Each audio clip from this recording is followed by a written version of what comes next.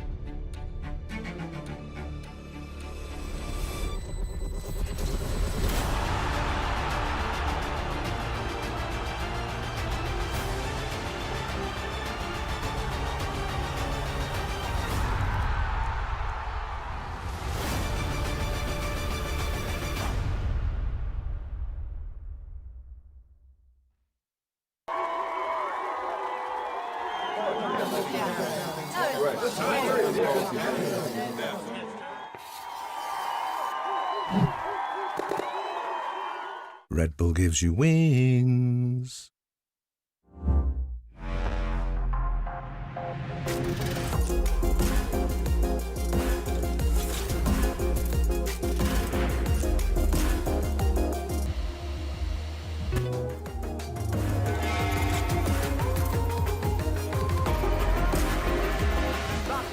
Push, push, push.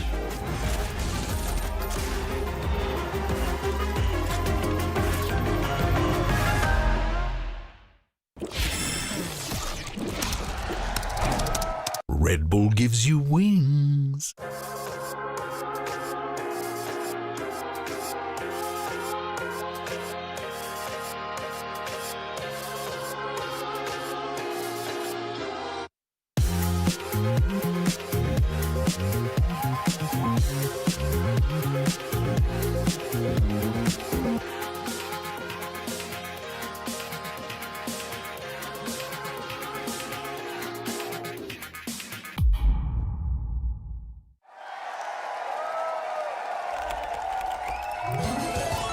Red Bull gives you wings.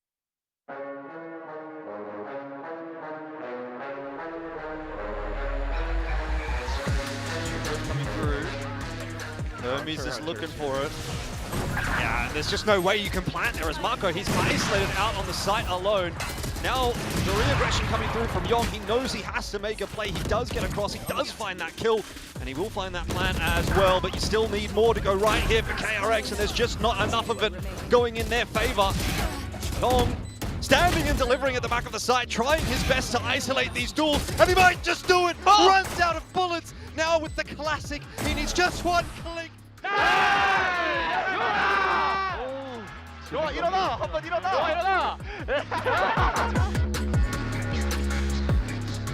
Taking space off timings and recognizing what they need to do.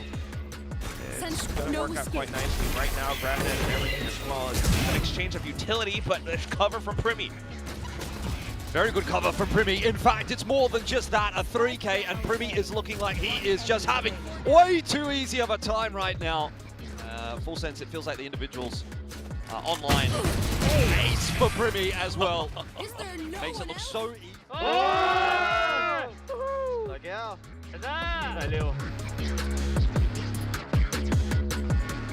to peek into each other here. Francis is the one who ends up getting surfed up, and Dami's not ready for a counter swing. Now he's going to try to go for it. Now, I mean, he'll break the...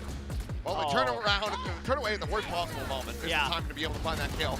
Meanwhile, Ivy jumping, planting his feet, finding one. Zeus gets the off shot. The reveal is in. Dami, however, he's strafing across. He mows down two. Sylvan, Styron both going to be gone as we get the Jedi battle. And Zeus comes out on top. A 4K for him now looking for the ace. Recollects the off, the swing, the kill. Zeus gets the predator.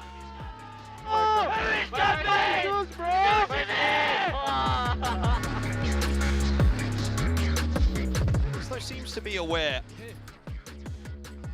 Time is of the essence though, as that rotate is starting to come across. Kadoom spots it in middle though. Shabar in all sorts of trouble on this side right now. It's the double classic duo, Monyet and Crazy Guy, that have actually blown this round wide open. But it still might not be enough. Kadoom with the ace from down.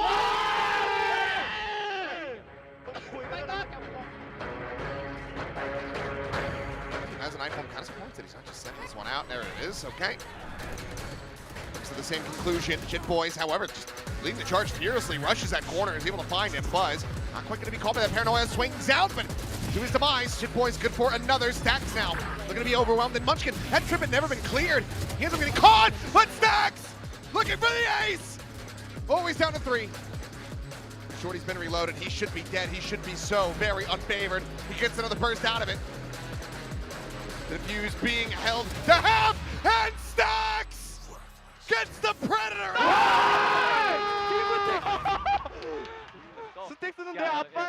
Spike still needs to cross into the side. Hold on a minute here. If they can get a plan. What a round from Rascal. 민서가! 이거 좋은데요?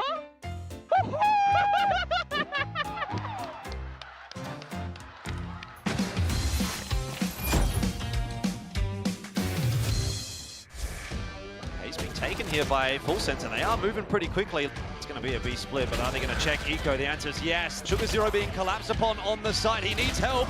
If the opener goes the way, ZETA, Absol is rewarding XDLL for his troubles, and now it's down to the 1v1. Swing has to come through. Sephiroth, the res was worth it after all.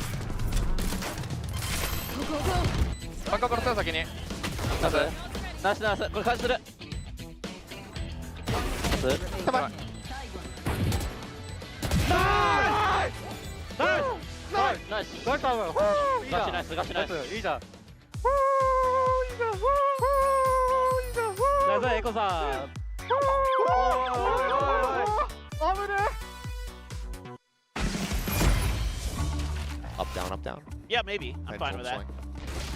So now, they're in this corner, reading it. I would be shaking in my boots right now, knowing that I'm going to be pushing into this guy as he finds another. Yeah, trying to give himself the best possible gun, and that'll do it. 3 kills for him. Elbow two flank guys.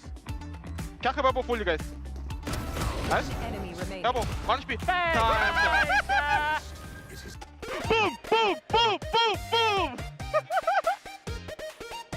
Cắt đỏ ra hả? Boom boom boom boom. Cắt đỏ ra hả? Those skills are juicy, no? Boom boom boom. Those skills are juicy, no? Yeah, bro. I'm smiling, bro, when you pick up the judge. Bro. The trip, it goes a bit deeper. 30 seconds left. Another trip. So 30 seconds. Attempt an entry into the A site. Ash has actually somehow run over Sephiroth, but Spike still needs to cross into the site. Hold on a minute here. If they can get a plan. Jit Boys has been spotted. The wall tripped. What a round from Rascal.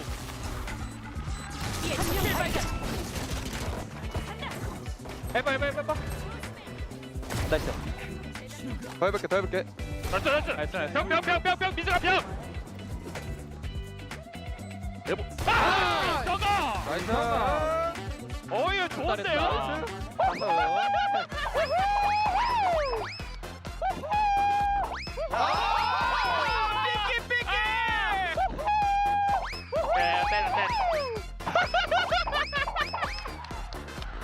삐끼삐끼를 쳐? 아 고맙다 진짜 잘 이겨줬다.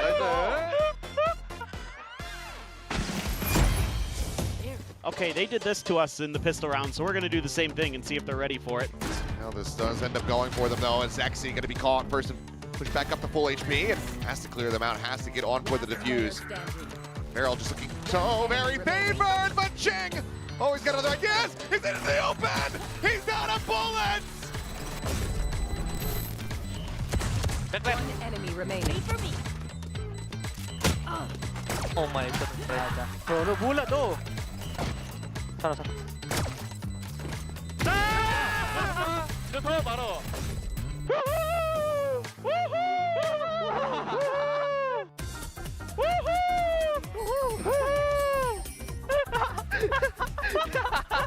나이스.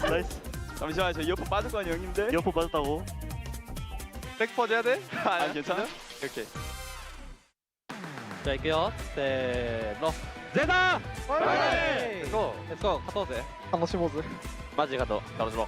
그냥 화이팅 이제 심었대. RQ can close this in two. Nongshin will be able to rally back. 오케이. 이대영하고 집 가자. 대형이요? 왜 뭐 했어? 왜 초기화해서? 이제 시작이야. 나 데스매치 하고 왔는데. 너 집에서 지금 왔나? 끝나 보다. 바바 반타예요. 셀리오야. Papa Falserio. Quiero tener Celio. Serio. Your surname. Rosario. Tener Sario. Rosario. Oh, Rosario. Tener Rosario. Like Rose. Rosario. Tener Rosario. Tener Rosario.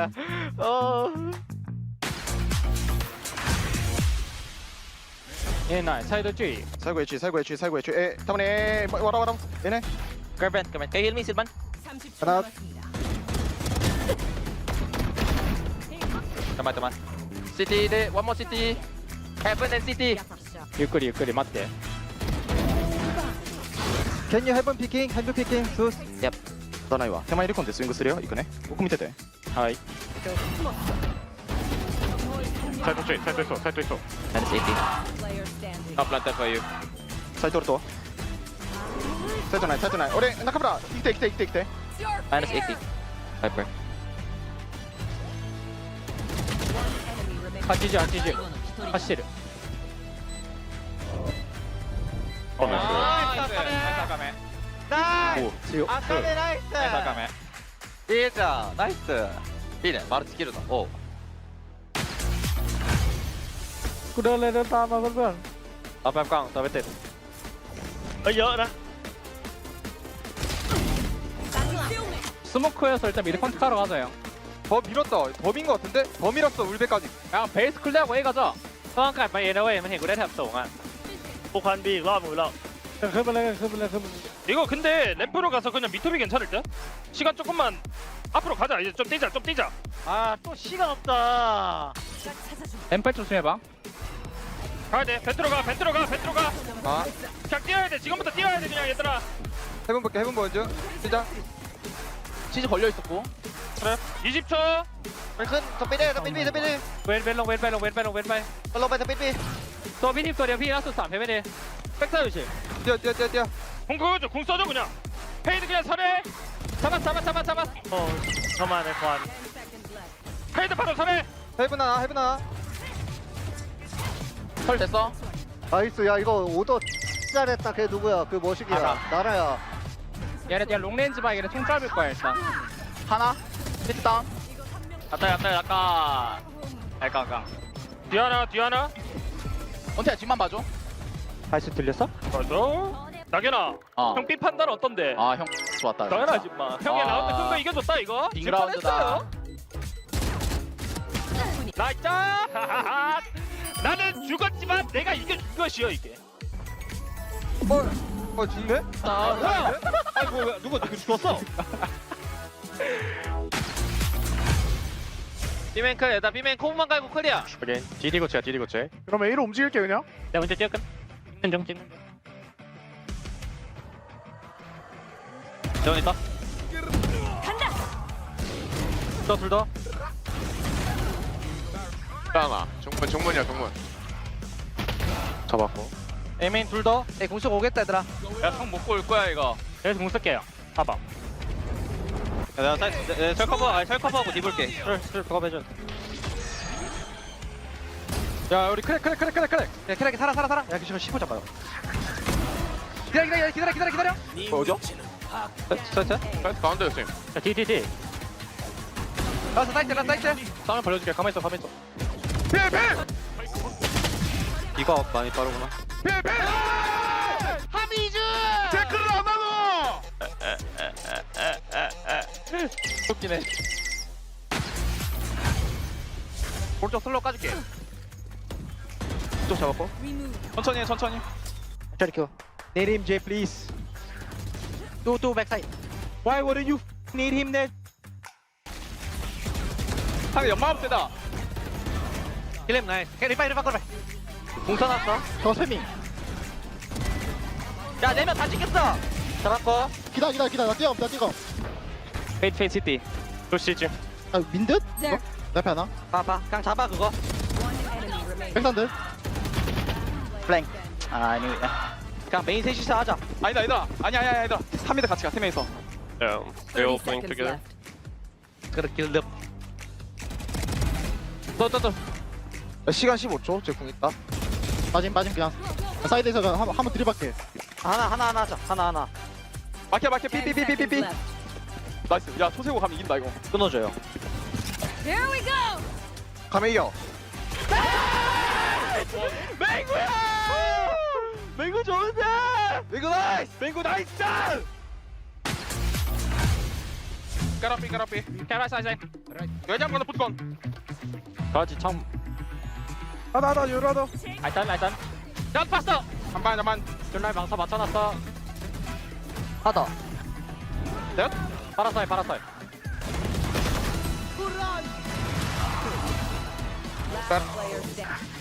사이퍼보다 윈도우 조심 윈도우. 어민만 시스템. 침착하게 가라지 윈도우 타이밍도 몰라 사이트. 공익. 무엇이야? 어만. 두원온. 소금을. 원파. 드론 갈게. 드론 있어요. I think you went window. 야 여러 윈도우. 디폴. 들어갈게. 리코 5초. 홀딩하고 있을게.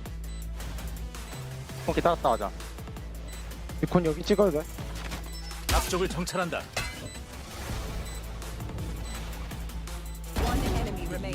게임.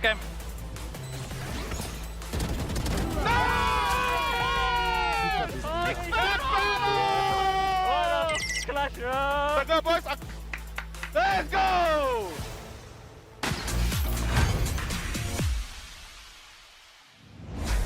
조용하다 일단. 페이스마크 까줄까? 아니. 그러면 A 홀드 할게. 스모그 돼 그냥? 터치 한번 더 해볼게 쉐리프 헌팅.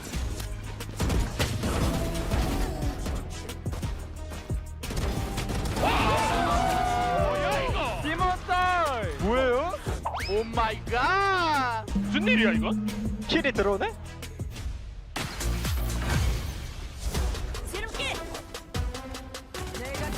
잡았어. 마지막에 A 가면 날듯 C 쪽 오맨인 같아. 또 블라로 말까. 오케이, 그러면 A 가자. 영화 하나. 나와 내놔. 신난다 얘들아. 하나 오멘 A 8개 짝방 조심 얘들아, 헤븐 때리는 거 모른다. 짝방 안 깨져 있지? 짝방면 안 깨져 있어. 얘네 빌려 있는 거 조심해. 에이, 야, 메인. 메인들. 나이스. 얘 개피. 교체 까먹여. 빠진데 그냥 세이브. 어이. 나이스 준혁 에이. 좋고 아니야, 옆통수 아니야? 맞아, 옆통수.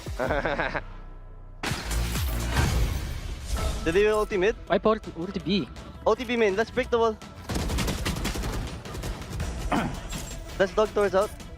He's on the left, I'm gonna flash left. 뿅 girl. Good. Nice. Sage big heaven. Let's just go A guys Just go, go. they're gonna revive the mid guy We're gonna race mid. Spike down A. 아군이 한 명 남았습니다. Revive middle. 새 처치.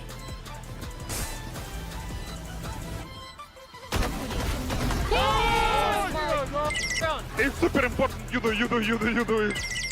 Around what we need. get it nice Let's go to Busan! Good eats, just a taxi ride away. Tasty day. Different charm on every street. Snazzy day. A sea shining, a sea embracing. Breezy day. Taking emotions deeper and screams louder. Lively day. More days to come. Busan, every day, 재밌대. This is VCT Pacific 2026. Earn everything. Coming out the gate with the heat. Everybody's playing in the street. We got the summertime magic in this beat.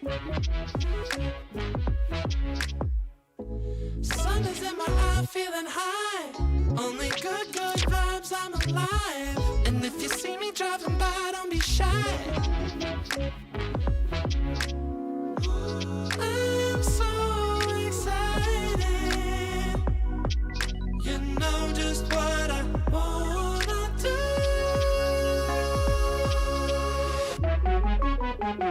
I'm glowing on up, I'm glowing on up, I'm glowing on up. I'm glowing on up, I'm glowing on up, I'm glowing on up. Don't it feel like summer? I'm glowing on up, I'm glowing on up, I'm glowing on up.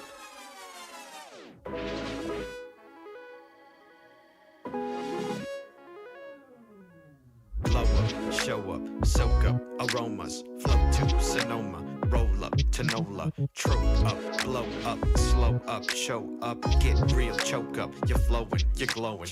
Astral samosa, you're landing on Europa, your horns blowing, you're chosen, all the deep cuts you know it. I got the pre-glow and the post-glow, inspiration knows no boundaries where it flows. Your fingertips to the globes tilt to the universe on stilts, hold on and chill. I'm so excited.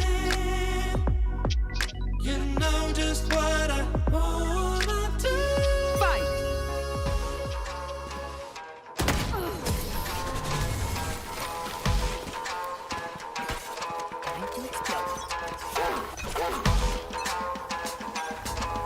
You're watching VCT Pacific 2026. Earn everything. I think it's time we break this shit. We the people are outcast. Human power in contrast. Violent storms in the forecast. I think it's time we break this shit. Locked in a prison of comfort. Just a note or a number. As we endlessly suffer. I think it's time we break this shit. Ain't no room here for civil. Then judicial. This is no time to be brittle. I think it's time we break this shit. Broadcast radio static.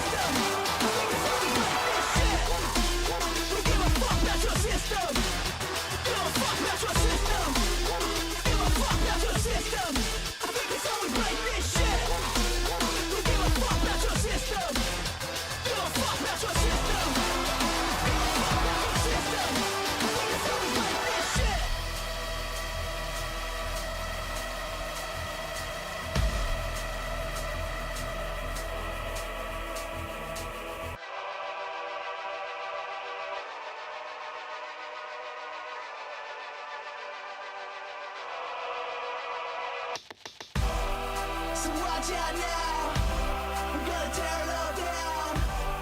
Everybody worldwide, time to make it get loud. So watch out now, we're gonna tear it all down. Everybody worldwide, time to make it get loud, get loud, get loud, get loud, get loud, get loud, get loud, get loud, get loud, get loud, get loud, get loud, get loud. I think it's time we break this shit. We give a fuck about your system. Give a fuck about your system. Give a fuck about your system. I think it's time we break this shit. We give a fuck about your system. Give a fuck about your system. Welcome to another day here on VCT Pacific. We continue our lower bracket journey, and that means we're in for more heartbreaks. 2 teams will be eliminated once again today. Mika Fabs here on the desk. We've got Pilsky, we've got Morgan, and we have Jovi joining us as well. Welcome. You know, you don't want to stay here too long because you might end up like these guys. True. It's kind of like a honey trap. You get stuck here for too long. Exactly. Get back to the you know, booth, I want better for you. I want better for you. But how's it been so far? I mean, it's been interesting. Obviously, rather be down there, no offense. Yeah. But I'm excited to be here. Thank you for having me. Yeah. And it's gonna be fun. Lots of Riftbound? Yes. Yeah. A lot I know. of it. I have to join you guys one time. Yes, you really need to. It's been a I blast. really want to like work on that Ari deck that I was telling you about. So yeah. I mean, it's been interesting, I would think. Now, of course, you know, you being here on the desk, we know who you're cheering for today. But I have to warn you that we need to be unbiased here, right? There's no bias whatsoever. No, be very biased. Be very biased. That's what I was like saying, like Morgan losing his mind here with a lot of the teams. We don't like people sitting on the fence here. I love We're not Nongshim. EMEA, for God's sake. We're gonna make sure you go a little crazy on this desk, is what they're saying. I am Now, ready. of course, it is gonna get crazier because we are just a few days away from heading over to Busan for our grand finals weekend. So please do click the QR code, or scan the QR code rather, over there by Pilsky's feet, and check out all of the things that you can find over on our finals weekend. We got some amazing merch. We got some artists as well. We have a little bit of the preview for VALORANT Sound 2, where Morgan will be performing. Don't miss that. Apparently, I'm head spinning. Yes. That's what I've been told. Yes. He doesn't know how to do it, but he will debut that over at VALORANT Sound. So you can help him with the choreo. it's a team effort here. Of course, we have our bracket, and so far it's been really interesting to see, especially with the play-ins teams coming in or challengers teams coming in. Of course, some unfortunate results over here on the side of Jovi, but I think the competition's been really tough. I mean, it's been an insane play, and 2 spots left for 6 teams. I mean, Jovi, what are your thoughts when you look at this bracket? I mean, what surprised you the most? I mean, honestly, I'm very happy for Sharper. I think they've been looking very, very good. KRX and Nongshim, they're a phenomenal team, but I love Full Sense, but who knows? Onside can really come up big today. Yeah, it's looking very Korean at the moment. So we've got a couple more Southeast Asian representatives still kind of pottering around. The hope for Japan, unfortunately, is going to be a little bit of, a country derby between DFM and ZETA to see who's going to go forward against T1. That's going to be a rough matchup. I'm not going to lie. We might not have a Japanese team in the playoffs unless we can see something special. Yeah, no, all outcomes are actually quite, it's quite crazy. I mean, you could have Onside going up against Sharper, then we have like the Challengers Challengers face up, or you could have Full Sense up against Sharper. That's and the you one. That's right? the one. That's It's the like, one, come yes. on, script writers, we're going there, right? We have to, we have to. But yeah, it's gonna get really, really exciting. And of course, we have DFM taking on ZETA. I mean, Japanese fans, come on, your hearts must be breaking immediately. I know mine is, but it's more because we got Build Diff coming up next. Yesterday, I did abysmal. Oh, it was you were abysmal. really bad. It was really bad. I actually fell off there. I actually was like, you know, I was wondering, do I even come into work today? Do I still deserve this at this point? I was questioning everything. We have a special rule now because Jovi is here and decided to ruin everything. So What'd I do? if we get diffed by you today, we basically get a 5-point deduction. Oh, damn. Yeah, yeah, but you did this It's to us. massive for shaking up the leaderboard. This is what he's been waiting All right, for. let's do it. 100% Jovi, I need this. I need a strong team Let's from go. you. Oh my gosh. Down Okay. with the bold man. Oh, man. now Okay, I'm all pressured. right. Let's start off. Morgan, why don't you start us off and show us your roster? Okay, let me tell you. So, for those of you who don't know, anyway, let me give you a bit of history on Build Diff. I'm the two-time. Shut up. I'm the greatest to Shut ever up, touch Morgan. this game. Everybody thinks that they know what they're talking about, but really, it's all about me. So, let me tell you a little bit about my team for today. And I think I got a really... It's rock solid. It's very safe, though. May on the duelist. He's insane against these Japanese teams. Killua, he's a real uptick in form. I think he's been playing fantastic. Ray, a little bit hit and miss, but I'm hoping he can find that first game form. Shota, by far the most consistent on ZETA Division in my mind. And Akame, how are you not having Akame on a DFM day? This is the winning team. Yeah, I like your team.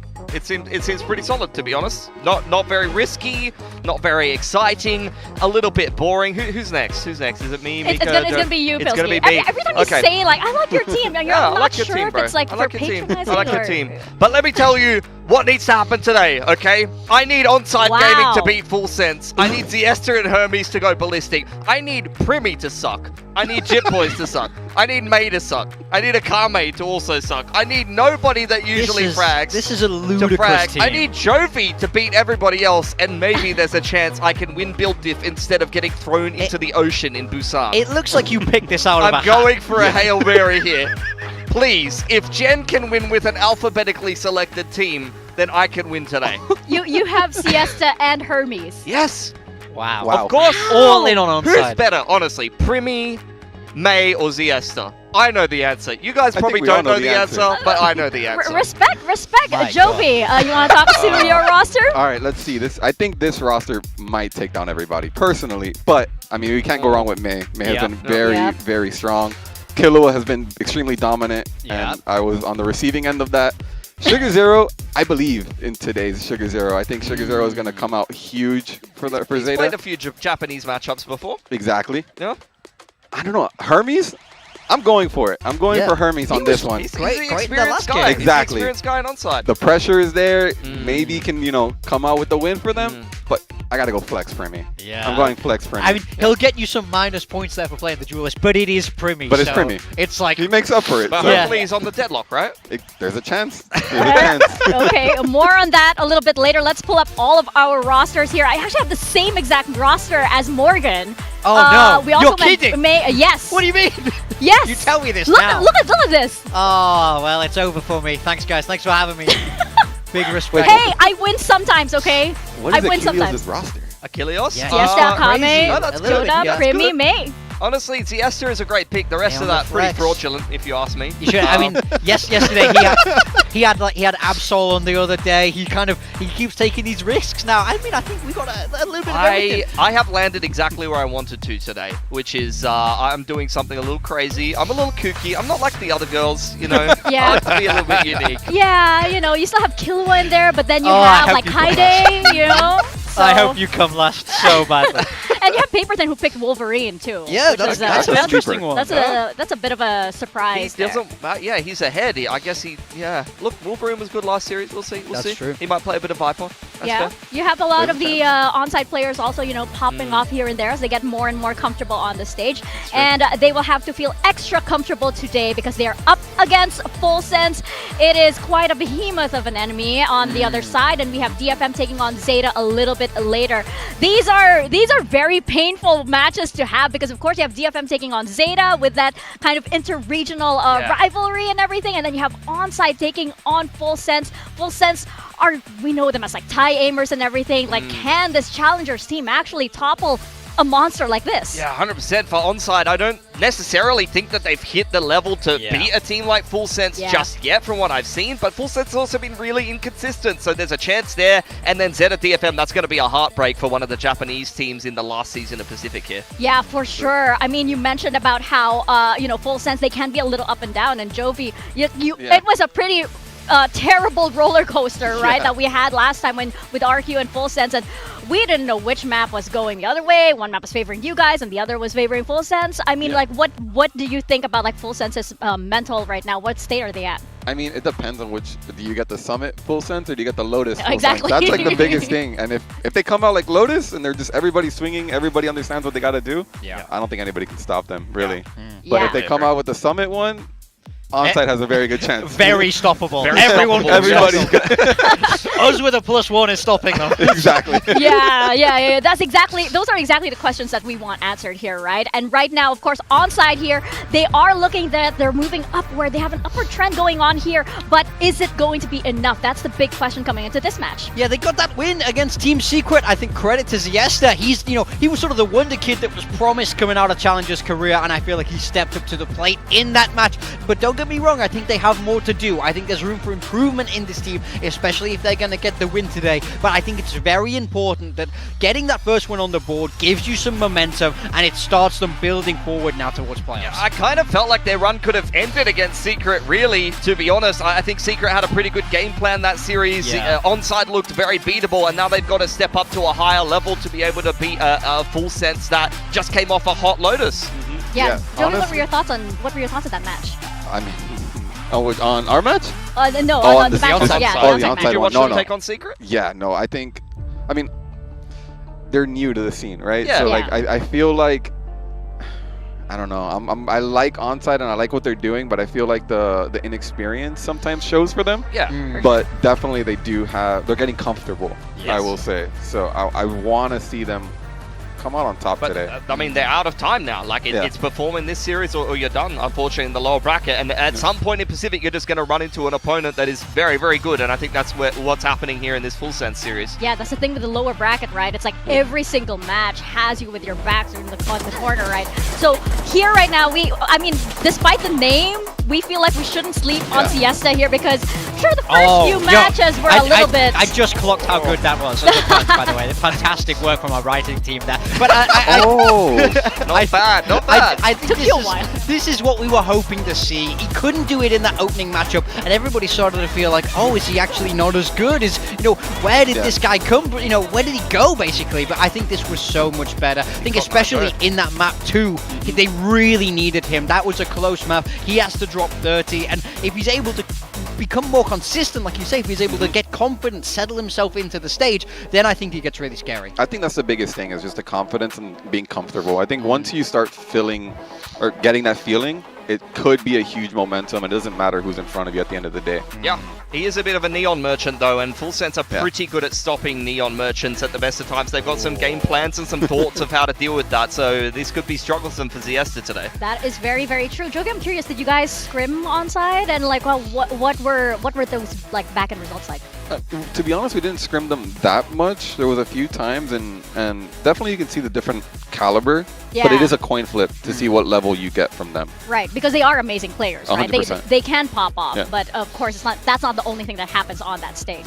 Now, of course, we do have, a lot of these challengers teams coming up as well, and one thing that's also really important is that these challengers teams, like every single match, it's a different phase to them. It's like, sure, first match, they shake off some of the nerves. The next match, they're getting more and more comfortable. As we're saying, like they're starting to settle into that stage. So we really need Onside to come alive here and show what the fire that was in the challenger scene. We need them to come alive here now because they're dealing with a very, very dangerous enemy. Of course, Full Sense is a roster that needs no introduction here on the Pacific stage. They have been, the apple of everybody's eyes, especially in the Thai region, because of just how sharp their aim is. Yeah, I agree. For a long time, these guys were really on the very top. Cash your mind back to last year, could have been at Champs very, very easily, very possible. Even stage 1, fantastic performance, qualifying across to London. But stage 2, no doubt, has been a little bit rockier. Not the best group stage from them, but I do think they're slowly figuring things out here in the play-ins. The problem now is you're in the lower bracket. There's no more room for figuring things out. You have to hit your stride right now. Yeah, I think Full Sense have kind of gone on a bit of a journey of self-discovery and kind of learning some lessons, experimenting with some things, and I think like actually a lot of the other teams in Pacific, I think T1, Nongshim are perfect examples of this. They've kind of come back to the original formula that worked for them in a way. You know, they do still have that flexibility. I think Frost is always going to bring that to a roster at the end of the day, but I mean the firepower and when Full Sense is kind of in that flow state, as you said, Joby, before, they can't be stopped. 100%. And it is true that when Frost comes in and he brings in like a completely different game plan from like what they had in stage 1, but that's the thing when you play against them, you don't know what version you're going to get. So it does add that factor into it, and it's just sometimes it's hard to guess which way they're going to go and what you're going to see. Yeah, I wanted to ask you about like your own experience with how the players deal with that, because sometimes these things don't work. Sometimes you do like choose a different comp to what you would normally play, or you go a different direction in the map veto, and sometimes you lose. Does that cause friction within the team? Sometimes in your experience, is that well handled sometimes? It depends. So it really depends on how far off you were. That's really like the biggest thing. But you always have like plan A, plan B, and plan C depending on what gets thrown at you, and then you just adjust as you go. So you have like a foundation of what you can see, and then you adjust and you keep going from there. And it's hard against a Full Sense, I can't lie. Yeah, and you have players that are also just so mechanically gifted, right? You have players like Primi, for example, who is, he's a record setter here in Pacific. He is one of those players that you just know will get frags no matter what. Yeah, I mean, this is something that we wanted to touch on is, with the sort of Where are the change of Deadlock styles. haters, by the way? Yeah, like, who said this guy can't play Deadlock?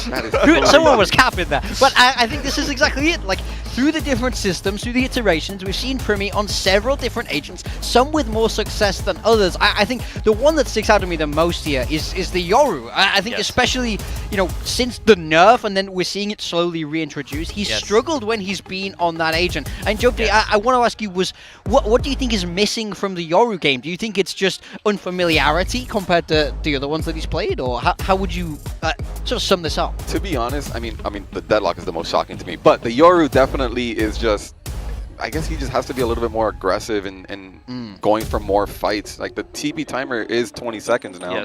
So he just needs to be a little bit more aggressive in the fights that he wants to play. Like don't play that passive Yoru like you would a Waylay TP. Like just try to get in there and try to fight as much as you can. Well, what do you think leads to that kind of thing? Because you've seen a couple of players like this. Yatsuka has struggled on the Yoru. Jemkin has struggled on the Yoru when at times he's been amazing on the Yoru in the past. Premier has struggled on the Yoru. How do players sometimes, look fantastic on the agent in the past and then it gets reintroduced and in theory it should be good and you go in that direction and then the player just isn't comfortable anymore? I mean, it also depends on like the meta shift, right? Like right now we're seeing a lot of like Neon Phoenix too with the walls, so it kind of is a little bit of annoying to deal with. You're playing against something different than when you were good at it before. Exactly, when it's just a straight up aim duel, there is no walls in front of you, there is no real flashes, except for another Yoru, right? So you do have a little bit more of like these one-on-one fights, so it does make it a little bit easier.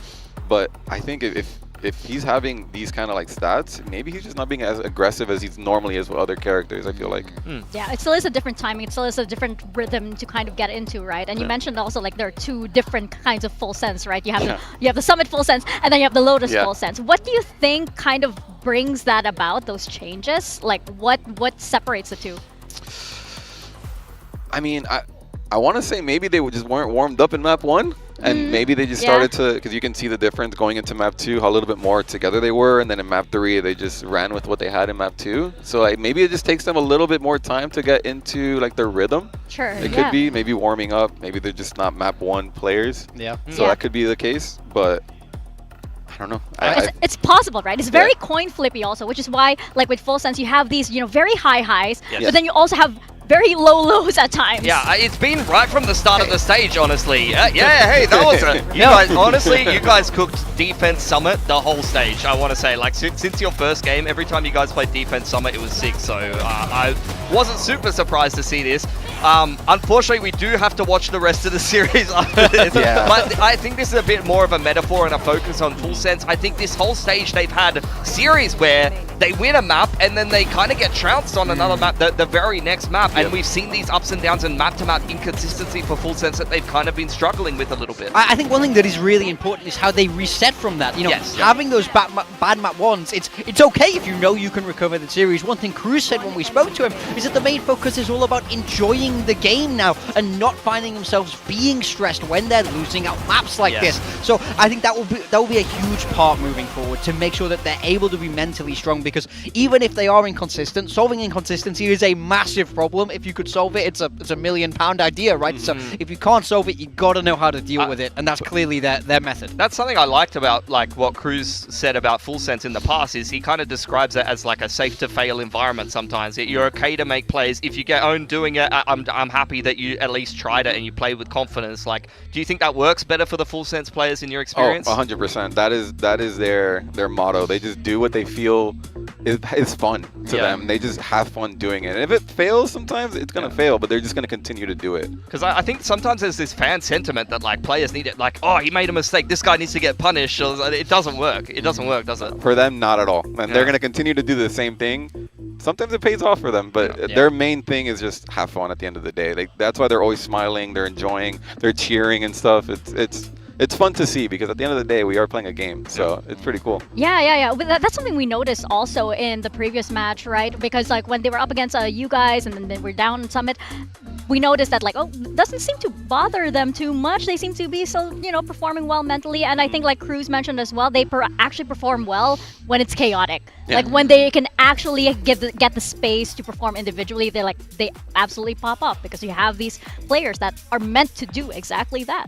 So yeah, I think that's probably like one of the keys to success here for Full Sense. They just need to thrive in the chaos that they will create on that stage. We have our map data right now, and I think for whenever it's Full Sense, like the maps are always very interesting to talk about. For Onsite as well, we haven't seen their Summit just yet. I wonder if we're seeing that today. They've just been perma-banning it. I mean, Sunset is a map that didn't go well for them, as the same as all of the other Challengers teams when they initially picked Summit coming into this stage. I kind of put that down to not having the official reps on it.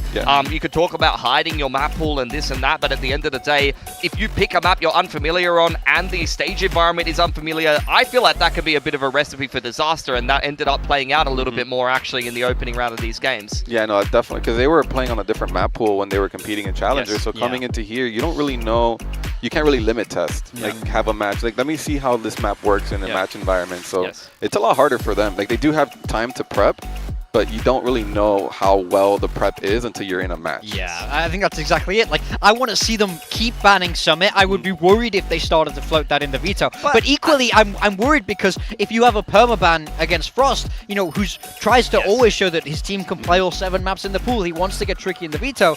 I do think you could find yourself on the back foot. Summit is so floatable here, is it not, though? 100%. Against Full Sense, it is so floatable. But against Frost, I think he just picks it, to be honest, if you float it, even if he's been losing on it. Because even Full Sense have said themselves, Summit's been great in practice. It never plays out in the game, but they've always been confident in their Summit, no matter how many times they change their comp. They've backed themselves on it multiple times this stage, so I honestly think they would punish pickers straight away. But I think for me, this is an elimination game.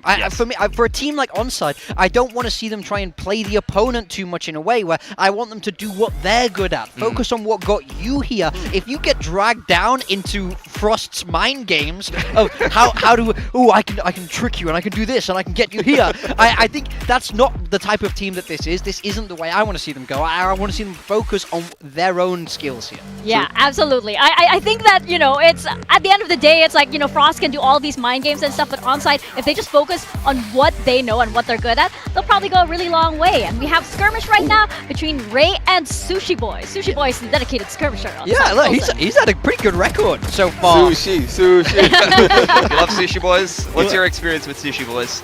He's a very nice person. He's very happy-go-lucky, always smiling. So overall, just a great person to have around. Is he sharp?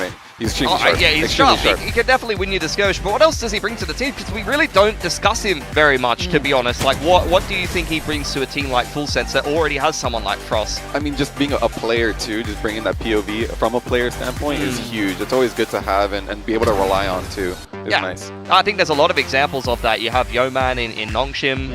Unfortunately, this skirmish wasn't great for him, but onside players are pretty sharp. So look, Ray's 5-0'd him there, but I don't think, as you said, Sushi Boy is pretty happy-go-lucky guy. He's Yeah, gonna be he was like by that. smiling sheepishly. He's like, Like, oops, oh well. Guess I'm staying a coach. Yeah.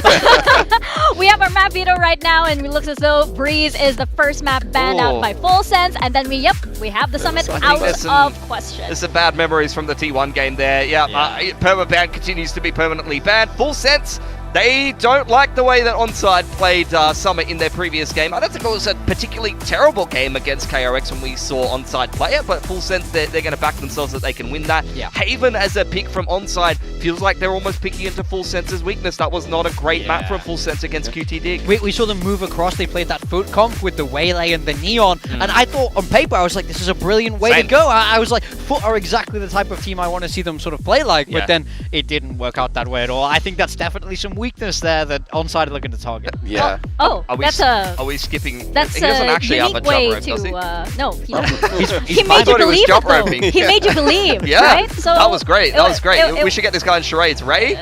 No, amazing. But Joby, what do you think of the map video so far? I think the Sunset is going to be an interesting pick, I would say, for Full Sense, but I think they definitely have a good understanding. The Haven, I'm not shocked on onside, but I wonder what comp Full Sense is going to stay on. Yeah. Because there is a chance that they can go back to the double Senti. I'm so down for that. That's what I'm saying. Against Siesta, who is a perma Neon, Yes. Exactly. you want to disrupt him. He's the guy. I would love to see We haven't seen Onside play it yet in Pacific. In challenges, they were just Neon Phoenix. So double Senti against that would work out great, I'd imagine. Especially if it's an inexperienced team that hasn't had to work through that kind of style in a match environment, in a pressure game, that you can make a lot of mistakes there. And that's the thing with comps like that, when it's double Senti, that you don't get any real reps against it. Like, nobody really plays it, so you have such a strong card in your pocket that you can just pull out at any time. And I would hope Full Sense maybe bring that out, because it is going to be a very strong card against onside. But I mean, you don't know what you're going to deal with Full Sense. You just played Full Sense on this map, so what was your read on their Sunset? Oh, I mean, if it wasn't for Killua having 2 beautiful rounds. Oh gosh. He was kind of on one. Oh, and that one round where Monyet had a crazy and then... that was one of the best rounds I've ever seen. That was peak Pacific. Yeah. Watching it after as a viewer, I was like, wow, what a round. I wouldn't have wanted to be you in that moment. Absolutely not. And then, you had that other 4K as well in mid, so that was like absolutely amazing. But yeah, do you think that those kind of plays gave them more confidence actually to go into this map? 100%. I think they have a very good understanding of the map and the way that they flow, especially on defense. So it is strong for them because they do fight very well together. So I do think against onside that's going to be huge for them. But I wonder how the attack is going to be, because they do try to like let Sephiroth lurk and find his own timings. So I want to see how onside deals with that, because Full Sense really relies on things like that. In your previous match versus Full Sense on this map, did you notice anything that maybe they would kind of remedy going into this match? Were there any plays that you think they might have polished up for today? So against us, they didn't try to have as much of a lurk impact because we were ready for it. Yeah. But I wonder if they try to turn it back on now against them, because against us, we were really able to we wanted Jemkin to just fight the lurk. Yeah. Like, have that one-on-one as much as you can on defense. So let's see if that happens today. If that's what onside is going to try to mimic. I'd love to see them test it. I think it's so important. It's sort of like a let them know you're there early. If you show you can lurk, they have to deal with it all the 100%. time. And I think Full Sense are very good at sort of prodding you and limit testing things a little bit inside that game. So I want to see, for probably the opening 6 rounds, how much they can get away with if I'm Full Sense. That's what I'm saying, is you have a free pass, send it, and then we'll adapt. Yeah, well, we talk about limit testing, and I think this is going to be a true limit test for onside gaming, right? We have our predictions up here on the board, and right now it's looking very, very much Full Sense sided, but we have Achilleons going for onside gaming. Joby, what about you though? I'm going for my Thai boys. I knew. I told you this was like unbiased, unbiasedness. I love my Thai boys, but It would be nice to see an upset, I can't lie. Yeah. If Onside can come out on top, I think that would be a very solid win for them. And they do have a chance to go all the way to playoffs. Yeah. And of course, this is an elimination match, and it would be crazy for the roster of Full Sense not to continue on their journey because they have made it so many of these internationals. They've made it all so many grand finals. Yes. It feels like it would be wrong in the script of Pacific not to have them there. No, 100%. At the end of both of the last 2 years, they have been at least a champs contender, if not qualification for champs, and they were just in a grand final in Pacific. Now we're in an elimination game. You're torturing this man. Sorry. He's our guest. Hey, They're torturing him.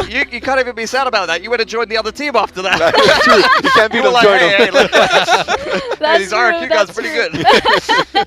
No, but that's exactly like those are the questions that we have here for this team, right?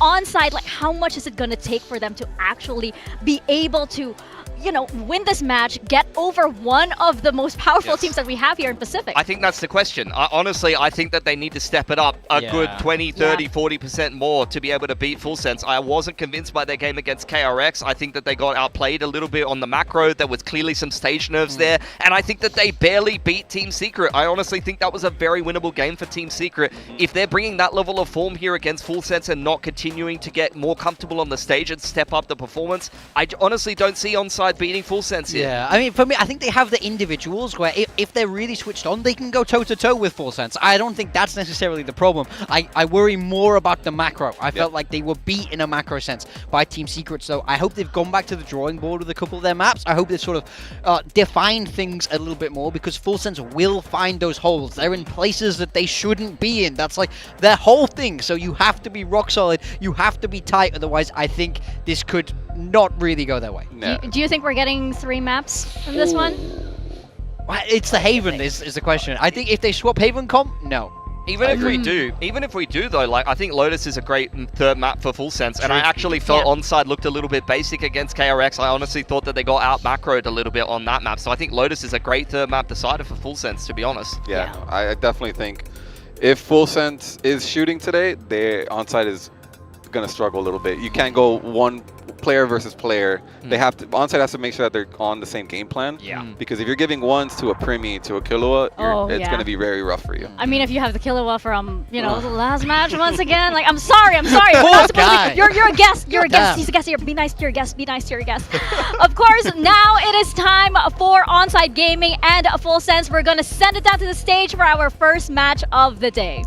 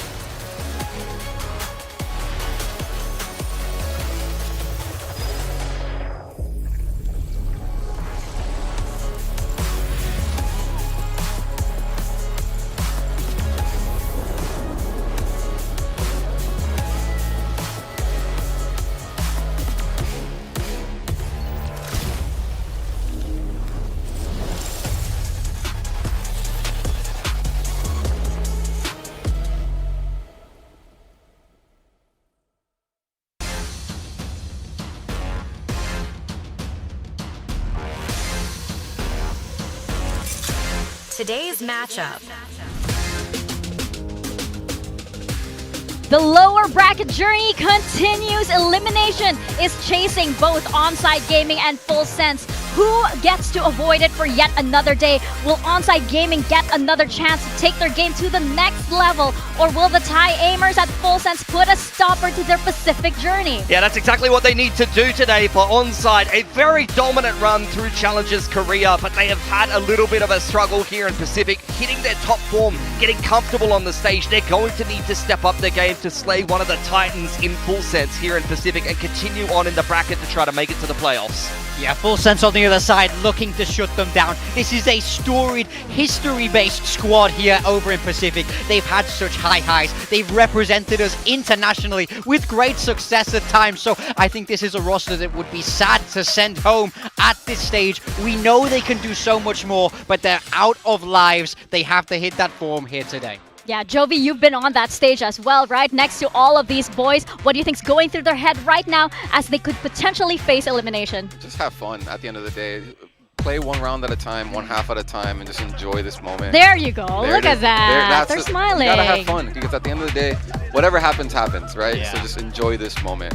Yep, and we're starting out things on Sunset and going into Haven, potentially Lotus up next. This is our battleground for these two teams for now. For Onside Gaming, they look like they're feeling a little confident as well. You know, they got the little angst in them and then walk out. Yeah, I think they're playing their way into form. You know, a rough first series against KRX, who have continued to improve and improve. I don't think there's any shame in losing to the KRX that has made their way through to the playoffs at this point. They've really hit their stride. And then the second game, look, they finally got over the strugglesome series that they needed to get that belief that they can win here on this stage. So hopefully they can just hit that kind of upward trajectory that they need to into this Full Sense series. Yeah, I hope so. I hope that they get to actually get to show what they can do. Shadowbox. Who wants that? Hey, anything, anything you need to get yourself hyped, right? Was it Ray earlier? It was like jump roping or something. You have jump rope. You have shadowboxing in here. What is happening in these green rooms? It's a full gym. Something's in the water. Do you have any idea of what's going on down there?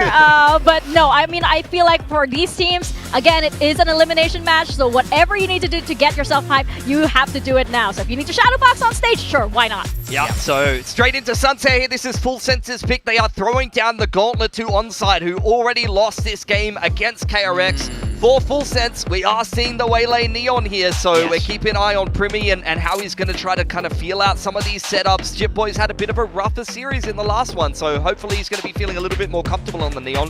Jovi, what do you think about this Onside comp? I'm so excited that they're bringing out the Yoru, because they are. Onside is playing against a Sova, right? So the Sova is a little bit limited on being able to find this Yoru, able to TP out. You don't have the Fade that gives you that extra util.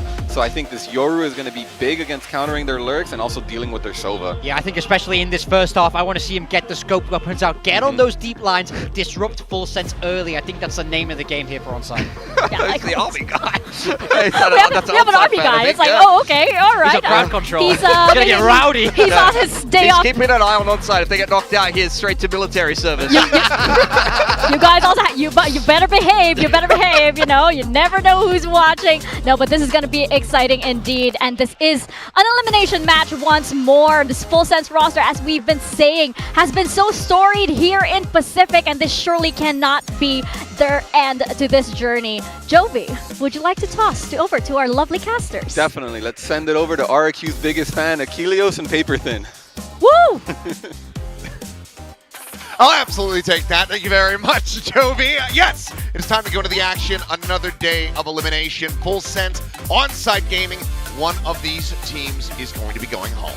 Yeah, it is pretty crazy that maybe Full Sense comes down and they're already in this lower bracket and they can't make it out here after making it to London, after almost winning Stage 1 last season. You know, a lot of our top teams have kind of shuffled back and forth so far this year, so kind of a big deal for Full Sense and an Onside Gaming trying to be that team that we all thought they could be, that could make a deep run here in these play-ins, coming into these against these Tier 1 teams. So we'll have to wait and see. I mean, they did look better in their last outing. Yeah, I mean, definitely a stumble in their first series, some much-needed stability in this second to make it to this point, but for Full Sense, they want to carry on. They know what they're capable of. They know that they should be destined for greater things than falling out of a play-ins, so they're going to look to avoid that here today. Get themselves into a big-time battle versus Sharper. We'll see if they can manage to make it happen. We're going to be going to their map pick first with Sunset. Yeah, I mean, I'm kind of curious about the script. You know, Thai versus Thai team to make the playoffs would be quite interesting, but also we'd have, you know, play-in team versus play-in team if Onside Gaming can win this here, you know, to find out who's going to be that one team, that one play-in team who could actually qualify, that one Ascension team, make their way through. Just have to wait and see. Big match to start here. And we have the Prele with Primi on the waylay down there. Is that what we're calling it? Sure, why not? I don't know. I went for it. You hope you're not, having to rely on him too much, but frankly, if you look at the stats, Primi's usually kind of the engine for this squad. Well, nice little barrel stuff there with the drone, but Cloudy able to stabilize that. Aim finds one. Primi going to be taken down. Hermes getting a piece of the action as he finds himself a second. Good shots there with that Sheriff, but same could be said for Kahlua as Hermes will eventually get overwhelmed, and that leaves just Ray. A 1v2, both players tagged up. 118 health between the two of them. He makes his arrival from backside. Has a smoke, has a paranoia to try to play this out. Also does have that bandit in hand. This could actually work out if he can get a good read on this. He's going to try to use the smoke. Check out around the side. You've got the recon, though. Oh, shouldered for now, waiting for the tap at least. There it is. A couple shots through. Clear the recon. Paranoia. Oh, just setting it right up close and personal. Finds the first, but time starting to get away from him here. Has to stick this. He's trying to bait him out into the open. And, well, Kahlua will just take that fight and take him down. The opening pistol on Sunset goes to full sense. Yeah, they're able to just barely squeak that one through. But this kind of came down to this fight in mid. There's pretty good trades on the site itself for both teams. You're able to sort of get those one-for-ones, but Kahlua doing a great job in mid. Winning against two different players is massive to give them that advantage and get them the win. Otherwise, I think that 1v1 may have ended up going Ray's way.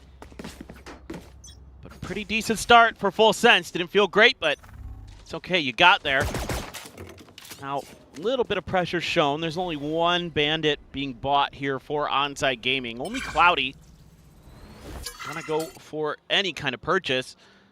Meanwhile, pretty big investment for Full Sense. A couple Bulldogs, a Judge, a Guardian, a Sheriff. Oh, Wolverine taking down Sephiroth. That is, of course, the Lurk, but still is going to be a decent weapon upgrade as he does get the Sheriff in hand. Can pass that over maybe to somebody who's got a little bit more HP.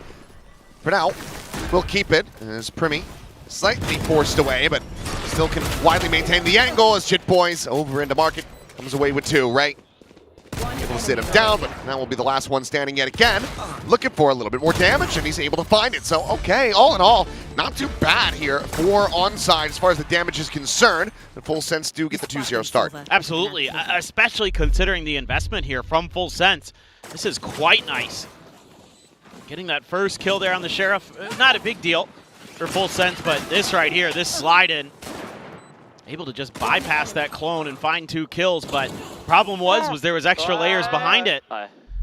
So you're not probably super thrilled at the end of the day, but you're going to be coming in with a decent amount of weaponry. Stinger's going to be put into Primi's hands. Sephiroth going for a glass cannon Vandal. Doesn't buy any armor behind that. Wants to make sure he has enough for the next round. Everything other than Cloudy had to buy down to the regen shield. Ray, good for 1. Wolverine joining in that. Duelist's now gone for Full Sense. Is Hermes swinging around the back. Will be able to find Cruz. Tripwire getting the catch here. Onside. Very much in position to shut this down quickly. Thrown over the top. Spawning out both players. Slide in. Siesta able to find the first. Can't quite get that second. Kahlua will be able to sit him down. In the end, 2 casualties. Armor rebuy for Wolverine. And Onside get themselves on the board. A second win. Yeah, not too bad at all here. Playing some good trades. Take a look. I mean, they want to get aggressive early. Those waylay dashes. Giving up some of that top mid space, but they're able to hold from Boba very nicely. And then sure, some space on the site for Full Sense to get in there and do a little bit more damage. It's a big round right here. Couple half armors across both teams. Slide in though, Jit Boys able to find the headshot. Hunter's Fury going to be called in from Kahlua at the same time. Tag does connect. And Siesta now down to 45. Rough, but we'll listen in with Full Sense to look to pile out the rest of this round.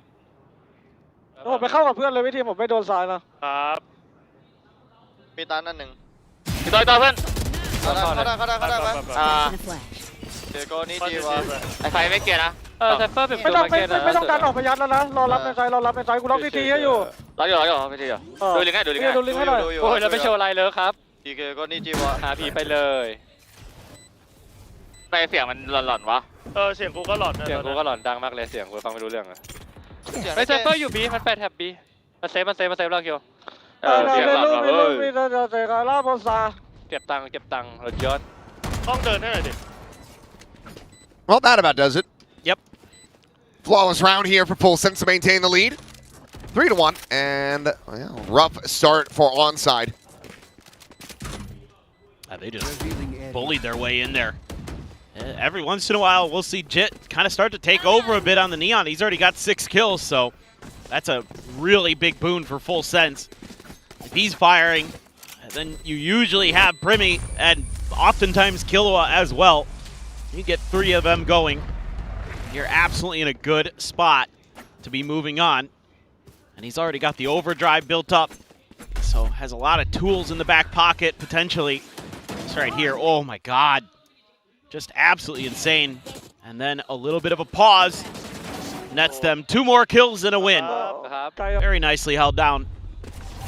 Onside having a little bit of trouble. Some of their defensive protocols. Feels like the trading's not quite where it needs to be at times. Seen some moments where individual players have tried to just take on a big fight.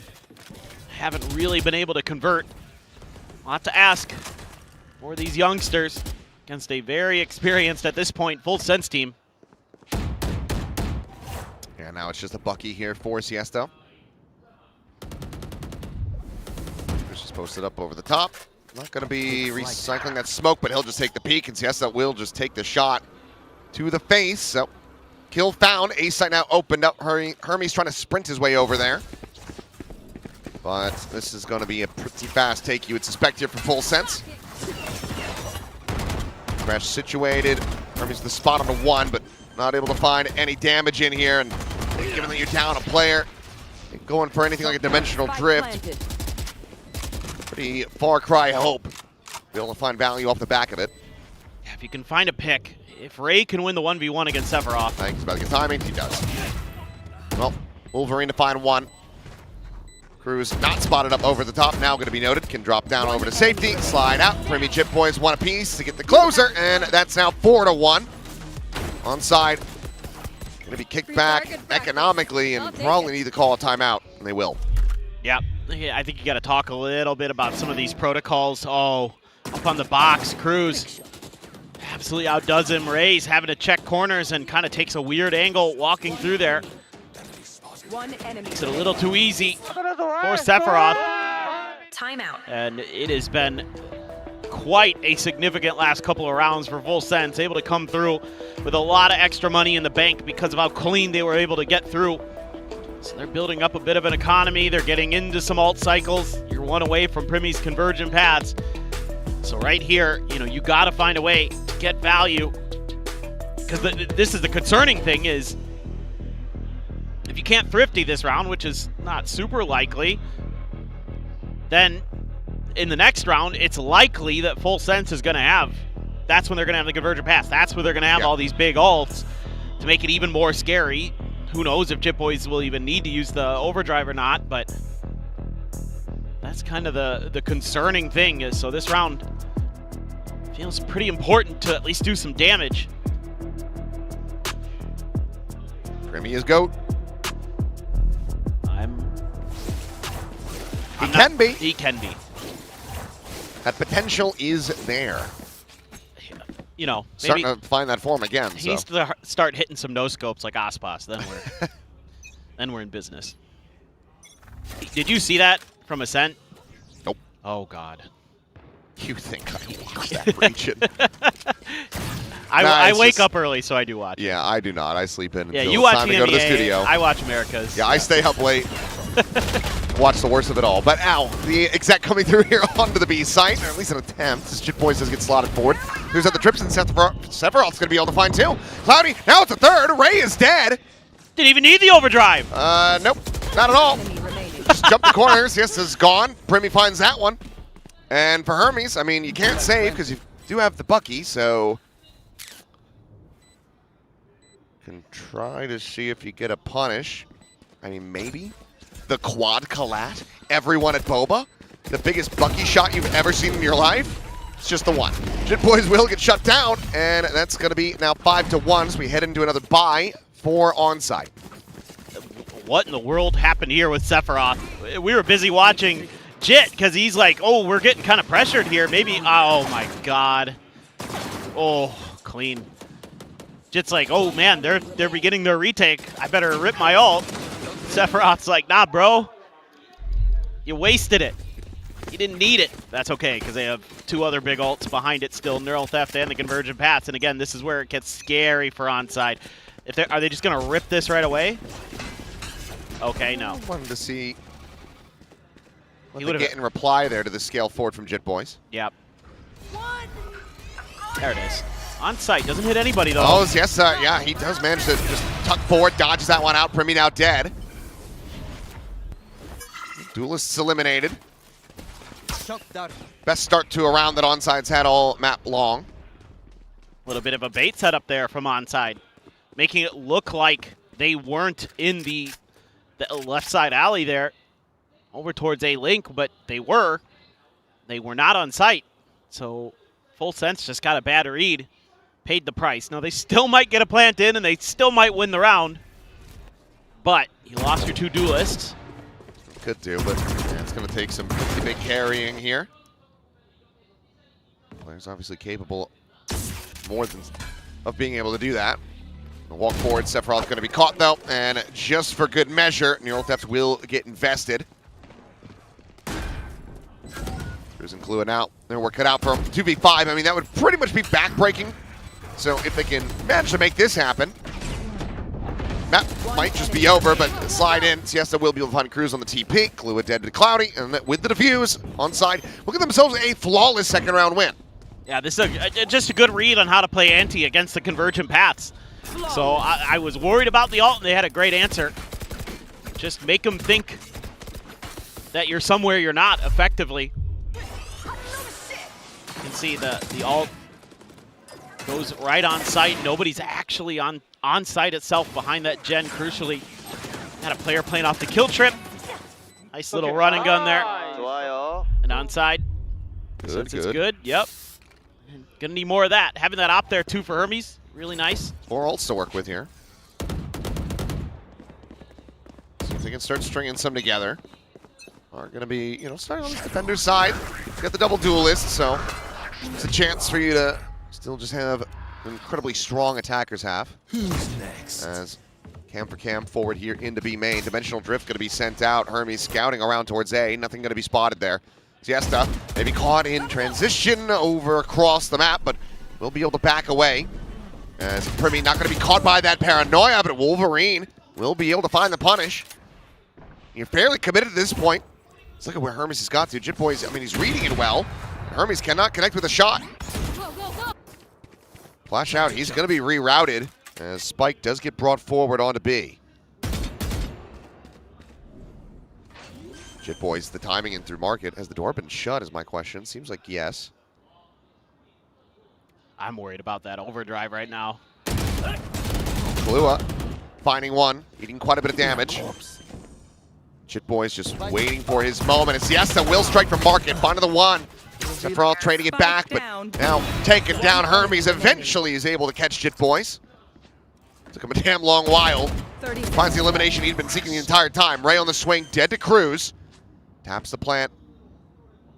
But now they know he's not committed to it. And of course, he doesn't have an ult to just go TPing across to A. So just situates here with the Spike. Double shocks available from Cloudy, but not investing either of those. Hunter's Fury, too. Curious if this ends up biting them. Yeah, they gave him an opportunity for the better plant. No further util 4 Cruz for another 15 seconds.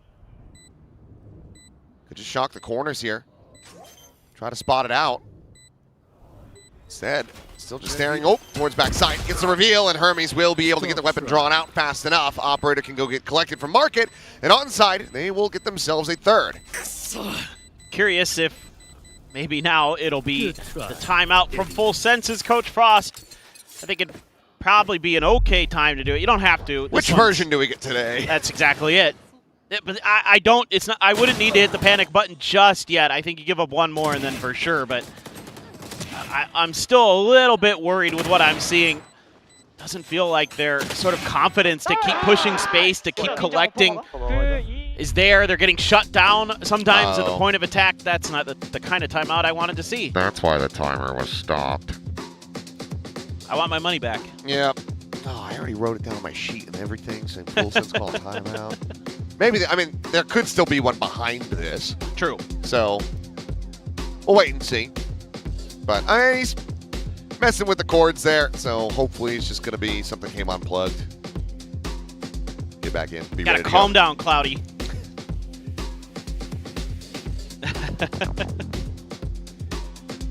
We have a dancer? Okay. Let's go.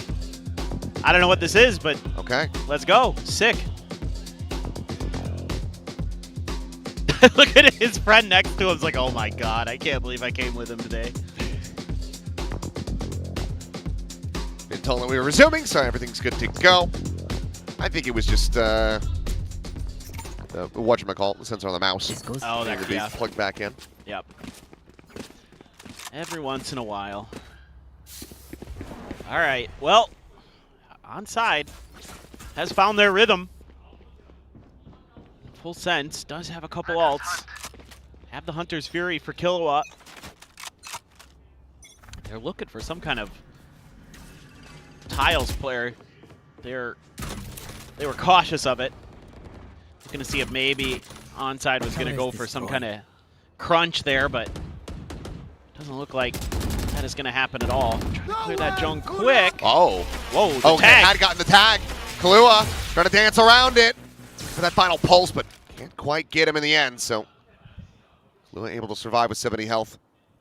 Still able to offer up his own Hunter's Fury in this round. Yeah, it's really big that he survives there. It's a nice job by Kahlua to not give up the death at the very least. Got to find a way to get past this op. Do have Saturate, you have the Paranoia, you have some of the Sova util. He just sent his second gate crash. Army's still trying to find that angle. Wants to stick around on it. There's a slide in, and Jit Boys has the punish. Oh, the greed not paying off. Ray immediately TPing over to the A site, and that's going to call for a pivot here for Full Sense. Cloudy going to be hearing these footsteps, swinging the corner. He takes down two. Looking for that third, can't manage to make it happen. Jit Boys keeps it in with a 3v3. They bolt to market, nothing found there. Wolverine still playing alone on this side of the map. Kahlua now, just fishing blind for anything that he can get. Comes up empty-handed. As Wolverine wanted to try to get the interrupt on this. Paranoia going to be sent through. Jit Boys now having to try to commit to the plant. They haven't been able to swing him though, so Spike will go down. Tries to get the angle, but it's just too slow. Jit Boys able to find him, and Siesta quickly trades him back. Looks for that third and will get it. Big 3K here from the Neon as he will sprint across, grab the op, and Onside will be one round away from tying it up. Yeah, just it's kind of some of these moments now for Onside that they weren't really converting on. Maybe just a little bit not warmed up yet at the beginning of the rounds, but now that we've gotten a little bit further in, they're a lot cleaner. They're finding their big moments. Cloudy hits a great timing to swing out into mid and get 2 kills. Crazy good stuff. The timing there for Jit. Hermes thought he could bait him a little bit off of that drone. Ended up paying the price, but Cloudy, just a ton of damage, and they just can't get any space. They don't maintain any market control. Siesta with that ult was a scary, scary threat. No timeout. So we've got this version today. Well, Siesta's just slid in, and he's able to find one. Looked like he was going to be good for more. This time, though, not looking for the overstay. Hermes will take the gate crash out.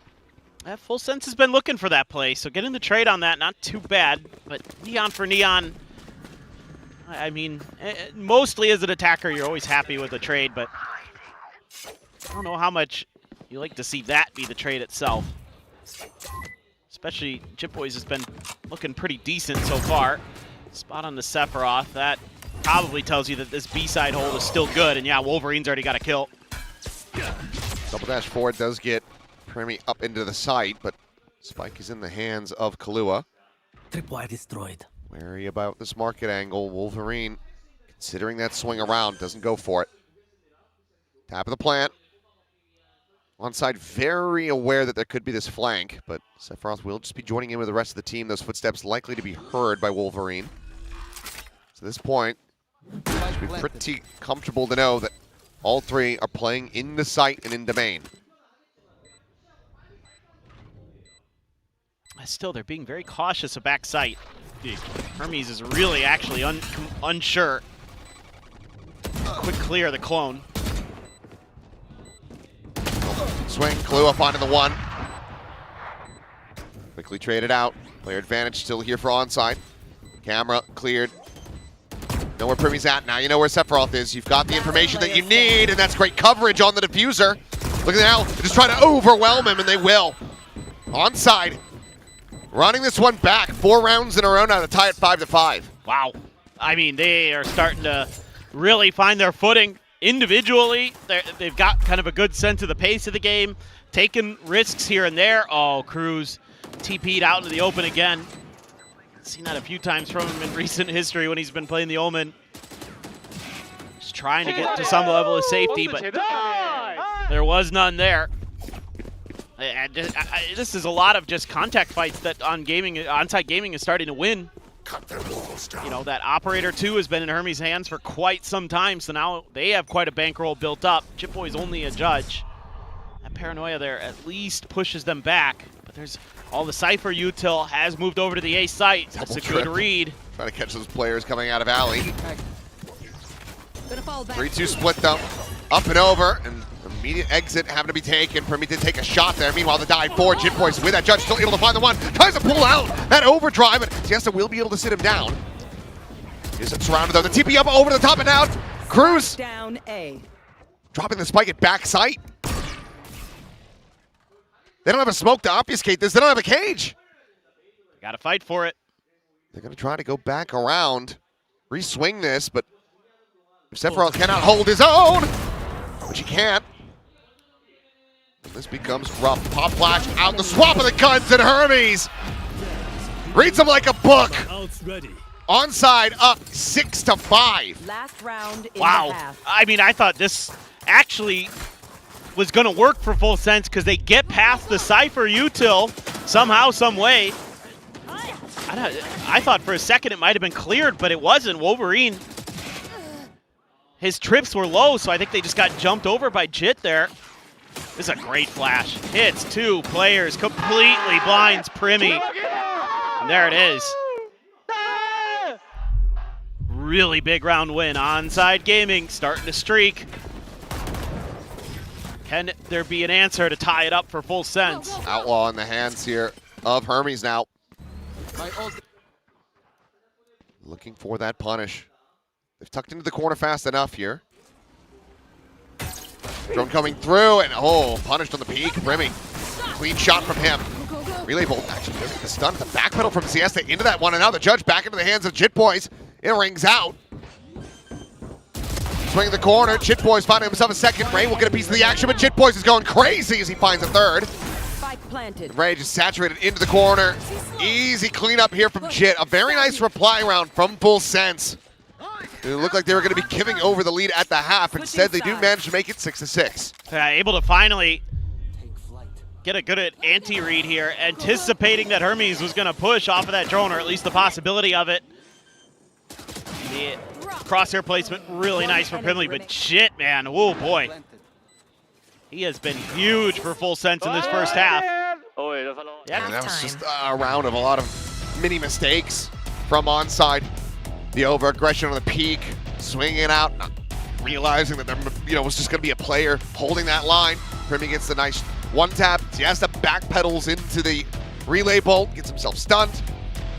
And then Jit Boys takes over. Yeah, he had a great first half there, as you could see. I mean, I think one of the things about Full Sense that sometimes kind of catches teams off guard is when they start grouping back up and going for this more like death ball-y 4-1 style, which works really well for them.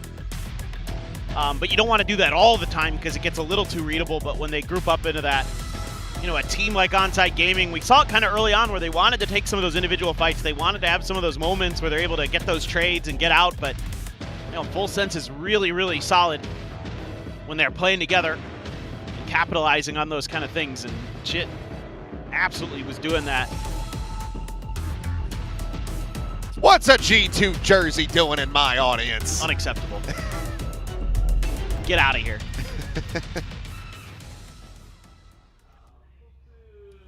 That's pretty good. Dang. That is pretty good. Only one time he hasn't.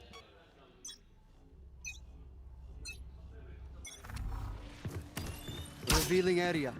Well.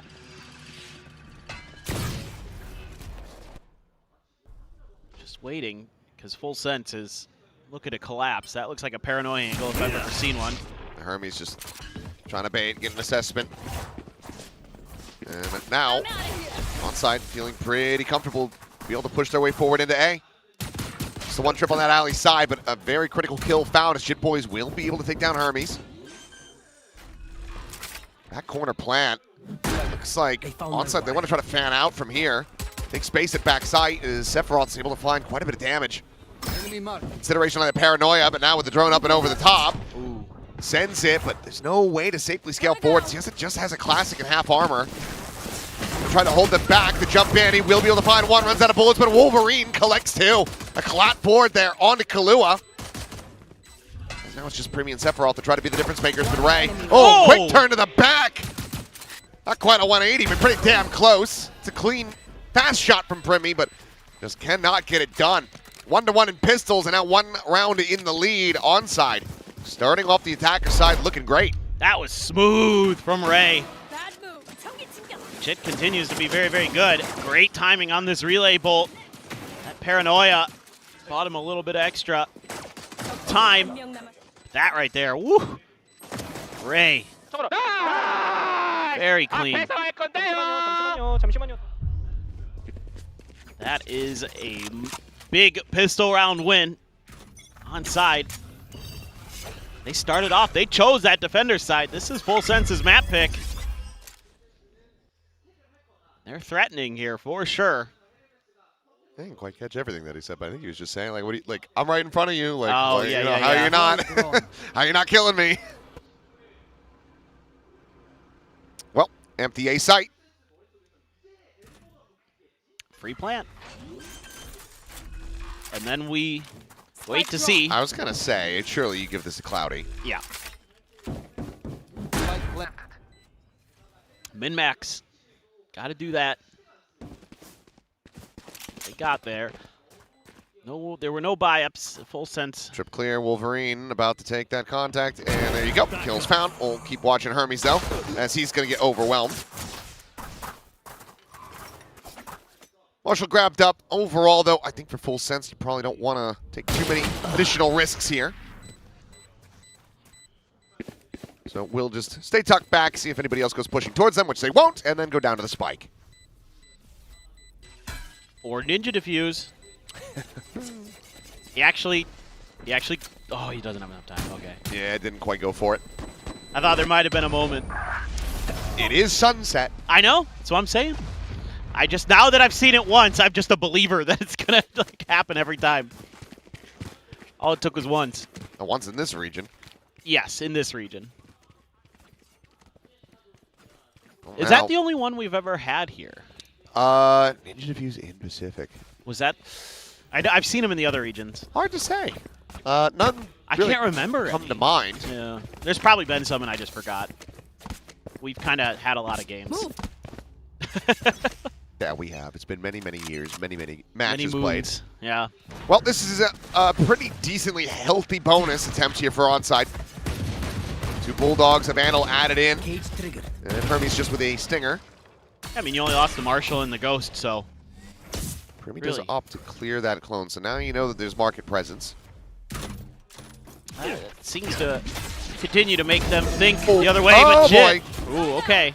Yeah, Hermes kind of just hand delivery. Right there into the mouth of the beast. Paranoia going to be sent through. I don't think ZETA got caught by that. He's just trying to keep them protected, but Wolverine finds two over in mid, surviving with 5 HP. Push over to the side, Cloudy swinging out, taking the fight and taking him down.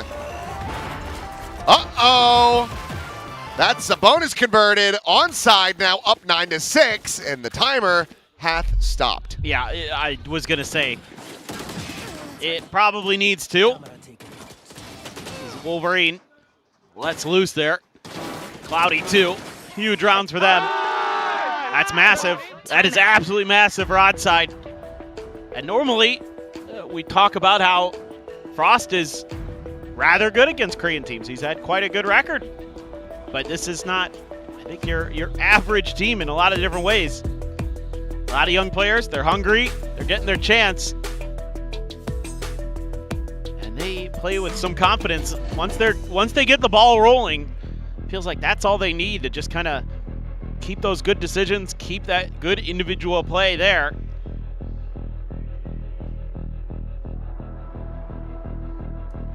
And Frost is letting them know what he's seeing and what he wants different. I think it's just kind of a mind game from onside that they're winning right now in some ways. They've had some good rounds. Ever since that one round where they baited out the convergent paths, I think they have kind of locked in with their read. Kind of getting the flow of Full Sense much better. Jit with just a Marshal. 3 Sheriffs, a Bandit for Primi. Love to get Primi a kill here before he dies.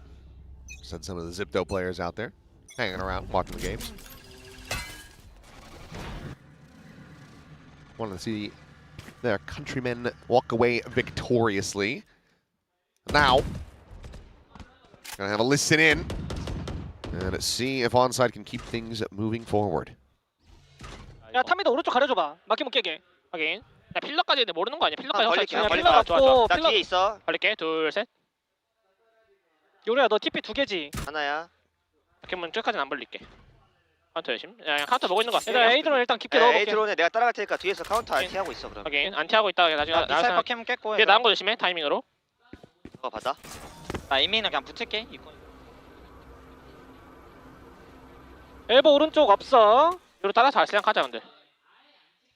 야 이제 안 본다. 미드 푸시. 에이션. 야 있다. 수바 리콘. 택 조심해. 하나 깼고. 여기서. 얘들아 이거 엘보 카운터 개삘이야. 씨발 야. Portal closed. Well, main comm that was in there was right side A, clear. Yep. Again, good read on the map. Oh, Blua, looking for that kill. Just a hair off being able to have the headshot. As Plant can come in. Cloudy going to be one away from a Hunter's Fury off the back of this. Still has a recon and a shock. 4 remainers. I mean, you do have some firepower here, but making use of it proved to be pretty damn difficult. Just like earlier, it's scary for Full Sense if they can't get this Thrifty. They're coming into an alt cycle. Oh. Fast shot. Drew's down. And I mean, for Jit Boys with the Marshal, you know, an anti-eco, you feel pretty good about it. You can just go for the hip fires, but okay. Gets himself a decent little line, but Hermes has him lined up. 3 kills found in the round. ZETA with the other, and that is going to be onside now, up to double digits. 4 rounds consecutively for them. Oh, this is going to be an interesting one. 2 players, 1 away from their ults. The Neural Theft for Wolverine. Hermes now, because of that, 1 away from his Dimensional Drift. So there's a lot to consider here for Full Sense. You're going to have the operator. So they're kind of coming into a similar situation that onside did on their round 7 when they started really putting together a lot of rounds. They get that operator. They're going up against their opponent's ult cycle. Full Sense could shut this down. Maybe they can swing this back into their favor. Primi does have the convergent paths again. But he's all the way over on A right now, and this is the dimensional drift, and away we go. Blown out, spot to one. Shot goes forward, clears out that trip. Cage now going to be popped. The Hunter's Fury called in. Going to try to track him down, but so far coming up empty-handed. So the Wombo combo ends up being sent to Wombo, but ZS is still able to find one. So scale forward, Sephiroth down. Jit Boy's unable to find that punish on the jump across. Wolverine just taking a bit of damage. Cloudy ready for a massive backstab. Convergent paths chucked in. The swing coming through. Jit Boy's able to find the one, but now there's the backstab enacted. Cloudy finds Kahlua. It's Primi and Cruz who wants to hold on to the operator. They have to call a cancel on this, but Primi's in too deep. He cannot escape. He's just going to get caught. Cruz has to save, and onside will move up to 11. They're very well prepared for this round. Getting that dimensional drift, immediately using it to clear a ton of site space. Even though the Hunter's Fury doesn't get any kills, still gives them a ton of space and info to work with. The plant down, holding their angles nicely. Cloudy coming in there, a little bit of a late lurk. I had to break the door too. I think it's just, right now, Full Sense kind of getting lost in the sauce. I agree. And their convergent paths again doesn't hit anything, so they, they take a little bit of backside control, but it's kind of too late. It's a whole bunch of stuff that went wrong. They are going to invest in this round, though. I mean, at this point, you kind of have to. He leads with the clone. Will just go ahead and tank the shot for him. Space given up. Just a forward onto the side to swing in. Slides across, Sephiroth down. Primi eliminated. There goes that op, and I think there goes the map. 5v3, the Neural Theft getting the reveal, and for Full Sense, I think you have to cut your losses, hold on to these 3 guns, and try to play for overtime at this point. Yeah, I agree. And you should be able to pass one of the guns over and use the overdrive instead. So this is about your only option left is Full Sense, because you cannot, I mean, you tried to put Primi at the door, you tried to put your biggest, baddest weapon there, and he couldn't hold it. The clone was really nice to push him off that angle, and then it's just curtains. 12-6, Full Sense. He's run 6 consecutively. Come on, Ray. What's going on with that? Match point. They've got the money. It's fine. It's fine. It's fine. They can afford it. It's been 6 in a row for Onside, who have been playing a flawless attacker's half. Full Sense now need to match that if they want to push this into OT. They have managed to scrape together a buy here, but I'm kind of with you. I think dropping the Vandal over to, Sephiroth, to Primi, getting that Vandal in hand instead of having a Guardian or the Bulldog. Yep. I think that'd be a little bit better here. It's splitting hairs, but Primi this time learned his lesson. They lead with the clone, but Hermes not going to follow it up the same way. Checking for the cam with his shorty. But this has bought so much space for them over on the A site. And this was, I think, kind of what we heard Hermes talking about in between the rounds there, saying, hey, I think eventually if we go A, we'll just create a little bit of space. Let's buy their attention over at B, and Full Sense massively overcommitted, so they're going to have to play for retake, you would think. Just don't want to see Sephiroth die here for nothing this close to that Neural Theft. It's far enough back. Yeah, I mean, no real way to try to scale forward until you've got the full forces in position. Plan to come through. That overdrive still at the ready. Jit Boys will try to play point. Recon prepared to be sent out the up and over. Primi taken down. Ray able to find that one before finally getting wallbanged out of position. Meanwhile, Siesta mows down 3, 13-6. What an attacker's side from onside. absolutely dominant here on Sunset, which is Full Sense's map pick. Yeah, I mean, these guys look wise beyond their years in some ways. They have great map reads, great adjustments round to round. I think those last 2 rounds are really a nice sort of, bow on the top of this present that was this map, where they show one thing in the one round, they throw the clone, and then it's an immediate hit off the back of that. Full Sense reacts to it. They're actually just like, no, we're going the other way this time, bro. We're just playing with you. It's not a good look so far here for the Thai squad, but the bail that I can throw is this Full Sense. I feel like typically have not been looking great on their map picks, and then they do look pretty decent when it comes down to their opponents. So they've been having these kind of softer starts in the series. Maybe that's just going to be the case here as we get ready to go over to Haven. Perhaps they will be able to fire back and make this a full 3 mapper. They need to, if they want to stay in the plains, if they want to have any hope of making it over to champions. They have to push this the distance and be able to close it out in that 3rd and final. Otherwise, onside, if they continue like this, it could be a very fast day, and it could be a massive day for the Tier 2 Korean scene as they look to try to join in. I mean, the plethora of other Korean squads that we'll be seeing in playoffs. But what a performance from them, a perfect attacker side. Let's send things back up to the analyst desk to break down the action.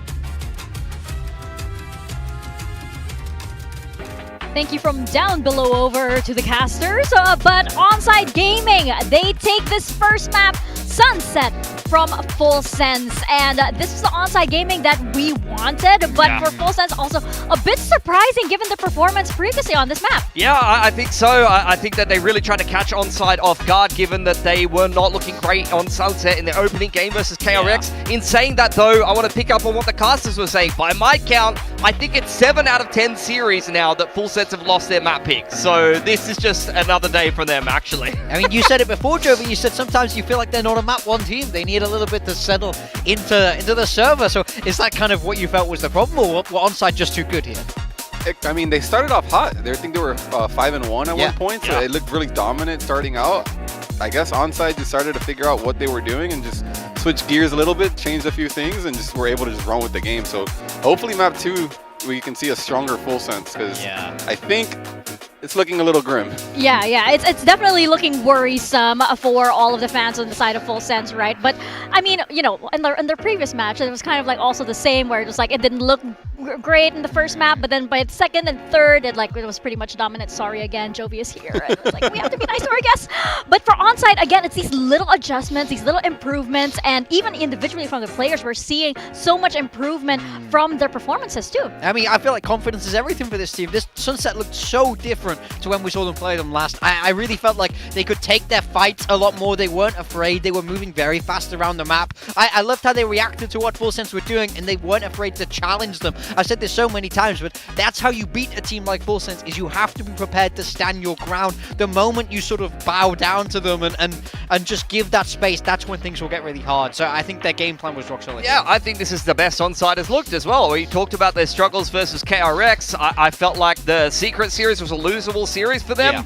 Down, what was it, 5-1? They win 13 out of 14 of the next rounds with full momentum. That is like some serious dominance, honestly. This might have been the best half we've seen them play. Yeah, and Pilsky is super happy because he has Siesta on his roster as well. It's Hermes as well, so you're feeling pretty confident about yourself. But this was also like overall improvement even from the get-go here, Jovi, because on the first, like I believe it was like first 3 rounds, it feels like they already had Full Sense's number. Yeah, on round 3, they already understood what kind of split was going to happen. So here they were able to set up on the A main, take control, already starting to play a little bit more of the retake B, but ready for this mid split. You see the Sova and the Omen ready to stop them completely, because this is something that they've seen in the past, especially against us. You know, the Yoru had the TP to spawn. So took a main space, turned it into a 1-3-1, able to block what they were doing here. Prep honestly very strong for them. So this was really nice to see that they're coming in fully prepped and ready for what they're going to be throwing at them. Yeah, I mean, I think it's an amazing job to be able to have 4 people in position to stop a mid split. You can't ask for any better macro than that, and it's because they're so good in A main. That to me shows that they understand the map, number 1, and number 2, they understand the way Full Sense are gonna want to play. That's a perfect answer there. It doesn't get any better than that when it comes to prep. Yeah. I like what both teams did that round, to be honest. I think the onside took both of the mains. They took the space. Yoru allows you to really react very fast and TP to be able to kind of deal with whatever. It gives you that flexibility in the early round while the gate crash is still active. But also, I like Full Sense, to be honest. Like, in a bonus round like that, just making the best of the bits and pieces that you have. I do like running a bit of a set strat, to be honest. Yeah, it feels like Onside Gaming, as you guys keep mentioning, right? They weren't afraid of any of the players on the side of Full Sense, right? Not even Jit Boys, for example, who had some massive plays himself. I mean, we do have to talk about him despite Full Sense losing that map, because this was absolutely Jitman. Jitman, is it? Is it? Is this you, Toby? Yes. Not Jit Boys, he's Jitman. He's honestly popping off. Yeah, I mean, he's been up and down on the Neon, to be honest. I think the last 2 series that we've had from him, he has not had the best of performances. He wasn't fully locked in against you guys in that lower bracket series before, but when he's on, he's on. Honestly, his Neon can be a little bit underrated at times. Yeah, I mean, I was really impressed by him. I feel like he's the one keeping Full Sense in it a lot of the time, but of course he's going head-to-head with ZETA on the Neon, and we have to talk about the improvement from this guy. That first series against KRX, we saw them play Sunset. He ended with 9 kills, bit of a woeful loss. Everybody's starting to feel like, is this really the guy that they were talking about? Then we see them pick Sunset, well, sorry, not pick Sunset, have to play Sunset here again today, and his performance is so much more improved. This to me is all about the confidence, all about becoming more comfortable on the stage. Now they've had a bit more time here, I think we're seeing him really return to the form that we saw in Challengers. Yeah. So you think that the Siesta hype is indeed hype? Did you faint on that stage for that reputation? Nah, not for nothing. That's what I want to see. That's what I want to see from him. It's rough. I think your hot take was ZS will be the highest rated player in the play-ins. That's right. The highest rated Korean player in the play-ins. Yeah, wow. But there's a couple of Korean players. Yeah, there's too many Korean teams in the play-ins. Yeah, they ruined that for me. That's a rough one. We'll see if perhaps Onside Gaming still has more to offer here. We are now moving into our second map. It's going to be Haven, and we were saying earlier how this is going to be a big question on the side of Full Sense, because what composition are they going to bring out on this map? Yeah, it's a very targeted map pick in my mind from Onside, because we saw Full Sense play this. They were playing the Neon and the Waylay, and it didn't look very strong at all. They lost it to QT Dig there. So I think Onside going to be feeling very good about this, but we have to ask the big question of what will Full Sense be playing, because I would love to see them go to the Cypher Deadlock. I think knowing what the kind of thing Full Sense are going to want to do, we know that they love the Neon. I think it makes so much sense to me. Is that the way you take this as a coach? How much of is like you want to make your guys comfortable compared to countering your opponents? I mean, it does have to be a little, I would say 60-40. My perspective is being able to, counter your opponents, throw them off their balance. So a good 60%, but 40% I do think needs to be comfort. So I think if you're able to shut down a player like Siesta and make it very uncomfortable for him to be able to play and just run double Senti, I think it would be very strong. Yeah, I'm curious as well, because I remember Haven, this being very pivotal map back when you were on this roster as well. Frost kept saying how it was almost a breakthrough for Cruz, especially when it came to the mid-rounding and everything. So I hope that level of comfort still kind of translates to this roster too, because this is going to be very important, guys. Again, this is an elimination match. Jovi, what are your thoughts? I mean, this is do or die right now. Your back is against the wall, so you got to come out swinging. So I mean, hopefully map 1 was a bit of a wake-up, because Full Sense did not look the greatest. No. And Onside was just running with it as much as possible. Yeah, I mean, Onside, they kind of leapt out of their chairs after that game. I feel like they have a lot of momentum, a lot of energy. They're a young team as well, so I think if they win the pistol or something like that early on in the game here and continue that momentum on Haven, that's going to be difficult. In saying that, though, we have not seen Onside play this since Challengers. It's been a little while, so they don't have that same level of match fitness here in Pacific, and again, Full Sense is going to be a little bit unpredictable. I think that they will have at least some read here, Full Sense, because Onside hasn't been a team that's fully changed very much, to be honest, stylistically from what they were doing in Challengers onto the Pacific stage. We talk about that month of prep time for Challengers to Pacific. I don't think Onside's a team that's like, okay, we're going to completely fundamentally change our style at all. I think they're playing very similarly. Yeah, maybe that might be the case, but again, it's been quite a while since they've played this map, and this is an entirely different stage too. So as we bring up the Agent comps, we have Killua with his 100th map. All right. Yeah, let's go, let's go, I feel like he Killua. just started playing yesterday. Like, Yeah. so young. I He only just got here. remember. I remember during my time. We have our Asian comp zone now, and this is looking very different. Look, I'll quickly touch on onside because they are playing something somewhat similar. What I will say is that Wolverine has gone away from the Cypher onto the Chamber, so a little bit more aggression there. But ZETA is on the Phoenix that Awake used to play, and Ray will be the one on the Neon. It's been the first time in ages ZETA has played anything but Neon. That's so strange to me. I can't understand why you'd go that way around, but we'll see how it works out for them. For Full Sense, it's not that Cypher Deadlock, but it is a new comp. They're rocking with the Jet and the Phoenix here to try and get things done. I feel like this is a lot of comfort. Cruz on the Astra as well is also a little bit of an interesting tweak there. All right, it looks like though both teams are ready to play because this is an elimination match, and this could be the final map for either Onside Gaming or for Full Sense. It looks as though Full Sense are ready to toss things up with a new comp, and it looks as though Onside Gaming, they're ready to bring out something a little bit new on the Phoenix. We're gonna find out who takes this one, whose journey continues here in the lower bracket. Over to Paper Thin and Achilles. Okay, some big changes here. Is this going to be enough, though, for Full Sense? Like they're saying, if we're going to go out, let's go out playing the classics. So Primi over onto the Jet. Let's see if that is going to be enough to get them to a third and final map as they look to stick around in play-ins. But for onside as well, the desk mentioned, I mean, ZETA, you look back, the past 90 days, he's played nothing but Neon. So for him to go over to the Phoenix, this is a shocker. I'm right there with you, with everybody else, that, you know, if it's kind of one of those things, if it ain't broke, don't fix it. So we'll have to see. I'm a little worried for onside right now.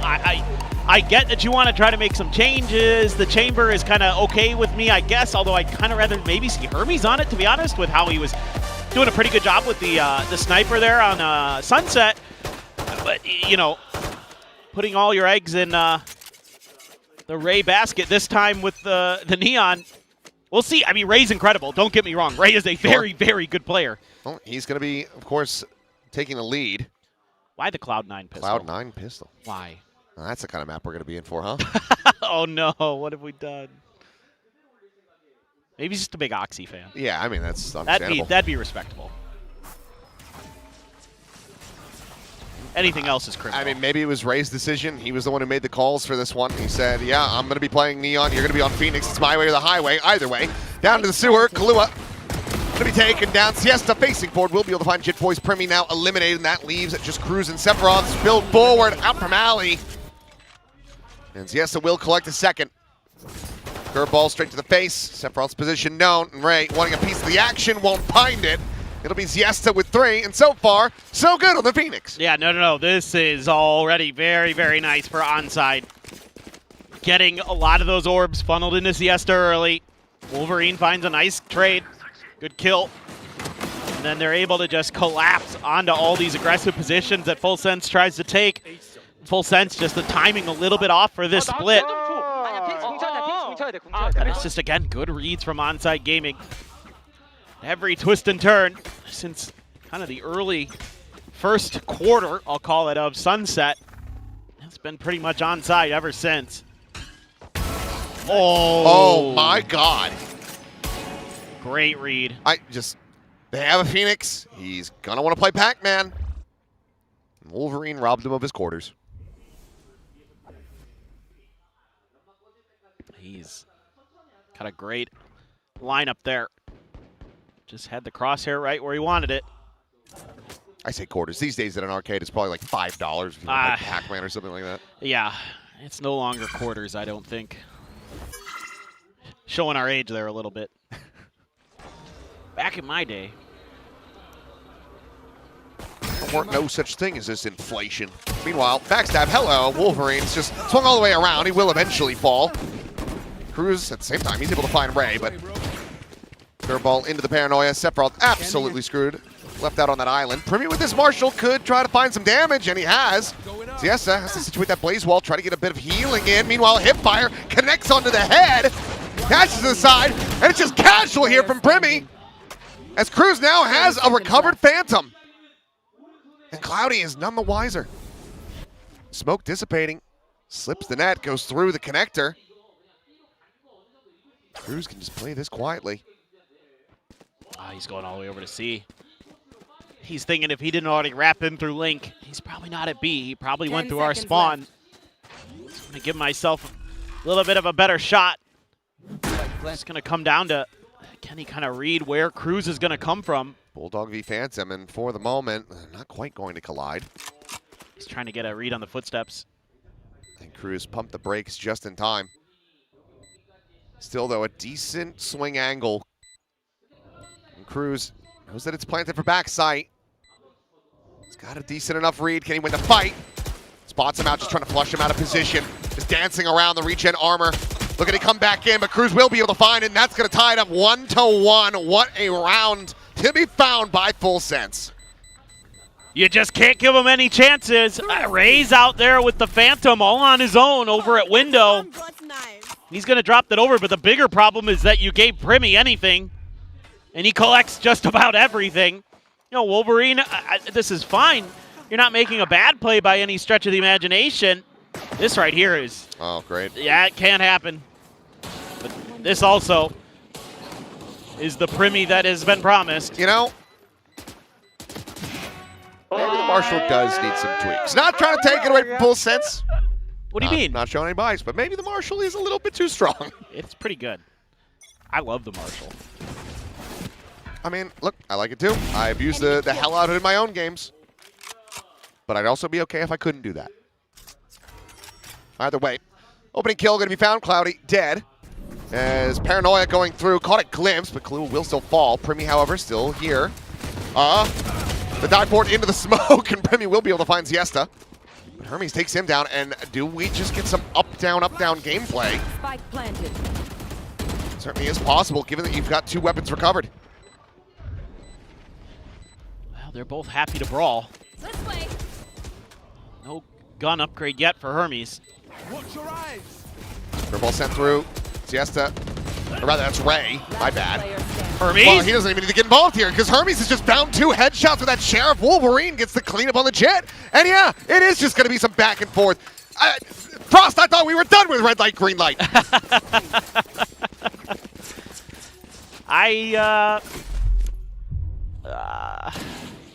Again, it looks like a good start. But, oh, Ray. That was filthy. Yeah, Siesta there. Not able to do much. Hermes able to fish him through the smoke, and then that, oh! My God. On a Cruz through the...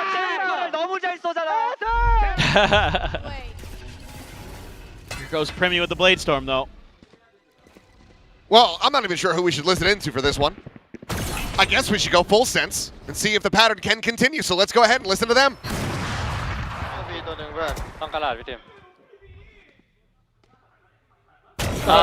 Chamber แล้วก็ Phoenix อยู่ Window ป่าใกล้ได้สลับมาเลยว่ะโซ่อังบีฟังได้ไหมเดี๋ยวพอแต่ไม่มีเสียงเดินเข้านะลองต่ออยู่ไกลอยู่เลยน่าบียังอยู่นะในควันเลย Window ไม่ใช่เสียงเกมกู Methinks the pattern's done. I'm right there with you. Okay. Barring the ace clutch. 3-1 for onside. As they look to just find Sephiroth, and they shall in flawless fashion at that to further bolster this economy. Is this an early timeout call now from the Full Sense camp? The timer keeps ticking. Well, I think he wants to give up one more round to see if they can find the adjustments themselves. This one, though, just, again, onside, kind of having pretty good presence of mind on how to deal with that Blade Storm. Don't give it an easy kill at all. Making it really challenging, and then Wolverine able to connect with that operator, so he's looking pretty sharp so far, but Primy going to try to duel with them, but a good flash backs him off the line. Does end up updrafting into that, but still is able to clear the corner. So the punish not there. Curveball at the ready through this smoke, though. Primy fully getting connected with that one, and Ray just diving forward through the fast lane. Cleans it up. The op now lost. Sephiroth the tuck over into the corner. Meanwhile, Ray going to be called trying to go for that reload. So he has to find Sephiroth, though, and the cleanup is good. Onside, making sure that they don't let these rounds get out of their hands like they did in that second. And now nothing more for Cruz to do but to just stay tucked in, try to save. This is two absolutely beautiful flashes from ZETA. The one up over the top to back Premi off the first line, the second one to keep him locked into that corner, and then they read that he's there. Absolutely beautiful. That just shuts the round right down, even though full sense. I mean, look at where those blue X's are. They were playing quick flood. They were in a position to try to play the counter onto A. It did not work at all. It is just handled expertly here by Onside Gaming, and it all starts with that Phoenix. Wow. 4-1. I mean, it's the attacker side, yes, with that double duelist, but I mean, right now, Full Sense are on struggle street. Beautiful. I mean, just absolutely beautiful. Oh, and they read that tucked in position of Sephiroth there. I mean, sure, Killua gets the one. Then you got the backup. Everybody getting involved there. Very nicely done by Onside. And now close to some ults for Full Sense. Let's see some pressure at all the orbs, so it's not like Full Sense is going to be able to make a play for one of them at one of the longs. To rely on maybe getting a kill. They've got a decent read, you know, after all this A success and that clear, that trip. Gotta feel like you got a chance. Didn't actually fire off the shot. I have the spike. Maybe found some damage, if not the kill there on a Cruz. Either way, look to reface. Quick little TP out, Wolverine. Keeps himself safe for now. You're gonna get a read off that though. It's gonna be a fast pivot. Just the chamber. Oh my god. Yeah, that's a cancel. Killua gonna try to deliver. Just the Sheriff. Here's these players bounding forward, but Ray's just faster. Inserting himself forward into the side. Siesta as well, just jumping in. Will eventually fall. But the damage is dealt widely as Cruz trying to find a little bit more. Stunned to the corner. Shorty not going to be able to connect on him. Oh, they give him a window of opportunity. Ooh. Sephiroth, a clean shot. Spike down A. Wolverine on the swing in. Will be able to connect with the up. That's 5-1 now. I think as Onside, you should be a little bit concerned about that round, just on how good they're getting reads on your rotations here. You might want to kind of consider trying to take pauses behind Wolverine if his presence gets revealed. Still, though, their util coordination really nice. The paranoia connects. You know, the hot hands is where it needs to be. Spike down A. Nice little flick. 조금 위험했는데 그래도 잘 이겼다 얘들아. Timeout. Now the timeout comes through. You say, you know, try to take pauses, and for a second, I wasn't sure if Full Sense remembered how, or that they could do that, but they found the button, it pressed it. So first time out of this Haven, trailing 5-1, still chances to try to recover this one, but right now you are just not getting anywhere near the same value out of Jit Boys as you were seeing from him on that first map. Not even close. I mean, the only value you're really getting here is out of Premium Cruz. Everyone else has one or less. Yeah, it's been rough. Meanwhile, Wolverine feasting over there, 8-2-0 on that chamber.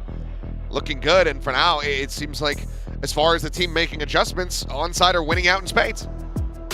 Yeah, and I think, I based on what we've seen so far today, I feel like Onside can still come out of this timeout with some pretty good ideas. Yeah.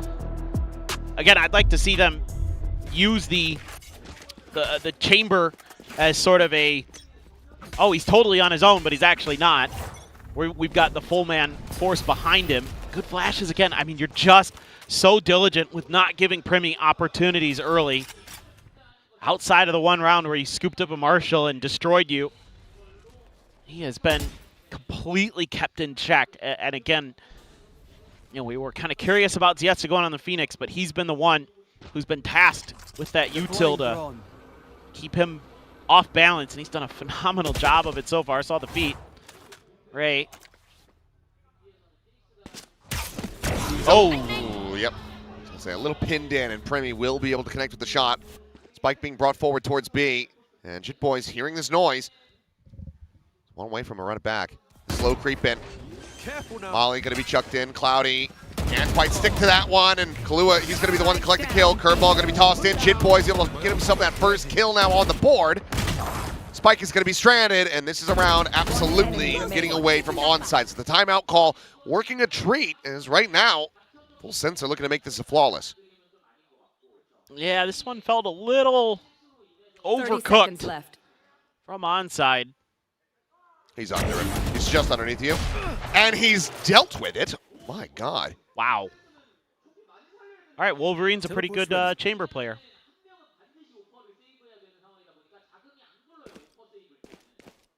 I mean, they would love to try to take the gun out of his hands. I mean, granted, he's got all of the money in the world and a tour de force behind this. So for Wolverine, it doesn't really concern him if he loses this.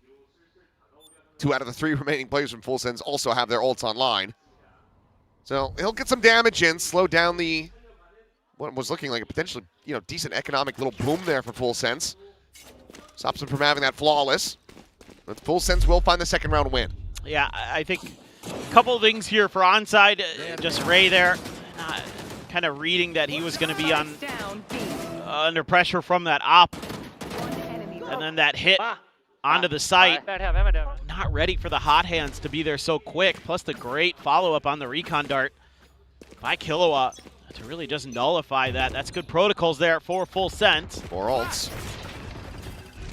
I have to assume Primmy's going to start dodging that flash, and he does this round. But still, a lot of ults on both sides. Both these players just playing around these smokes. Cheating forward, but neither giving over the angle. They're being very patient.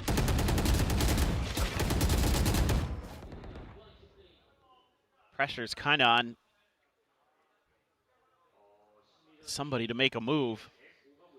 Whoever kind of wants to clear some space there at A. Just are they going to be ready for Primmy to be holding that angle if they decide to go that way? But they're thinking about B again after that last round. Yeah, I would hope this is just a fake, but it doesn't look like it. Trip eventually going to be found. Top of the plant, gets to run it back out, as well as the Hunter's Fury, and it's just a cancel, it's all fake! Beautiful, absolutely beautiful. Meanwhile, though, Primmy, does he have any idea about the forward linger here from Wolverine? They just caught him with the Hunter's Fury. Oh, but the quick pivot is here. Primmy now, he just peeks back out, and this might just very quickly be counteracted, and now they're going to repop back to B. I can't believe that Hunter's Fury hit Wolverine. What a read there from Killua. Plant now being committed to, but you're going to have 4 players spilling out of A. Wolverine's still alive, so Trademark gets the spot here for Cruz. He's just going to pop that double back. Wolverine, though, dialed in on the angle across the connector. Finds that kill. Kahlua tagged to 21 as well. Cloudy is trying to instill some doubt, make them have their heads on a swivel. As far as a push and pull is concerned, Onside played this incredibly well. Let's see if they can close it, though.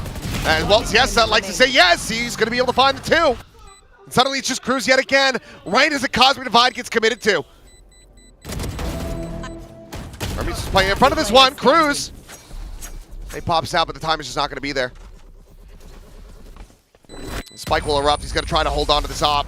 Ping is down. Cloudy on the prowl. Has to swing it a little bit faster if he wants to get the kill, and he will. With a fraction of a second to spare. Oh, I mean, I love the push and pull here from onside. I love the initial fake, okay. The A hit isn't going to work. They're fast rotating, so we can go back over to B. They have a great crossfire set up there with ZETA and Hermes. It's a little bit of a deep cut, but that round reminds me so much of one that Mel called on Shopify, I think at GCC last year on Pearl, where they were just hovering back and forth between mid and A and B. Just drawing their attention's focus completely around the map into the wrong positions and then winning it from there. That willingness to just call the cancel quickly and make these on-the-fly adjustments. It looks so good for such a young team. Yeah, they're really well situated. I have to check the corner, and it's going to be a really shallow pop of that ult, but Wolverine, he's going to be able to find the kill again. Draws down, tour de force, connects, Jitboy's dead. Spike planted. Yeah, I have no doubts about Wolverine on Chamber anymore. He is very, very good. Oh, Ray! Oh, he still gets it. One enemy remaining. Goes in the end, spray and pray. Eventually the spray will connect. Primi recovering a gun. Clean tap to take down Hermes, but falls to the wayside quickly thereafter. Well, there's still room here for Full Sense. There's still hope. I think if you can get 2 more, you're probably feeling okay-ish. This, oh, that's so good. Ray's like, whoops. There is somebody here. Hermes just spraying down through the fast lane, and yeah, Ray there for the quick trade, so pretty good stuff. I mean, they've been all over the map. They're really hard to read on this attacker side. Here is Full Sense. You're just trying to find ways to bail yourself out. Close to the Neural Theft. Got the Neural Theft, I mean. You're close to the Blade Storm. Cloudy's still sitting on a Hunter's Fury. Quite some time, just hasn't needed to use it. Let's see if this round maybe he gets the tag onto Killua if he wanted to go for it, but didn't get the reveal, so. Ah, yes. The mid-lurking Neon. Yeah, Ray's been doing this a lot. Even going back to the anti-eco round, he was kind of hanging out in mid. Got punished for it, but maybe he's just was a big fan of the way Ethan played Neon on this map. Just kind of lurking around trying to find the openings for the team. Could be. Well, now further committal here as the scale forward. Sephiroth looking to try to get the interrupt, and he will be able to do so. The Neural Theft immediately going to be sent. Molly out, not going to be finding too much, and off the pink reveal, Cruz is able to find Siesta, and it looks like onside, overstepping in a massive way. Now 3v5, Spike stranded, 30 seconds remaining. Primi dialed in on this angle. 30 and seconds that left. should be Cloudy dead, and it is. Ready? Ray's ready for the repeat. But this one is over. Full Sense will find their third. Well, just really good on that B side. I will say that for Full Sense. Left. 2 times that onside has just tried to go for a B hit. It's been shut down. And even in the round where it eventually ended up on B, they did deny it originally. And Ray's going to go down 2. Wolverine finds 1. Ooh, the end of it. Just had a thought. Yeah, what's that? Maybe. I mean, I'm not sure what's going to happen, but like off-season tournament, SVL perhaps. Wolverine versus Sentinels. Oh! It took me a second there. I'm like, oh yeah, X-Men. Yeah. Oh, I like that. Could happen. Ewok, please. If you're listening, if you're out there, we miss you. Come back to us. I need a drop. Cheers. Sure, they're on the grind watching John QT practice all of his Phoenix plays. He looked really good. Oh, you're looking good. Primi there, but just for a moment. Ray, too fast on that counter swing. We were now with the tuck away over here at the Cubby. Siesta going to be struck down. Kahlua able to win his fight. Wolverine gone as well. As Jit Boys, okay, maintains control over at long. 3 kills for him, a 4th round for Full Sense. If they can make this 7-5, it's going to be a damn good feeling. Yeah. This is a great round from Killua. Does some shock dart damage. Nice stuff from Jit. Good flash. Even though it didn't connect, it still, or maybe it did. But anyway. Oh, that last kill. Nasty. But onside getting a little bit too predictable. They're kind of just going for some big hits. Very simplified. Let me show you Some of the rounds that were really working for them were them being a little bit tricky, playing off their util nicely. Now, it's been Full Sense who's been able to make the adjustments. They're getting their util to land. I was going to say, I'm pretty sure that's going to spot you. Got the dash out. Pop of the knives as well, last round of the half. Cloudy, please use your ult. I beg. I wouldn't even mind seeing it just to try to, break that Sewer Cubby position. Yep. They've been playing it with regularity, so.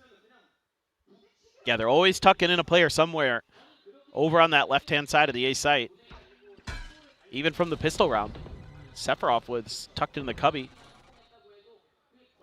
Meanwhile, the ultimate is over on the other side of the map. Trying to clear the cam. That'll do it. You got there. Just cost you 1 shock dart. It's fine. Like using a shotgun to kill a mole. Going up. Shock dart. Oh. Speaking of which, pretty decent damage off that shock. Yeah, so we'll get some healing back through. Kahlua able to hold his own at backside. Ray take it down, push forward, finds the timing through the smoke. It's burning, but ZETA eventually will be able to find that kill, but now has to do so much more. Molly to connect to Jit Boys, just shrugging past that one. Finds the kill, pops the run it back, immediately swings in, and Cloudy. Nothing more to be done here. Find the one. Had the stats a little bit, but full sense. They rescue this half in a monstrous way to make it 7-5. Oh, this is looking really good now. You would think normally on your attacker side you're going to be better than the 7-5. Probably feeling very comfortable. 8-4 certainly within the realm of possibility. Well, 8 rounds at the very least, one way or another. Halftime. So I think they're just onside, kind of ran out of ideas, it almost felt like. This new comp looked like it was going to be great for them, and then it just kind of started to peter and putter. Wolverine does end up being the first half MVP. Very nice with the chamber op. A few of those kills were, I'll call them in garbage time when the round is already done, but still found some impactful ones regardless.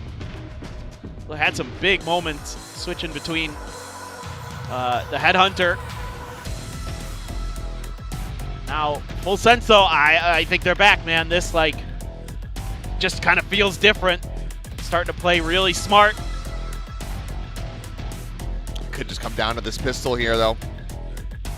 Not able to find that, up to 8. Could end up being incredibly risky for you. A lot of Wolverine fans out here this evening, and I mean, understandably, he's looking great. He has. Production says Wolverine's family, I guess. I just kind of assumed when there's people closer to my age in the audience, I just assume they're someone's parents. Yeah. They said Wolverine's dad will buy them BBQ if they end up winning. Oh, nice. Let's go. Go for the Hanu. Go for the good stuff. Yeah, make him shell out. That is, you know, Jeju pork, something like that. Heck yeah. Well, going for the Klong. Yeah, they have no idea. Paranoia out. Grimmy having to tuck away. Reveal on a 1, but no way to try to play off of that. ZETA steady and able to find just the 1 elimination, though, and cannot backpedal. Ends up being a trade up. Very situated here for the moment. The smoke about to dissipate, and he cannot find the kill. Premi gets Cloudy. Ray is dead, and now it is just Wolverine. Angle being watched. Clean tap to take down Cruz, but cannot find Sephiroth. The pistol goes away at full sense. Well, I think we might be seeing a map 3. We'll see. It's not over yet, but I think full sense is looking pretty good. Trying to use the hot hands there to buy a little bit of space, but full sense can really just kind of disrespect it. Premi gets in so deep, ZETA can't really do much about it. He's got so much going on. Ray isolates a fight that he can't win. So you had Killua just pulling up off of the plant real fast. No buy up, but you do have that Headhunter, of course, from Wolverine to consider. Big trap right around here. Premi flirting with it, looking for the reaction off the tap of the spike. Oh, well, Sephiroth, he's basically able to scout it out from garage. And, well, Premi will quickly dispatch 2. Premi's finding 1. He's backpedaling away to get it into a 2v3. Some damage dealt here. Chance for a little bit more. Spike planted. See if Wolverine can find some more clean taps. Some of these guns out of hand, but the up, down start is not looking likely. Well, it's looking a little bit more likely. It's looking a hell of a lot more likely! I mean, they're both tagged to all hell. 56 HP between the two of them. Concealment. Looks off the angle for a moment. Paranoia towards the cubby. Finds the first. Situating another star. Looking to make this just a hell here for Wolverine that he cannot survive. You see a big sigh of relief, though, on the face of Cruz as he gets the Red Bull clutch to tie it 7-7, but that is an immense amount of damage out of nowhere. Yeah, that all of a sudden gives you a little bit of confidence here, a little bit of hope. Ooh. Great initial play here by the side of Full Sense to have Sephiroth pushing Garage right as you're getting ready to make that push means that you're not as caught by surprise with the players that are going to be right at the choke. That's really, really good diligence being shown by Full Sense. If you're going to commit to the hit, at least clean up what could be problematic. It's just the ending there. Not as clean as you'd like. A couple Sheriffs, a Bandit. Sephiroth, the one with the rifle. Wolverine, too many targets. Forced away. Here comes the Flood.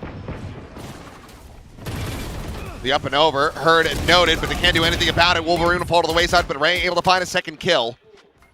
Hermes and Jit Boys both down. That's Duelist's dead. Hermes, gets the bad news. Ray, however, Johnny on the spot. I mean, he's just here cleaning up after them as he tries to find it. It's a labored spray, but eventually does connect. Spike down, C. The gun recovered, and now Cruz, can he find this timing? It looks so likely, but Cloudy goes into the garage as we are just playing Ring Around the Rosie with one another. Participants not realizing it. Cruz, the drop down into the kill. He's done it again, bailing him out, as now it is a bonus converted for Full Sense. Yeah, they're getting a little bit lost here. Getting outplayed by the veteran with the mind games. Oh, right as that flash was coming through. I mean, Ray gets a 4K, but again, because this spray right here takes so long, he's able to get quick traded by Cruz. And that's where it all goes awry. Can feel a hell of a lot better about that round here. Oh, yeah. As there's going to be first time out of the map for onside. Now they have given up 6 in a row now. Yeah. Yeah. Across the two halves. I mean, at one point you're up 7-2. And it's been a snowball. Nice. Anyone else? Are you human or are you dancer? This is what Akame has started, man. It's all because of him. We have many dancers. Social media has been going crazy. Well, do have the overdrive, but again, why not give the rifle over to somebody else? There's got to be something I'm missing.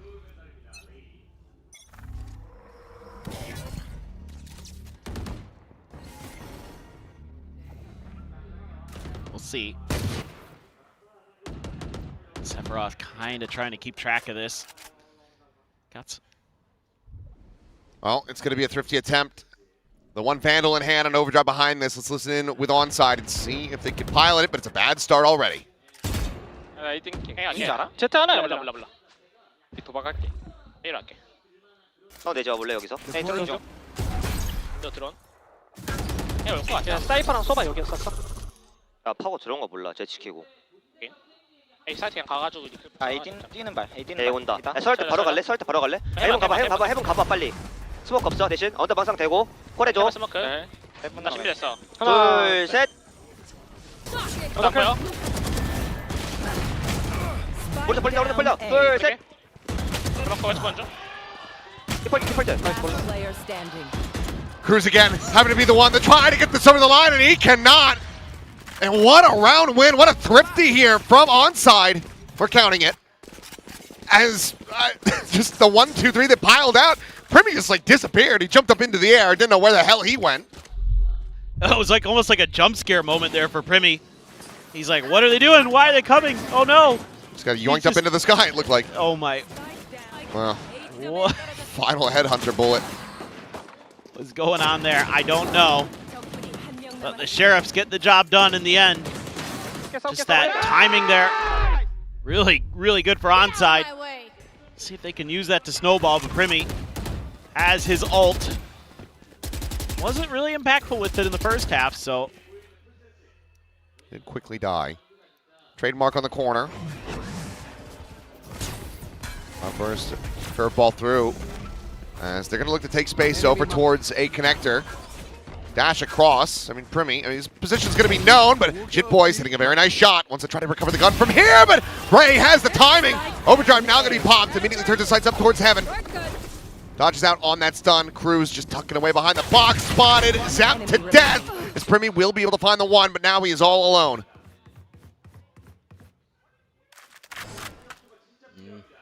I am not doubting Primi. Gets a gun behind this as well. I got the spike. Spike collected. Where does he want to go with it, though? Has to know that they could have just rotated around the back, got themselves into lobby. He's going to try to make his way across the sea, but that's exactly where Wolverine is at. Very aware of the spacing that they've given up. That onside has been able to obtain, but unfortunately is just completely outgunned and unfavored, peeking into that operator. Onside into the lead now, 9-8. Another moment here, Full Sense makes the call to try to pivot over towards A through Link. And Ray, right where he needs to be when he needs to be there. Shuts it down with the 3K. They line up for him. 아니 예리크 무조건 밀 것 같잖아. 제트궁인데 자꾸. And he's having a great performance. Him and Wolverine, 18 each. Just jumped up there.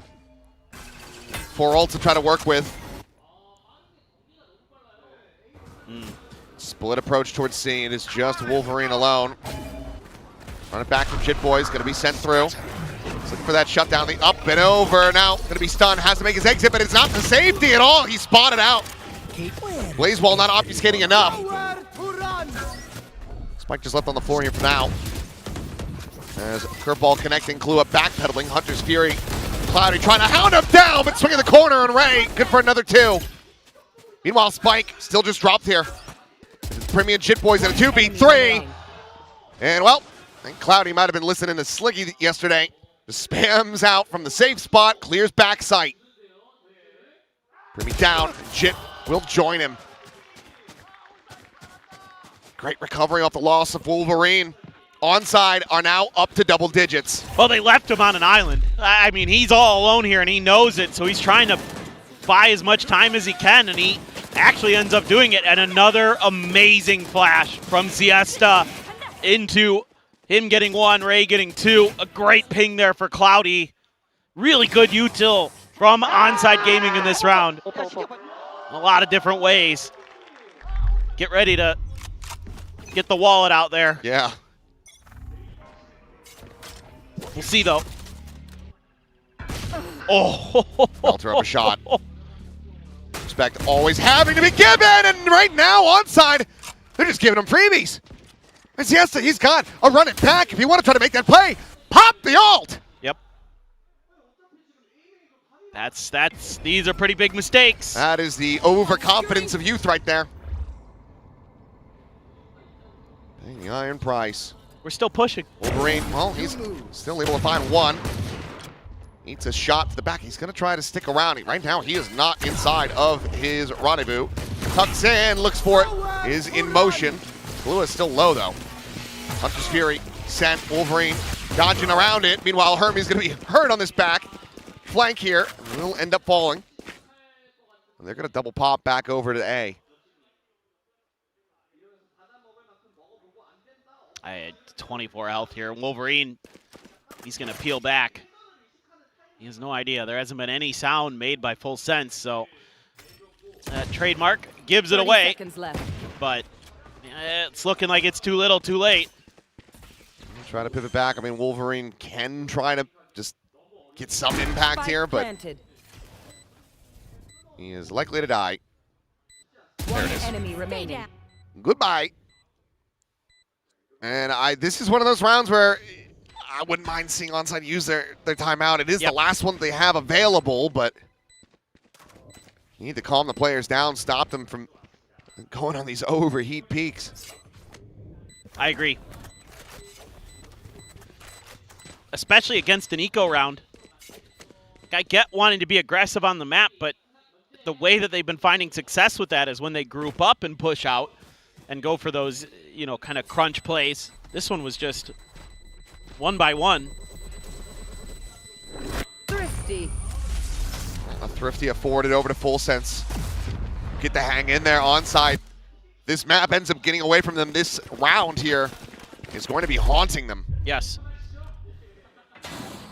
Like, because the initial push out, sure, that's fine. But look, he's just swinging. He's got to run it back. He's got curveballs. Yes, I could not agree more. It's not even overcooked. It's raw. Yes. Yes. You're like Gordon Ramsay. I'm going to lose my mind. But instead, it's actually Full Sense who called the timeout. And I think the hype is going to be thanking Frost.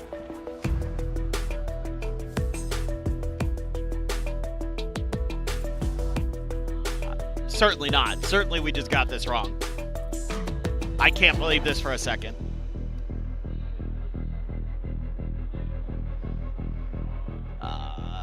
I don't know. Anyway. It is theirs.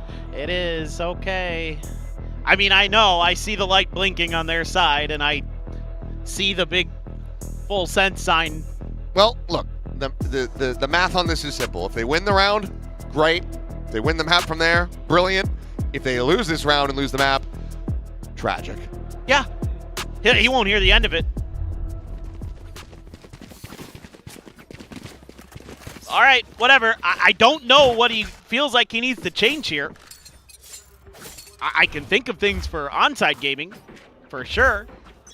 Maybe just kind of going back to basics, but now you're going to have that tour de force. Flash off the angle. Yeah, a little bit of help there, so that's good. That's a good start. And he's got a very far set back toward or rather rendezvous, so yeah, has to play off the angle. I mean, I feel like some of the strategy right now might just be to try to punish the solo chamber. Just find that player and then try to make the game happen off of that, because it seems like it's more of a 1-4 setup that is onside's default, and he swings right into Primmy's crosshairs. Yeah, another little bit of that overconfidence. Just taking that rendezvous up to heaven, waited for the reinforcements to come in. And then try to go for the peaks, but instead, sight is offered up. Shock dart into the back, not going to connect on a Primmy. Does manage to go ahead, just clear out that drone. Tagged by it, so you know he's still going to widely be operating here under heaven. This is going to have to be one hell of a 3-2 go. Drop down the slide. Blind is out, but somehow Primmy, he is still alive somewhere. As Siesta finds Jit Boys. The observers struggling, but so too am I. Primmy, he's pushed his way out towards Connector. Grab well used. Time starting to bleed away. The blaze wall about to fall. Primmy should die. He does. The defuse is being stuck. And Cruz, it's not planted for him. Ray takes him down. The round goes the way of onside. And now they're up to 11. Replay. I don't understand what I am seeing. So yeah, the run it back, drop down. Jit Boys denies that. Oh. He just Goomba stomps him. Just jumps on in there. I don't know what was going on with Primmy on site. Just didn't feel like the cover was there. Again, when they're able to break out, they've got some pretty good retake setups, but that one, shocking. Standing ahead. And I don't think that the timeout necessarily had anything to do with that. I mean, onside, it feels like they kind of stumbled their way back into that site and it happened to work out for them. But now you don't have another one to use if you're Full Sense. Right. I mean, I'm, once again, flabbergasted. Well, they're finding their way into an otherwise empty A site. Deploying drone. Wolverine, the rendezvous would take him over into A connector. Drone just trying to scout for it. It's almost the same setup as last round. I mean, they're happy to play a retake, I guess. Oh, Sephiroth. Does he go pushing? He does. Ah! What the kill? It doesn't even get found, Wolverine! What a critical whip! How'd he miss that? Like 7 months to line that up. Tripwire destroyed. Trip now cleared, and it's going to be a triple face back over to lobby. Siesta jumps across. What a swing peek. Finds one, but cannot find anything else. Smattering damage forward. Jitboy still with a molly. As Hermes will now fall. Ray finding one. Ray finding a second. Primi down. I'm out of here. Trying to clear the recon. Slide in. Kahlua will have him dead. Full sense firing back. And make it 10-11. I mean, if Wolverine hits this shot, who knows? It's such a different round because that means that ZETA's lurk doesn't get accounted for. I am befuddled. No more. I mean, I think you're playing with fire as Full Sense doing this A hit again. But I suppose if you could tighten the screws on the post plants. Don't clear the recon there, but I'm not sure that would have gone too differently either way for Ray. Revealing area. Hunter's Fury, Cosmic Divide, one away from a neural here. Our Full Sense ult cycle very much in their favor. Look at Ray, he's just in the corner. ZETA here to try to back him up. Curveball sent, Primi, the up and over, the dive in. Ray's just keeping it quiet. He's playing the long game on this one, but Primi is still gonna fall now! They don't check the corner as Ray absolutely destroys them all! Match point. I'll put death at the front of his name at this point. He just destroyed him. This is, I mean, the definition of trigger discipline. Having the confidence that ZETA can hold his own there in that moment. Absolute insanity. Oh, that is brilliant. That is brilliant. No more timeouts. No more timeouts and barely any money. Here. He heard. The knives needing to deliver.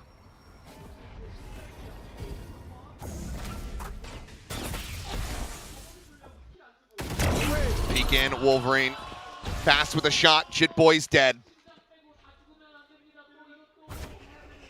Primi. Ooh. Knife whizzing past. Eventually will be able to collect it. Not fast enough on that exit. Cloudy, quick little tuck back, dodges the pulses of this Hunter's Fury that otherwise is going to be going wide. They've managed to make this a 1-for-1 and now have the neural theft. Reveal into their favor and up into the hands of Primi. Suddenly this became a hell of a lot more difficult. Let's see if this overdrive can get some value. Molly clears Graffiti. Still a second left until the recon comes up.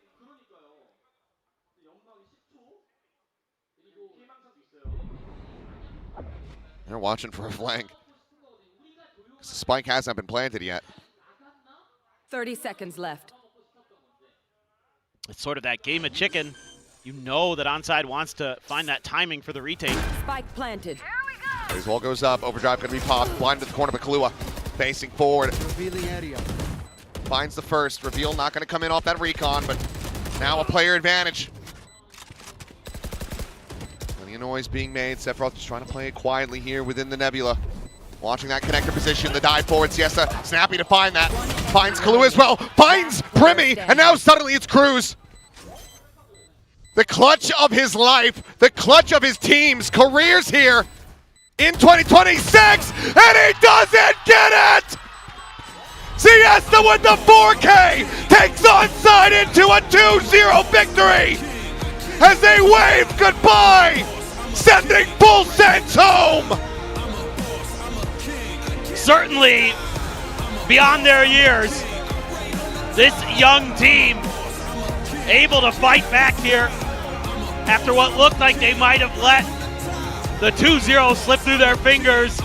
They come back into the game and they make some interesting changes, some unexpected ones, and it ends up paying off. Ray onto that Neon, ZETA onto the Phoenix. Works really, really nice. Wolverine on the Chamber 2, got to give him a shot out. And now they look to face their other Ascension hopeful in Sharper Esports for that spot in the playoffs. We are guaranteed a Tier 2 team in the playoffs here now. Will it be Sharper? Will it be Onside? What a performance from them, continuing on the trend upward. Dominant victory on their opponent's map pick.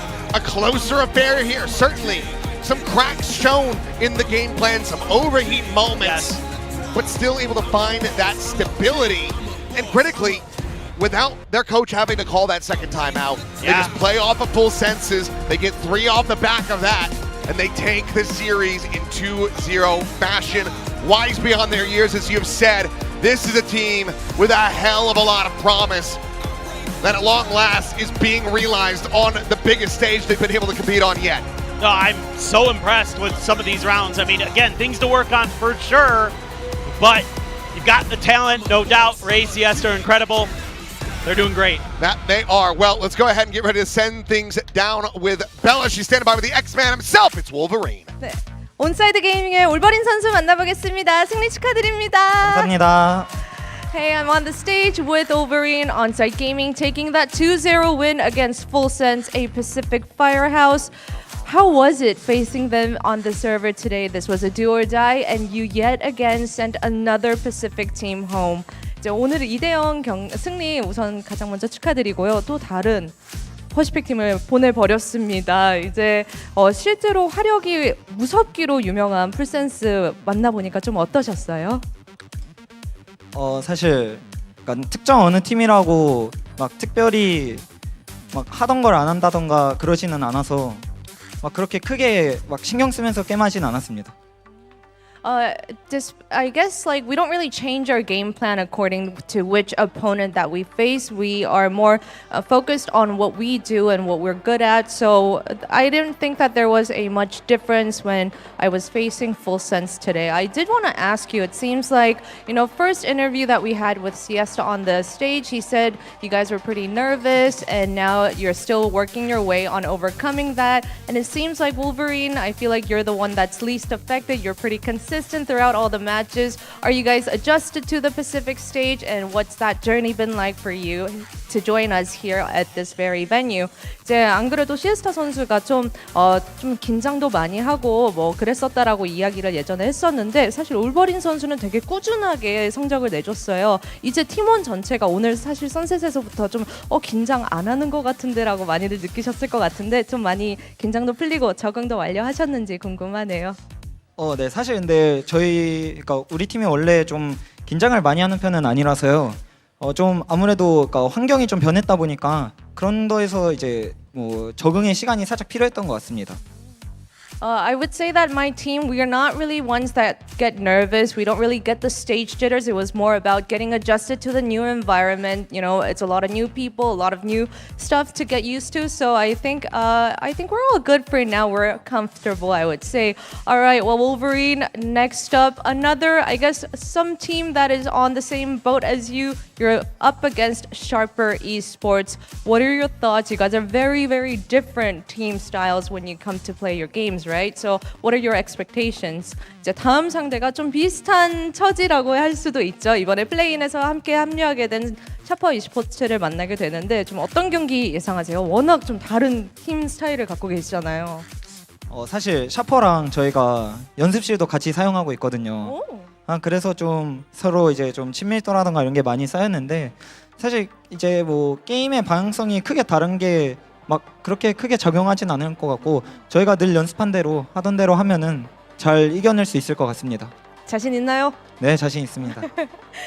We actually share the same practice room with Sharper. We've gotten close over a couple of days that we've had here at Pacific, and despite our different play styles, I don't think that's gonna change the game that we have coming up, and we're gonna do our best. And I asked him, "Are you confident in taking that win?" And he said, "Yes, he'll give his best." All right, that was Onsite Gaming's Wolverine for our post-match interview, and congrats again. 다시 한번 축하드립니다, 올버린 선수.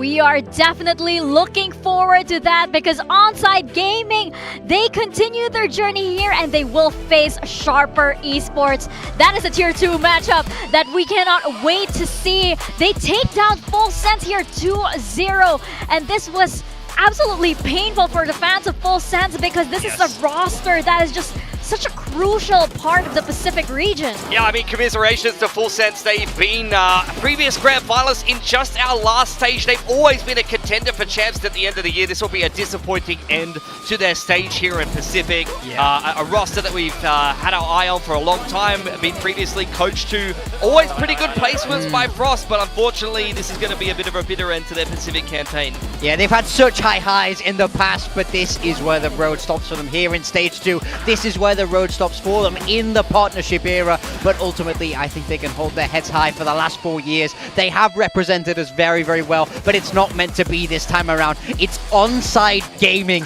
getting the job done, progressing down that bracket, proving that they are challengers no more. Yeah, absolutely. This just young Korean talent just rising up here and especially stepping up to the challenge. They weren't backing down from Full Sense at all, and we know just how scary Full Sense can be. They are definitely some of the sharpest players that we have here in Pacific, and Onside Gaming, they would just do things like this and just take them down. I mean, I can't believe they had the resilience to sit through that initial start to the Sunset game. They were down 5-1, completely ran away with it. On this map, Primi was doing his best. He was really challenging them. You had clutches from Cruz. They lost multiple Thrifties on Side Gaming, and they still had the ability to be able to bring that series across the line in 2-0 fashion. That's by far the most convincing win we've seen from them on the Pacific stage. So to tee up a game with Sharper, the best of challengers in Korea versus the best of challengers in Southeast Asia, this is going to be very exciting for a spot in the playoffs. I can't wait. I feel like they're macro leveled up so much as well this game. I think they understood how to play both of these maps so much better than, you know, like when we saw that Sunset last time around. I'm so happy for them here to get this win. They will be going up against Sharper, and I mean, that's just a matchup you don't want to miss. These challengers teams are insane. No, exactly. From the audience perspective, right? No matter who was taking this match, it's going to be a banger matchup at the end. It would have been Full Sense versus Sharper, or it would have been Onside versus Sharper, and now we get the latter. This is absolutely crazy, and it's just such a great time for Tier 2 talent to really shine. And I feel it's such a fitting way as well to kind of wrap up, you know, this whole iteration of Pacific, right? Because then you get Tier 2 in the spotlight as well. And you get all these players that have been playing for the longest time on the side of Sharper. You get this rising Korean talent too that get their time in the limelight. Yeah, I mean, I really think it's such an exciting time now. I love this play-ins format. I love that these challengers teams are getting a shot and they're proving that they can hang with the very best. Well, Morgan, I'm going to need to ask you to calm down a little bit and not lose yourself. No, don't faint, because we have Siesta here on the desk with us. Siesta! Thank you so much for your time here. 감사합니다 and 축하해요 for this win versus Full Sense. I want to ask you, of course, how are you feeling? Because Full Sense, I feel like, was such a scary opponent because they have players like Primi, they have players like Jit Boy. So how are you feeling after this victory? 오늘 풀센스를 상대한 경기 승리 소감부터 부탁드리겠습니다. 일단 상대방에서 뭔가 좀 준비한 게 많을 거라고 생각했는데 사실 저희가 분석해온 대로 해줘서 좀 쉽게 이겼던 것 같고, 상대 뭐 프림이나 짓보이 이런 선수들이 되게 좀 퍼시픽에서 잘한다고 소문이 많이 나 있잖아요. 그래서 초반에 할 때 좀 긴장되긴 했는데 선셋에서 한 라운드 좀 따라가다 보니까 긴장 풀리면서 좀 잘 했지 않았나 싶습니다.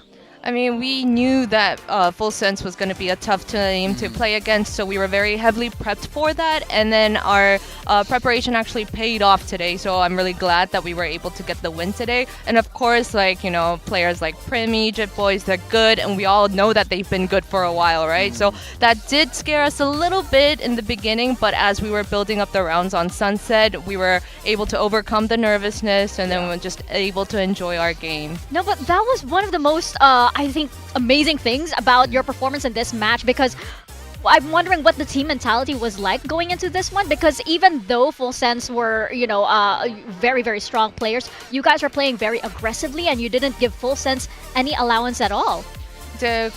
그렇게 좀 화력이 세기로 유명한 풀센스 선수들을 상대하면서도 되게 공격적이고 사실 좀 무서워하는 느낌도 하나도 저희는 못 느꼈거든요. 좀 어땠는지 팀 분위기는 어떤 이야기를 좀 나누셨나요? 일단 감독 코치님들이 분석을 잘 해주셔가지고 이제 뭔가 전략적인 부분에서는 문제가 없고, 웬만해선 저희 총싸움에서 뭔가 좀 많이 갈리겠다 생각을 했는데, 사실 저희가 첫 경기 졌을 때도 되게 자신감이 없어서 총을 못 쏴보고 진 경기가 되게 많았거든요. 그래서 사실 지는 상황이 오더라도 일단 최대한 즐기고 그리고 자신감 있게 싸울 거 싸우고 그냥 같이 그냥 계속 싸우라 이런 느낌으로 해서 네 딱히 좀 긴장되거나 그러진 않은 것 같아요. 그냥 싸우는 느낌. As for the strategy, like our coaching staff, they came very prepared, so they had our backs on that. And you know, if I'm being honest, our first match we missed a lot of the rounds because we were a little bit shy. We weren't as confident. Yeah. We didn't pick fights when we should have. So our mentality kind of shifted after our first loss into making sure that, you know, if rounds, we can miss rounds. Like we're human, so it's important to actually put up all the fights when they come our way and not to back down. And then that kind of made us, you know, get a little bit, you know, enjoy in the mood to enjoy the games. Yeah. I got a couple of questions. I think the first thing I want to know is about the Haven comp.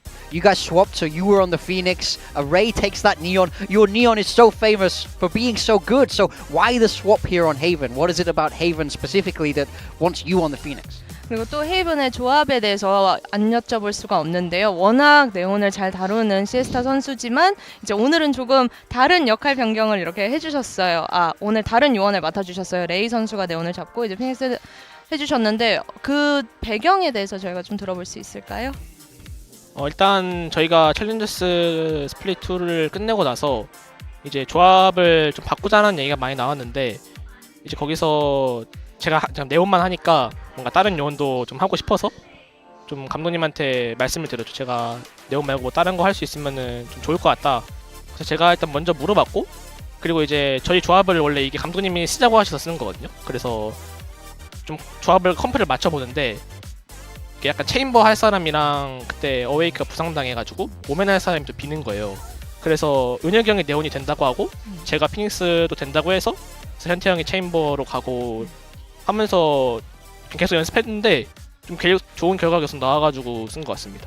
So it was initially I brought up the conversation about wanting to handle other agents than Neon. It was after our Challengers League ended and I brought it up, and then the comp itself was our coach's idea about doing this, and then we had to like shuffle it around because, you know, Ray said he was available for Neon, and then, you know, I could work the Phoenix, but Awake was actually going through an injury then, so we had to make a lot of shifts with like who gets on what, who gets on the chamber, who gets on the omen, and then after trying it out, like all the puzzles fell into place, and that's how we ended up with the Haven comp with the player settings. Well, it worked great. Your Phoenix was just as good as your Neon. And I also want to know about Sunset a little bit, because you guys picked that coming into the KRX series, and it didn't work out great for you, but then this series, Full Sense, pick it into you. Were you kind of happy about that? Do you feel like you didn't quite show your best on Sunset in that opening game? 이제 첫 개막 매치 때 선셋을 꺼내셨지만 좀 아쉽게 됐잖아요. 근데 오늘 풀센스가 선셋을 골랐을 때 좀 팀 반응은 좀 어땠는지 예상하셨을까요? 사실 저희가 첫 경기 지고 나서 선셋이 완전 첫 경기였잖아요. 그래서 진짜 긴장 이슈가 좀 컸던 것 같고, 그리고 지고 나서 선셋을 저희가 좀 더 연습하고 그리고 상대팀 거 분석해봤을 때 좀 되게 어려울 것 같지는 않은 것 같아서, 그래서 연습 많이 하고 또 분석도 많이 했어가지고 좀 괜찮게 생각했던 것 같아요. 오늘 그래도 예상 좀 하셨어요? 풀센스가 고를 거라고? 네, 예상 범주에 있긴 했었습니다. You know, Sunset, that was our very first state, like that was our very first moment here at Pacific. I think it was just definitely like we were nervous. It was our first time being here, and you know, even after that loss, we got back to practicing it and actually seeing if that was like our weak spot, and you know, we didn't think of it as one. So yes, we kind of expected it. I guess it was within our predictions for the map pool. Yeah. And I want to know because, of course, like your performance on the first day, you mentioned you were like a little bit nervous. When you look back at how you felt about the first day versus now that you're able to take the full sense 2-0, how differently do you feel when you step onto that stage? 이제 완전 개막전 첫 경기 때 순간과 오늘 풀센스를 상대로 2대0 승리를 하신 지금 이 순간 어떻게 다르게 느끼실까요? 일단 초반에는 좀 뭔가 퍼시픽의 무대에 올라와가지고 평소랑 다른 느낌을 좀 많이 받았는데 이제 좀 적응이 좀 된 것 같아서 그래도 경기할 때 진짜 지금 순간을 계속 즐기자라는 마인드가 계속 있어서 그냥 너무 그냥 즐기고 있어서 좋은 것 같아요. 그냥 행복합니다. 이제 원래 여기서 경기하시는 것 같이 느껴지시나요? 진짜 딱 그렇게 느껴지네요. 네. I mean, when I first stepped onto the stage for my first match, it definitely was so new. Everything was new from what I was used to, right? And then now, like, actually being able to have some nice memories, the winning moments, and being able to enjoy being myself in the server, on the stage, it actually feels like, oh, I could get used to this. I've been here. This is where I play my games. Now he's all comfortable here at Pacific. Oh, get used to it even more. And finally, are you excited to play Sharper? 다음 상대 샤퍼 e스포츠입니다. 아주 신나실까요? 좀 어떻게 생각하세요? 일단은 저희가 같은 부트캠프를 쓰거든요. 그래서 밥 먹을 때마다 샤퍼 e스포츠 선수들이 같이 밥 먹은 걸 보면서 막 서로 인사하고 그러는데 이제 일단 사실 재밌게 할 것 같고 좋은데 일단은 부트캠프는 저희가 제일 마지막까지 있는 걸로 하겠습니다. So Sharper Esports and like Onside, we share the same boot camp, right? So we see them so much when we're like eating, like we say hi whenever we run into each other. But it's going to be fun. That's a guarantee, right? But I would like to say that, you know, we're going to be the last ones remaining in that boot camp. Oh, I love it. Mic I love drop. it. Siesta, 감사합니다. Siesta-님, 감사합니다, Bella-님. And congratulations on that win. Thank you very much for your time here on this interview. Get used to these interviews because you're gonna get a whole lot more with a performance like that. Well, I mean, he said he could get used to it here. No wonder with performances like that. We do have Ray here taking the match MVP, swapping across onto that Neon, and he just felt so natural in the role. It's insane that they have two Neons that are this good. This was on their opponent's map pick as well. I feel like Ray played a fantastic series here today, but to be honest, so did all of the guys on Onside. I love how they've leveled up. I love how they've settled themselves into these play-ins. They're one step closer to playoffs now. It's gonna be a banger against Sharper. Yeah, I love what Siesta said. Like, I just have to feel like myself on this stage. And once you have that, hey, that is exactly what you show on this stage. Now, of course, we're not done for the day just yet. We have DFM versus ZETA up next. The Japanese Derby. This is going to be heartbreaking for Japanese fans. Yes, very different That's the matchup. Whoa. Come closer. Yeah, Seth's been doing that. He's been very aggressive to the camera. He's been very aggressive in the server, and that's what the DFM fans are hoping for. This is a matchup about national pride because really, this has been the kind of regional matchup in Pacific for the longest time. DFM versus ZETA is one for the Japanese fans, and one of them will end the other's run here in Pacific 2026. It's crazy that this is how one of the teams has to go out. It's cannibalism down there. Here in the lower bracket, it's insane. For DFM, I feel like they've had some high moments, they've had some low moments. They found themselves here in the lower bracket of the play-ins, but this is a team stacked full of potential. Don't we know it? We've seen it before. We all know how great May is, but the supporting cast has leveled up here in Stage 2. They've been so exciting to watch, but can it continue today? Yeah, that's a big question. And of course, May. May is such a big player for DFM. He always has been. And throughout these years, whenever it's this sort of inter-regional kind of matchups, he performs exceptionally well. The numbers speak for themselves. That game against QT Dig really was the cherry on top. We can even see in the past against ZETA Division, May has been a downright headache for these guys. So they're going to have a pretty good plan against May today. And to be honest, I don't even think May necessarily even needs to put up these numbers for DFM to win. Yeah, I mean, very much so. He knows how to do his role these days. So we'll see how his individual performances look. One thing that's interesting to me is that it's always 2-1 in Japan versus Japan. No team is coming out clean here. Exactly. Well, we saw Seth being aggressive towards the camera earlier, and I wonder if ZETA are feeling the same way. This is such an important matchup for them, especially being such a storied team here in Pacific. You know what would be funny is if they walk towards the camera really slowly. That would really set the tone for these guys. They play anti to the meta. I think they've really embraced their own unique style here, especially down here in the play-ins, but it's working for them. It's a team that is definitely approaching the game in a more different way, and I think that gives them a really great edge here. Yeah, they play very, very slowly. They really just run the clock down. They're very good at playing tight on time. I think some of it comes down to the compositions that they like to play. We're seeing a fair bit of Sage in the meta. ZETA Division love piloting a bit of Sage because on the attacking side, they can really run the clock down.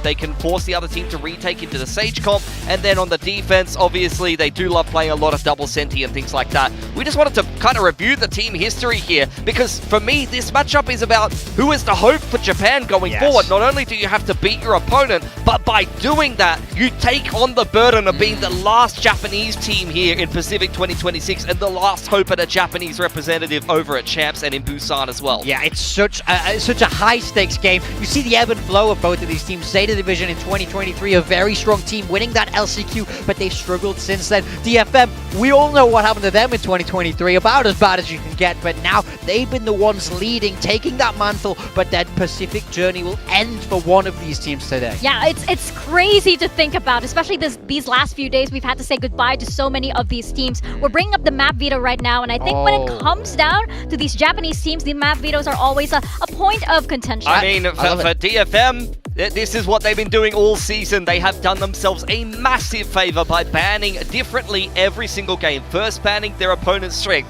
ZETA is one of the best Sunset teams in Pacific. No Sunset for you guys in a do-or-die series. And from there, it's interesting. We haven't seen ZETA play Ascent since earlier on in the competition. I think it was week 1 against Gen G when they played the Breach Comp and lost. So that's going to be an interesting one to see what ZETA come up with on Ascent. The rest of the map veto, I feel like is a bit of a handshake though, to be honest. I feel like it's leaning towards DFM. I think they picked Ascent for a reason. I think Split has been a good map for them. They haven't lost it here in Stage 2, so I think that Sunset ban opens everything up for DFM. Now, much like the first matchup where we had one person predicting 4 onside, you do have Zetsky. I honestly kind of believe that ZETA will win this game. Look, DFM has got a better map veto. They do have better players. You got to give them that. But I actually think that ZETA is a bit underrated for their system. I like the way they're playing at the moment. They have a very distinct style. They have players that are a little bit underrated in their roles. And honestly, I think that DFM are making a lot of hero plays and mistakes at times at the moment that ZETA could potentially punish, especially with their very patient system. I think it could do them a lot of favors here. Yeah, I think DFM aren't infallible. I agree with you there, and I think ZETA's system is good,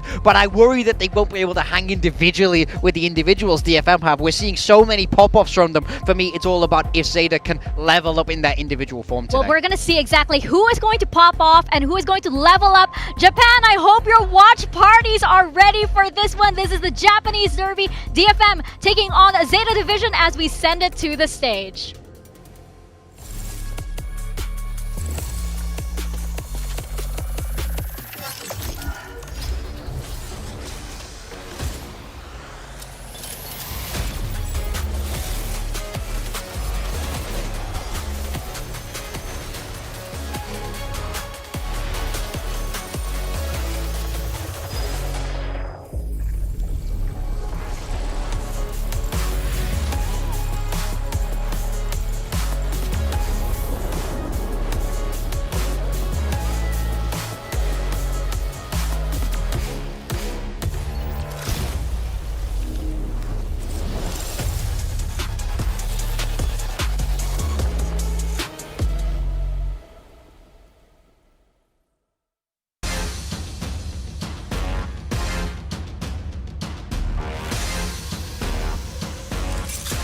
Today's matchup. Every elimination match is a heartbreaking one. Today, it must be extra painful for DFM and ZETA Division. They are brothers in the region, but only one survives this match and one goes home. Which team gets to continue to represent Japan in this lower bracket? And so much pressure, so much legacy on the line for a historic nation here in Valorant. For DFM, I feel like they had a great group stage. They built a lot of momentum moving forward, but they found themselves down here in the lower bracket. That for me, it's all about can these individuals continue to shine. This man is one of them for sure. He's shining off the server, but his supportive plays on the server are going absolutely insane at the moment. So let's see if they continue on got their full choreography there. I mean, we that got was a full choreography. crazy long. The contrast between him and Kaine is so funny. Kaine's just like, yep, I'm here. Oh, on the other side of things, for ZETA Division, I think that they've had a very promising run so far in this stage. stage, a lot of the teams that they went head-to-head against and really pushed, if not showed the potential to be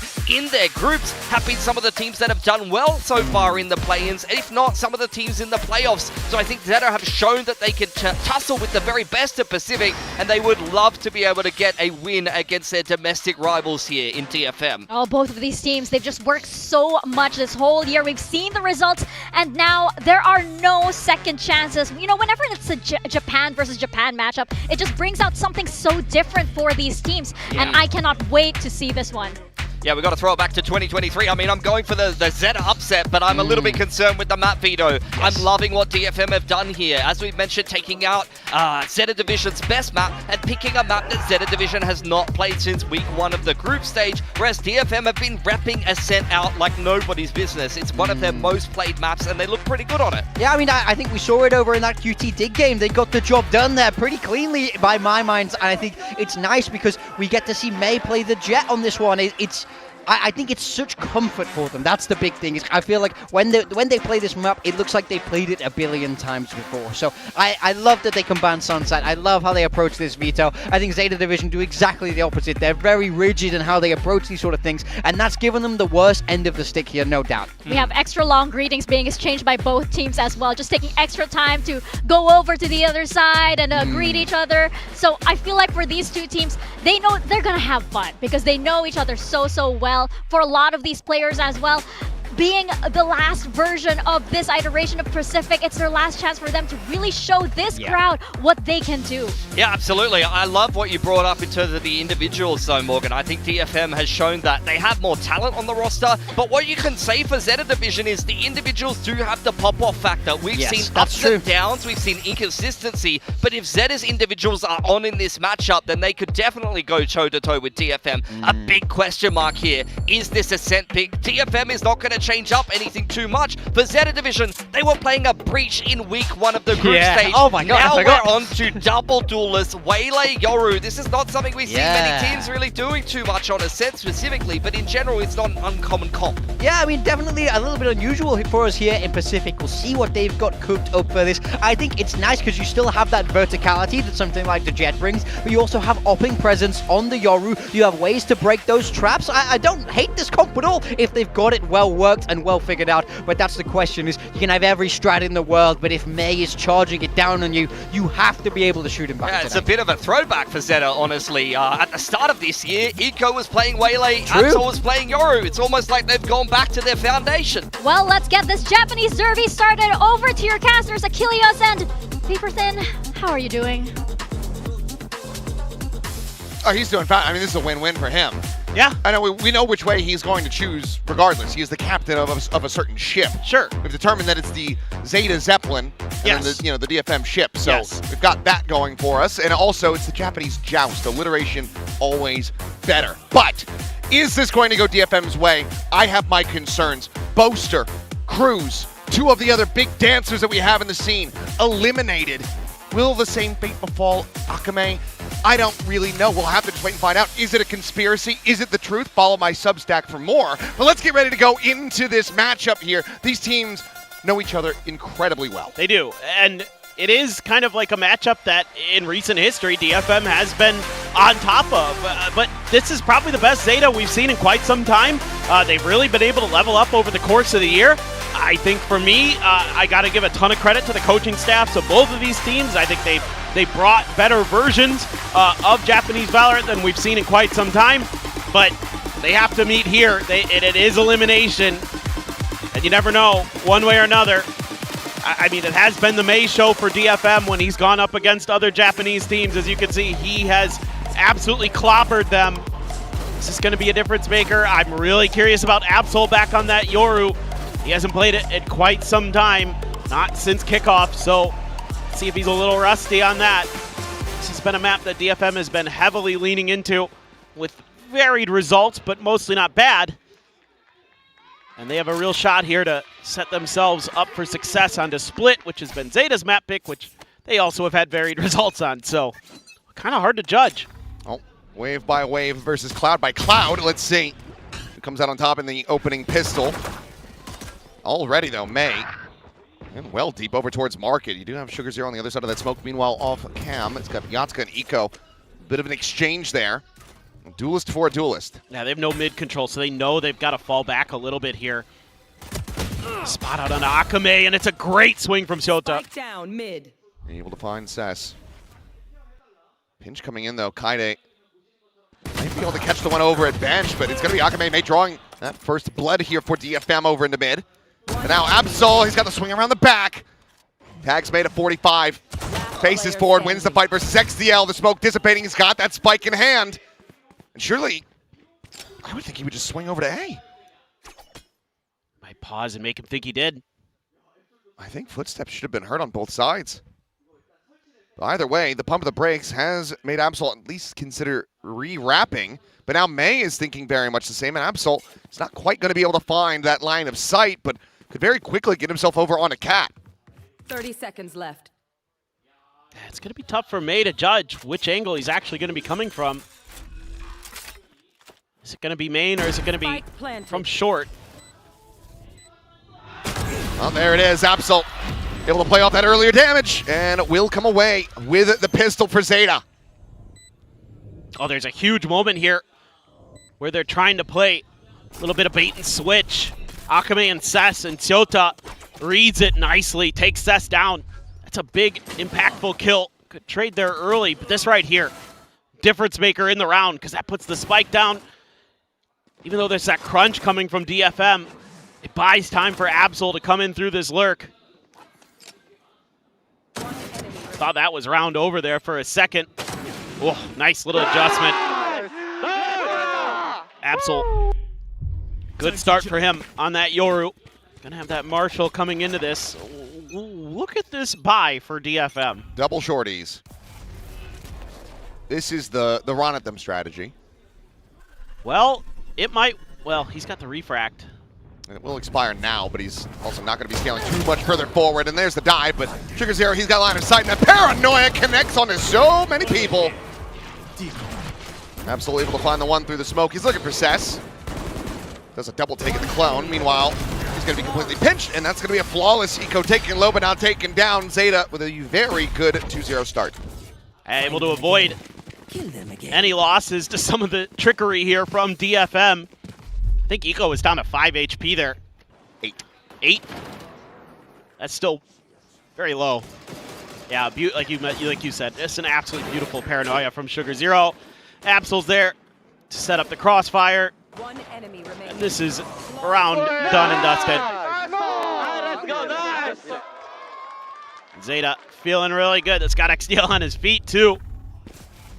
We've seen how brutal these attacker sides of Ascent can be.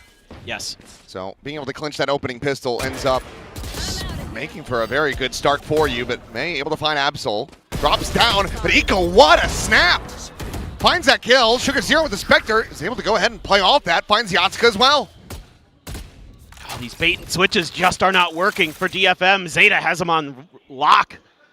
Some fancy shooting too. Beautiful stuff from Eco. And this is going to send DFM scrambling to find answers in this round, a man down. If they could come through the B site relatively unscathed, they'll have a decent chance, but one way or another, you're going to have to go through 2 players, and the door's already closed on you. So ZETA wants that extra layer of information. Let's see how they're going to play off this. Cage triggered. Push out through Market, all of this noise being made. So they're just going to be looking for that timing. Will be able to find it, tries to find the second. Doesn't manage to connect it, and Cess will be able to answer back. Gets them into a 2v2. Sugar Zero can grab up a better weapon. Player low on both sides. Eco swinging around, not sure if anybody had this later lurk inside of B main. Right.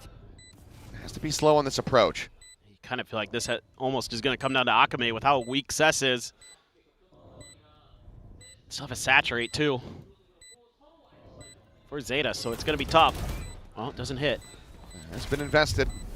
Smoke dissipating, straightforward. Cess dead now. It's all down to Akame. The fuse being stuck, finds the first.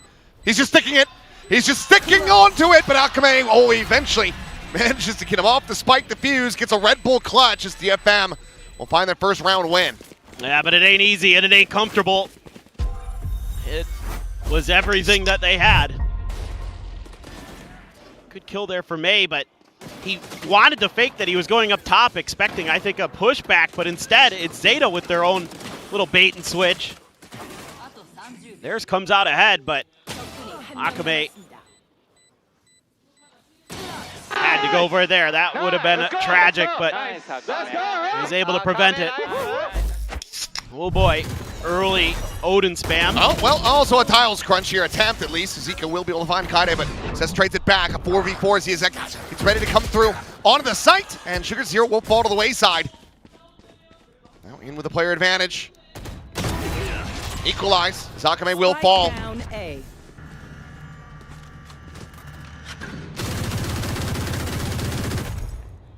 Shot in the Odin, just looking for any kind of damage that it could possibly get. Spike For now, planted. ZETA gonna have to just pump the brakes. Slow things down, try to get an assessment.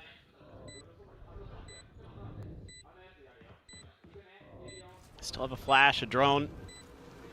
A lot of ability to get some info here. Back the spot on the May there. Double ping. I know that he's still gonna be there. Oh, spot out, but there's a timing. Shota has fallen. Says he'll find the one May with another, and there you go. XCL corralled it back. Site DFM significantly cleaner. They close out this one to tie it 2-2. Yeah, just a great fast hit here from DFM off of this tiles crunch. They're in a position where they can go for the fast A hit, and Yatsuka able to break the door open, take Sugar Zero down. Decent stuff from Absol, but Cess locking hell down.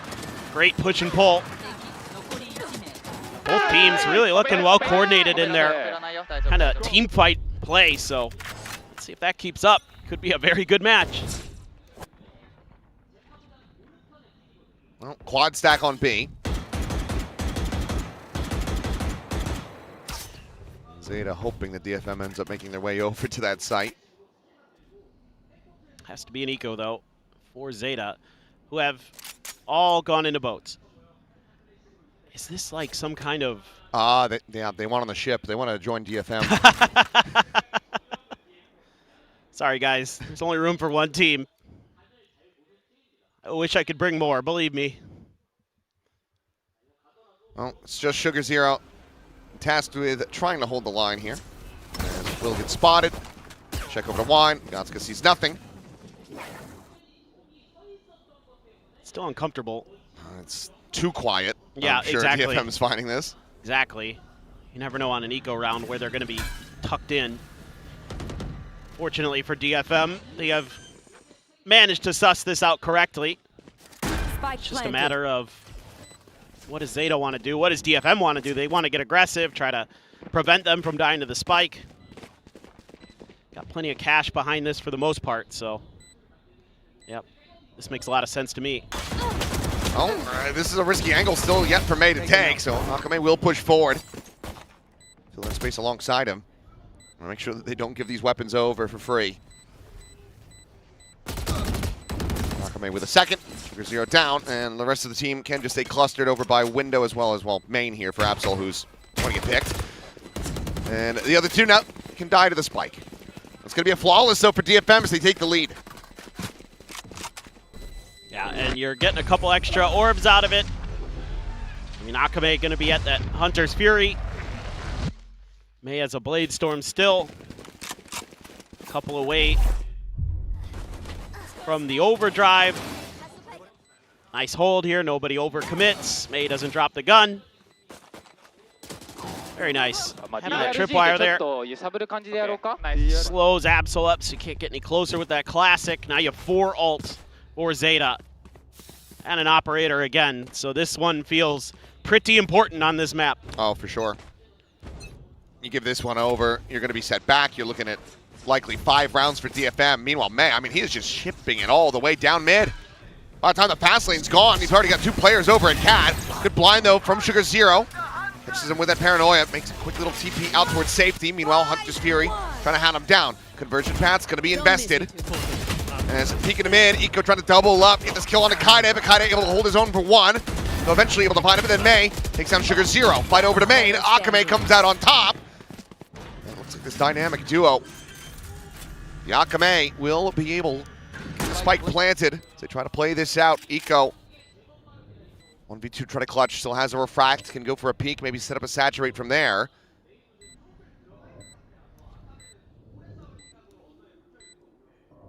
He's been given nothing at the moment. One enemy remaining. There you go. One found. May now having to be rerouted. Saturate the hell, the check. Starting to try to narrow down the possibilities here is Eco, but as he does, May arrives. And that's going to be DFM maintaining control, and I think we might just have to see that timeout call from ZETA now. Yeah.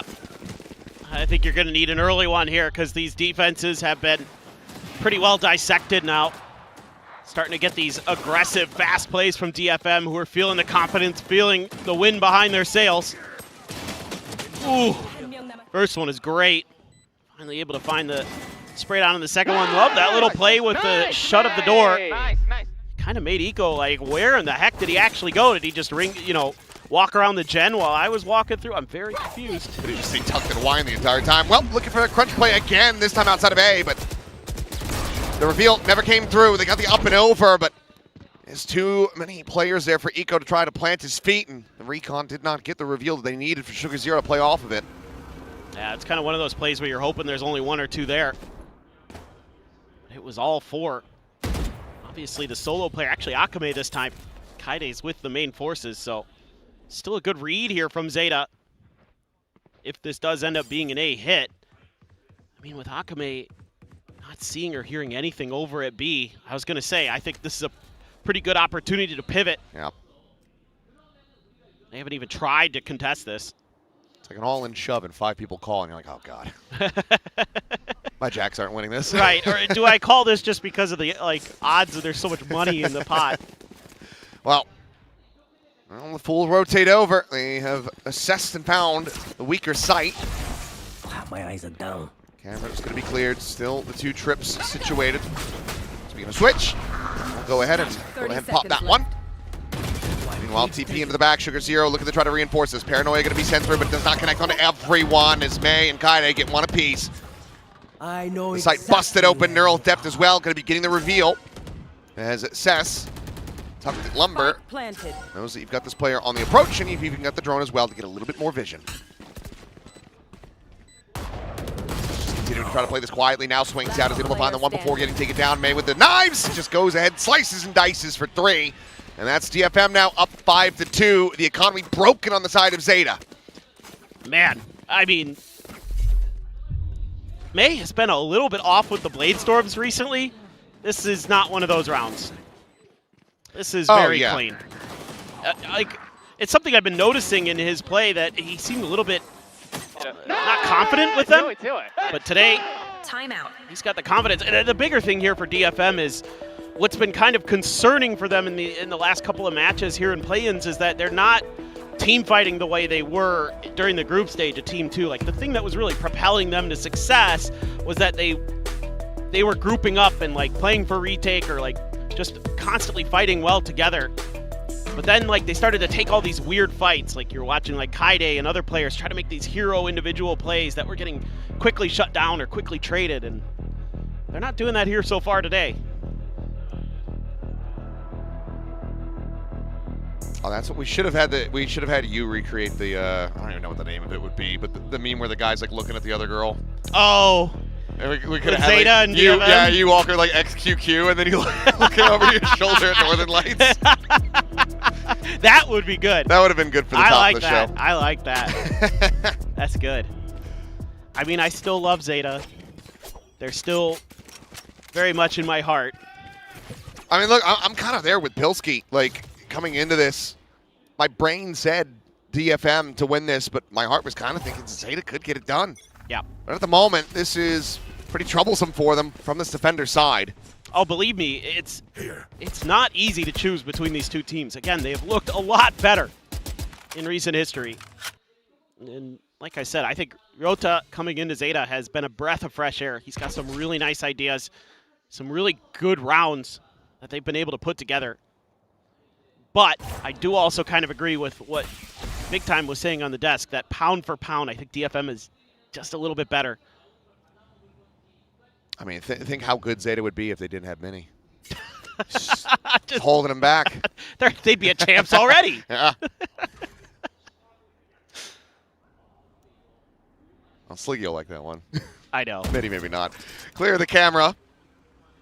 Trying to draw that attention towards main so that this multi-pronged push in the market can find its value. And, well, Shota not quite going to be able to align the shots. Push now coming through. Reveal there onto Sugar Zero. I mean, just looking to try to hound him down. The May and Yatsuka one apiece. Sakame swings the corner, finds Absol, and this Thrifty not to be found for ZETA. 30 seconds left. Beautiful util from Akame. He gets the spot onto a player on each side of B. Makes it really easy for DFM there. Just pick that apart. They only lose May. Not the end of the world at all, considering he's already got 11 kills. And Akame's right there with him. Oh, the timing.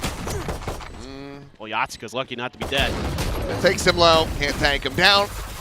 Akame will be able to do so with the Outlaw. Now 6-2. This needs to be the turning point here for ZETA Division. 6 and 6.5 already starting from the defender side. Doesn't feel like it's enough. They need every round they can possibly get, unless we're just going to invert the expectations for Ascent. True. I'm fine with that. I think defender side Ascent is boring. This is Pacific, darn it. I want attacker side to Ascent. This ain't EMEA. In our region, we like attacker side. Scanning ahead. There's that op again for Absol. He's going to be spotted. He's going to go on a later linger. Finds the shot. Kaide down. Okay, good opening pick. Hunter's Fury now. Called in from XDL. For anything that he can get, but will just be the one shot on to May. Puts him to 70. Meanwhile, swing around into top mid, and Eco has two. Completely unread and unheard. Natsuka now pinned in at bench. Saturate ready to go over the top. He'll get a dink, but cannot find that kill. Dive forward, and Nakame going to be spotted. Great round here from ZETA Division. Especially if they can make it flawless. Much needed boon to their economy. I don't even know if you want to commit too much more to this. Yeah, just hold.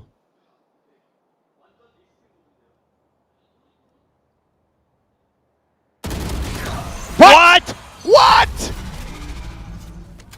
How did he get two? I do not know. I mean, nothing much more to do but to try to lap that one off there if you are Shota. But I need to see that back right now. I just caught him with the high-low. Ends up being a lot of kills that ZETA would rather not have given over. I want to give Eco some credit, recognizing that with the Cypher dead. Oh, yep. Oh. Nice. But really, Eco does a nice job there, recognizing the gaps in DFM's defenses after they lose Kaide early. So, probably one of those rounds that you tried something, didn't work. Oh well, as DFM, you're far ahead. So you can have those mistakes, and May grabbed an op. Eco does take Cess down. One across the map, but I'd say one going to be a little bit more high-value target comparatively, as jump spot will see Absol. Now you're without your smokes. They're looking for those bait and switches. Yeah, I agree. I mean, I think definitely you'll take that trade every day as ZETA Division. Yeah, you still have some smokes, kind of, built into this DFM comp. I mean, potentially, but Kaide still has one cage left. May has both of his. Fast lane's still there, so you at least have stuff for the execute. Don't think he saw Eco. Flushed it against the wall just enough. Oh, convergent paths. Yeah, another one. Fast lane coming through the up and over. Paranoia connecting. May now regaining that vision, is able to find Sugar Zero, turns back, takes down Eco, and May is taking over. Absol looking for the peak, but May want to overstay on the angle. Tailwind's back. And that's the call to save. DFM guaranteeing themselves a nice little lead here at the half. I mean, I almost feel bad for Zeta. What do you do? What do you do against this? Like, when May's, like, playing like this, just forget it. I mean, unfortunately, kind of needing to actually just trust in the sense, send that convergent paths on the timing rather than waiting for, noise, waiting for contact to come through, because by that point, it ends up being too late. They're out in front of it. They're not getting caught, and May is just tearing you apart. Right. No, it's true. That's very much a hindsight judgment. Yeah, that's so hard to do in the heat of the moment. I mean, May is doing what he does best. He's taking games over. Ooh, they want this op. Not going to get it. All right, good job by Absol to hang on to it. But definitely concerning here for Zeta. Only 3 rounds. They're guaranteed to be down in this. But again, maybe we're lucky, and maybe it's one of those... oh, the reveal there, too. The Hunter's Fury connected onto Sugar Zero after he threw the paranoia. Still have that op. Oh, Sess. Oh, he loves this box. Okay, he's TPing right back. He goes now, the one with the operator. Refracts back. Oh, what a push out by Absol. Kaide completely caught off guard there. Right back around. Knives online for May. Absol. Oh, the timing, but Sess is unable to get that line of sight. Now Absol facing back in the mid, and he's the one coming out on top. Takes down Yatsuka, and he is just scattered to the wind. They have no clue where in the hell this Yoru is. May still suspicious about potential presence here around bench, but he knows where the TP ended. He's just trying to see if Absol gets a little overeager. It's going to be very unfavored in this fight, is May. 3-2-1 jump out of the smoke. Well, there you go. He's down. Nico, just a quick little up and over. Playing evasively. XTL 30 seconds catching a left. glimpse, looking for those kills. Recon's cleared. Sess finds Shota. But this should be the finisher here. Sugar Zero just dancing around. Absol does end up getting collided through the clone, and XTL will be the finisher on that round with the classic. Zeta able to find themselves a 4th round win. In the half. Yeah, this is just a great round from Absol. Kind of the thing that I was really, really interested in this matchup was Absol versus May, the two really good duelists. It's going to be a key point for Zeta that Absol's able to match. Wowzers. Snappy from Akame. Okay. But it's really, for me, if Absol has to match May. That's just all there is to it. You can't let him run away with things. Oh, looking for the exit. That's a little bit whiffy, but there's a shock dart behind it. An alley-oop play is push out through that smoke, and Absol dead. Even after the clone gets cleared, he still tries to go for it. It's a hero attempt. Same could be said for Shota. Well, at least managed to find one before getting taken down, but now he's got a 2-player advantage in this last round of the half. Have to try to play for this. Last player standing. Spike planted. Clean shot from Sugar Zero, but nothing else to be found on that one. 8-4, DFM, a very healthy lead at the half, now moving over to the defender side. Yeah, I mean, I think overall as DFM, you're feeling really good about this. Individuals are popping off. Your team fighting is way, way better. That's a great little combo there, even though May can't find the kill. The shock dart is there. The rounds that really went awry were ones where Kaide died early because he's getting pinched, or just went for the jump peek against Absol's operator, and kind of opens up the map for Zeta to feel comfortable to go for some of those pushes and things like that. Other than that, I mean, the pistol and the anti-eco for Zeta, that's about all there is in that half. Akame, we call him the Red May. Aka means red in Japanese. Drenched in the blood of his opponents. Well, I wasn't thinking that. What? More like he's just heating up, Oh, I was going for some, Some warrior ass shit. You know? That's fair. That's fair. I don't know why I just said all that. Anyway, from Canada, good to see you guys. The G2 guy, I'm a little nervous. He moved closer to us. Yes. Maybe you heard us talking about him. I'm worried that the G2 jersey guy's like a weeping angel from Doctor Who, and every time we look away, he gets a little bit closer. He's pointing at us now. He hears us talking about him. Oh God! He's listening to the he's cast. listening. Oh no! Oh no! We're found. Anyway, maybe getting a little bit too silly. It's okay. It's time to get serious. Halftime. Lock in. Now it's scary. I mean, you would think on Ascent, defender side of map, typically that this should be pretty smooth sailing. But ZETA, with the with the double duelist, there's potential here. Hello. Okay. I'm liking that. More of that, please. Yatsuka had no idea. He was not. Absolutely obliterated. He tried to walk into Sugar Zero's smoke. Paid the price. Oh. Paranoia. Quite good, but Sugar Zero not clipped by that. And Nakame, a fadeaway shot, is able to find Absol, but now Seth's going to be taken down. Side opened up. You do still have May with that bandit. Tucked over at Wine. He's anticipating another layer, but as the door gets shut, I feel pretty confident that at least the majority of the team is in the sight, and he's looking for that finisher shot onto Shota, but can't quite connect it. Turns over, finds the further range target instead.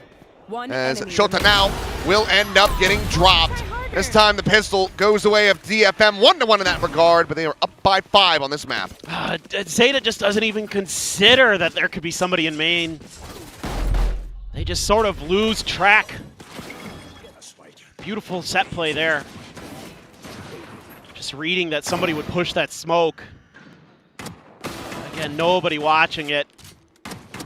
All too easy for May there. Great hold by Kaide. Beautiful. I mean, he's absolutely feeling it. Let's go! Now, he's going to go with the Marshal. Yatsuka with the Judge. Nobody's going to challenge the orb there, so Eco is going to be the designated ult gatherer. As you would expect, the Convergent Path's definitely a very powerful ult. I could see the argument for Absol to also be trying to funnel ults into him for the Dimensional Drift. There was no buy-up at all for the side of ZETA, so even May with some of the Cypher util. He's generally pretty good from this spot.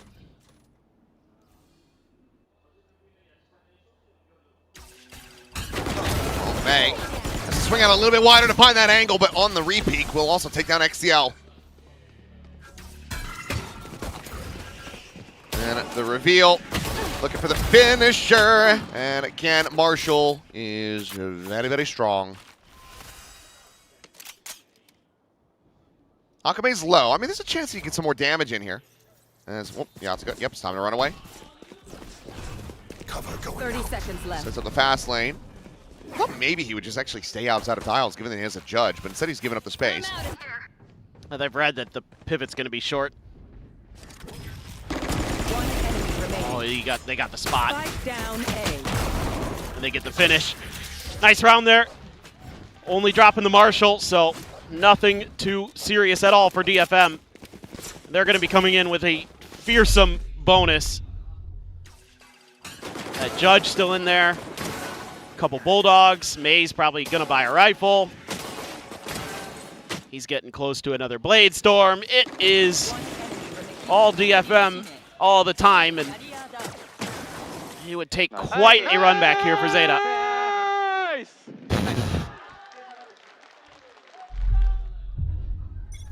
21 kills already for May. We're 14 rounds in.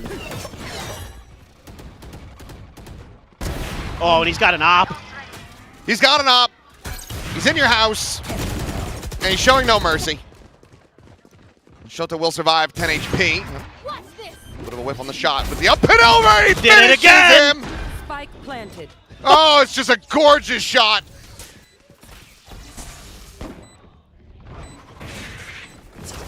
He's looking for more. He's trying to play in the rest of the team. Reveal on a 1, drops down, finds Sugar Zero. Shorty in hand, and Shota dead there at Heaven. The judge not quite able to find it, but May will with the up. Taken low, never taken down. DFM up to 11. I mean, he's incredible. That's all there is to it. He's just incredible. You know, there's a reason when people talk about if you could choose any duelist in the world to build a team around, he's in the conversation. This is, I mean, that updraft Blade Storm. He's just got that perfected. Drive-by, check the angle, tap the spike, turn over, kill the guy, win the round. It's another day in the life. Yatsuka gonna be put under some pressure, but it's okay. May's right there. Well, he hasn't been spotted yet, but it's gonna be Yatsuka's turn, it would seem. He finds 2 kills. Shock Dart will eventually take him down. There's May just pumping the brakes, drifting back, waiting for that smoke to dissipate. I mean, surely they rotate. At the very least, I'd be like, well, May's here. I don't want any. Yeah. I don't want any of that. I don't want any of that smoke. Jimmy's at the playground. Let's go somewhere else. I don't like that guy. He never lets us play on the swings. Let's go to the arcade. He's a jerk. Thought there could have been a timing there for a moment. I mean, they're keeping things quiet long enough to make them look slightly elsewhere, but now the drone comes out and says just like, well, here's another smoke. Pot shot through, Paranoia tossed in. There's the reveal. Akame just popping that recon right into the smoke. Oh, he's trying to go for the knife. He will not be able to take it, but DFM, they're going to be taking this map. It is now 12-4. And unfortunately for ZETA, not able to really find their footing here. It is DFM's map pick after all, one that they played a hell of a lot of. And it's probably best to just get focused forward on to Split. Beautiful round from Akame. Backing up May. Ooh. Great recon. Great play by Cess. Patient with the smoke and the paranoia. Protocols were really nice there for DFM. Able to outweight it. Kaide, I don't even know if the Odin got revealed. Oh, Yatsuka, are you ready for this? It didn't, actually, because I think he was just on that side of the map the entire time. Yatsuka is not ready, but May is. Peek, he's looking for more! And he's got it! Duelist down, Eco dead. It's May. Oh my god! Spike down A. And he's just feeling it! Watch them run. And there's no reason for him to not.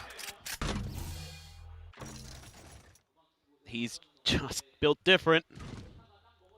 28-8-3 will likely be the finishing score for him in, if this is closed out, 17 rounds of play. He has just been immaculate. He's just on another one of those maps where he's so much better than you. You can't do anything to stop it. And they've killed him, but still, yeah. I mean, Then you have the other beast. Yeah, you've still got Akame alive. He's on this side of the map. Footstep heard. Peeks in, finds the timing, Shota dead. And now it is all on to Sugar Zero, who is revealed and lit up like a Christmas tree.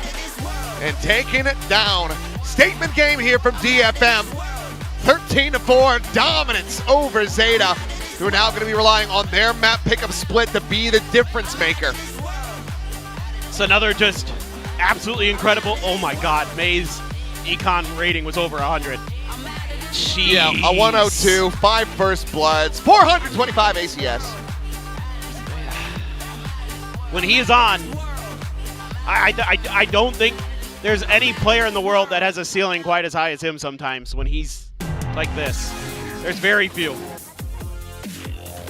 Him, Primi, Aspas. Incredible from him. Bartine. That's it. That's all I can think of.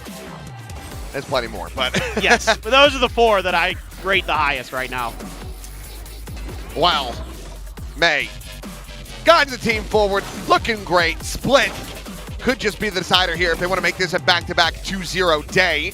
As, I mean, ZETA, they went for Split versus Zip, though. They ended up dropping it. It was a 13-9 in Zipto's hands. So it certainly is not an assured victory. They absolutely need to lock in and show up if they want to push the distance. Yep. I mean, you just gotta find ways to slow them down. It looked kind of good early. There were some good moments, but just once the heat was there, they could not get out of the fire. Yeah. And even if you do that, Breeze, that final map on the horizon. So we'll have to see what happens. For now, we'll send things back over to the analyst as to break down the action from Ascent. 13-4 is the scoreline, and DFM absolutely dominating here on Ascent. You have Mei with a ridiculous number of kills. You have Akame absolutely showing how aggressive he can be and acting like a complete beast, as you guys mentioned backstage. This is just the DFM that we want to see here. They detonated them. That's literally what happened. ZETA is in pieces right now, honestly. Like, that is just a ridiculous individual performance. Akame was clutching every round. Mei was running around the server just dominating. It's exactly kind of what we were talking about before we came into this matchup. Mei just dominates Japanese derbies. Yeah, I mean, for me, this is why I picked DFM. I feel like it's that simple. I think the players are so good when they're on their day. Yes, this was their map pick, so I get you can take it with a pinch of salt, but this is an open and shut case here. It never 425 ACS. How does that even happen? How does that even happen? How's there even room for Akame to get 300, by the way? They've actually 2v5'd them. They've literally 2v5'd them. Do you know how hard it is to get 20 kills when your duelist is getting 30? I'm sorry, but you just have to look at the other end over there with Shiona with a 95. It just shows you how the discrepancy between these two teams on this map. It just looked like DFM was running circles around ZETA division.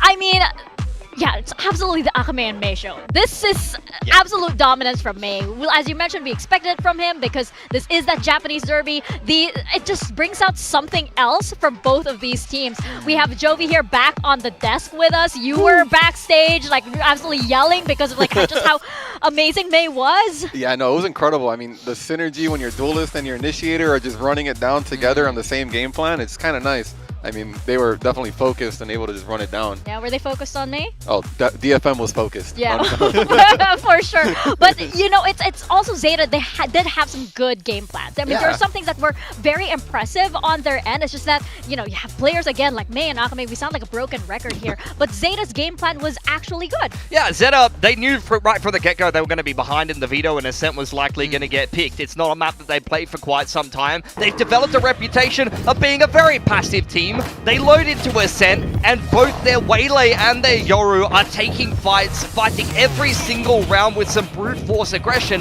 And honestly, I love the switch up in the game plan here. Yeah. Unfortunately, DFM, the individual players just kind of made a mess of this game, and the game plan didn't end up mattering that much. This was so nice. Like, all the util was there. They were aggressive. It was beautiful. Just couldn't get the kills there at the end, which is unreal. I mean, exactly, that's the story of it, where the ideas here are great. It's the total opposite of what we've seen from them, so it throws off the prep from DFM in a way. Like, stylistically, it's such a departure that it's so scary to play against, but then they don't land a single shot. Every time it felt like they were moving forward. They got the odd kills here and there, but it was always shut down towards the end. In the game summary at the end of the series, we saw that the first kills were actually very similar between the two teams. You could tell that ZETA was starting off a lot of these rounds quite nicely. They were finding opportunities, but every time in the clutch, Akame was going crazy or Mei was just multi-fragging. Yeah, exactly. And, you know, on the side of ZETA also, like we were talking about, like their game plan is solid, but it's, again, like they keep saying in all of these interviews that they trust in their aim. Like, we have a lot of great aimers. However, in matches like this, it's just on that stage, like players like Mei and Akame are always showing up. We have some highlights here from Akame, and it's just, he just comes alive on the stage, and that's exactly what we're looking for. Yeah. Oh, that pun. Okay. Okay. I feel like he's been so good from this initiator role, and on a team of high-powered people like Mei to really take over and lead the charge here. He's becoming the perfect support player. We speak a lot about the Korean initiators, that it can be a weak field from time to time, but he's trying to prove himself as the best here over on a Japanese team. Jovi, talk to me about this guy. What are you saying if you're backstage right now in your ZETA division, trying to counter people people like him? You just gotta fight up a little bit. Like the ideas are there, the game plan is there. You're doing the right things. It's just gotta keep confident. Like, it's two players that are completely shutting you down, right? Yeah. But you should still feel confident because you're in the right spots at the right time with the right players. You're in overstacks. It's good game plan, just not hitting, which is unfortunate. So goldfish memory is what I would say. Yeah. Oh yeah, I remember you saying that a lot for RRQ, right? Goldfish memory, you just have to forget about what's happening. Do you think they're going to be able to forget Ascent here before we move into Split? I would hope so. They have to, right? Yeah, I would hope so. So they have to at the end of it all, because like ZETA Division, again, there's such a storied roster here in Pacific, and this is an elimination match at the end of the day. 13-4 is just such a devastating scoreline for a lower bracket match. They have to be able to forget what happened on Ascent as we move into Split. This is ZETA Division's pick. They've been picking this quite a lot, but the results haven't exactly been successful. That's it for me, where, you know, we saw it most recently in that game against ZETA. The casters mentioned it. They lost it 13-9 there. On the flip side for DFM, they've shown it twice this stage, won it twice. I think they'll be feeling very, very confident about this. Yeah, DFM are not a bad split team by any stretch of the imagination, but given the veto strategy we've seen from DFM so far this stage, it was never going to be an easy veto for ZETA, who always kind of had this permaban, so they were going to have to pick something a little bit more expected, or maybe kind of handshake in the middle of the map pool, which is often what we see the Japanese teams do, and as a result, yeah, they're in a bad position, but I think at the end of the day, especially given kind of the Hail Mary comp, I wouldn't say full Hail Mary comp, but the departure from their regular style comp that you saw on Ascent, they would have expected to see something like this. Yeah, I'm honestly, I'm excited to see what ZETA can do coming out into Split. I know it hasn't really been going their way, but I feel like, you know, I've practiced against them and seeing what they can do. They have a very good understanding of the map, and even the ZIPTO one, they were, again, same spots, like good spots. It's just, can they land that kill at the very end of the day? So that's like going to be the biggest factor, I would say. Now let me ask you the most important question. Thoughts on the Sage in the comp? You know, last time we saw DFM, it was that Neon Phoenix. Surely Sage is the answer here. 100% you go with the Sage. You need the Sage. The Sage gives you 3 ways of stopping something that's going fast. You just needed to say it's trash. You really just needed to say it's trash. Don't enable him. He's got We're on it. They don't listen. They don't listen to there. We're not. No, but so here's the question for ZETA Division, right? They clearly have a game plan here on Split. Somehow it just doesn't seem to go their way. They talk a lot about getting rattled also in the middle of these high pressure situations. I mean, how do you think they can remedy that? Because clearly the gameplay is there, the plan is there and everything. You just can't implement it. You run the Sage so it can slow things down. Oh my god, Joby, no! He's converted you!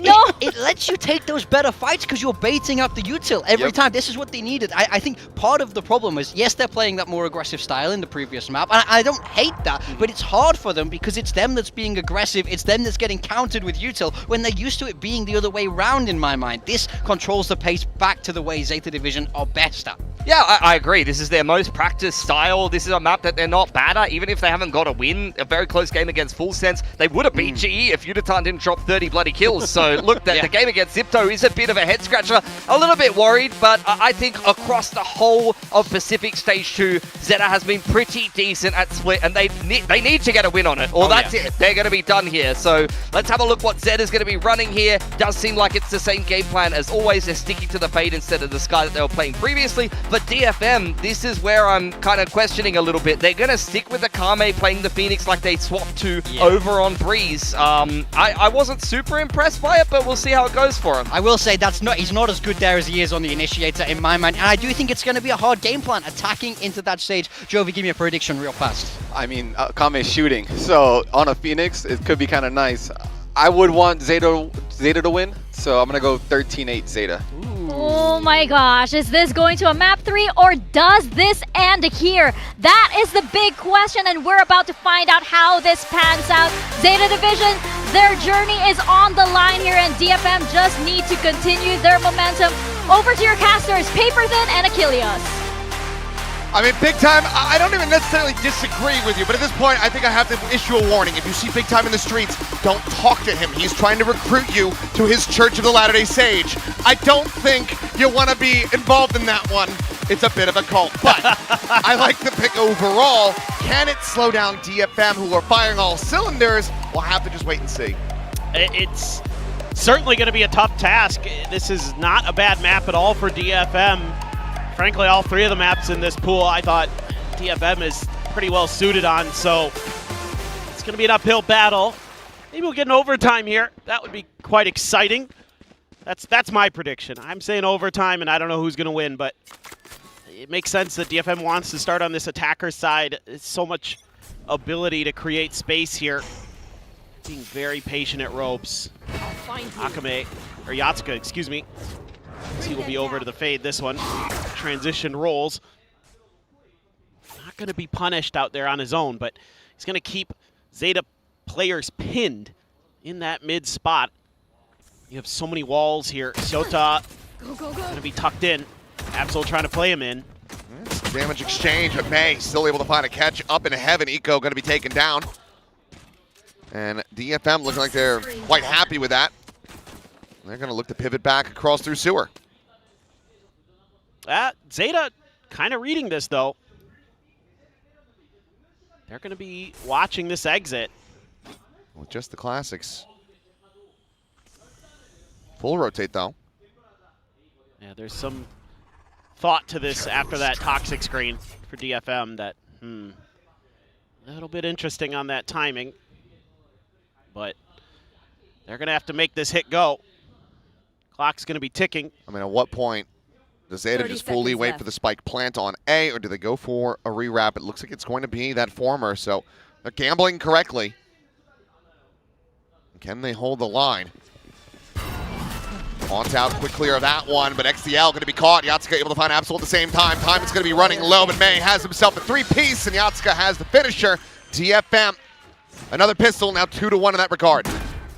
Just think, Sabine. It's starting to get a little scary. ZETA only finds one kill. They've got the read on the map. That's all they can get.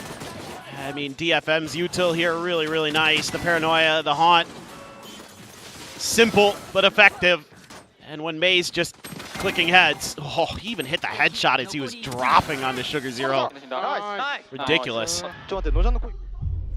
So, another tough round here that ZETA's going to be facing. All classics in hand. 2-3 split.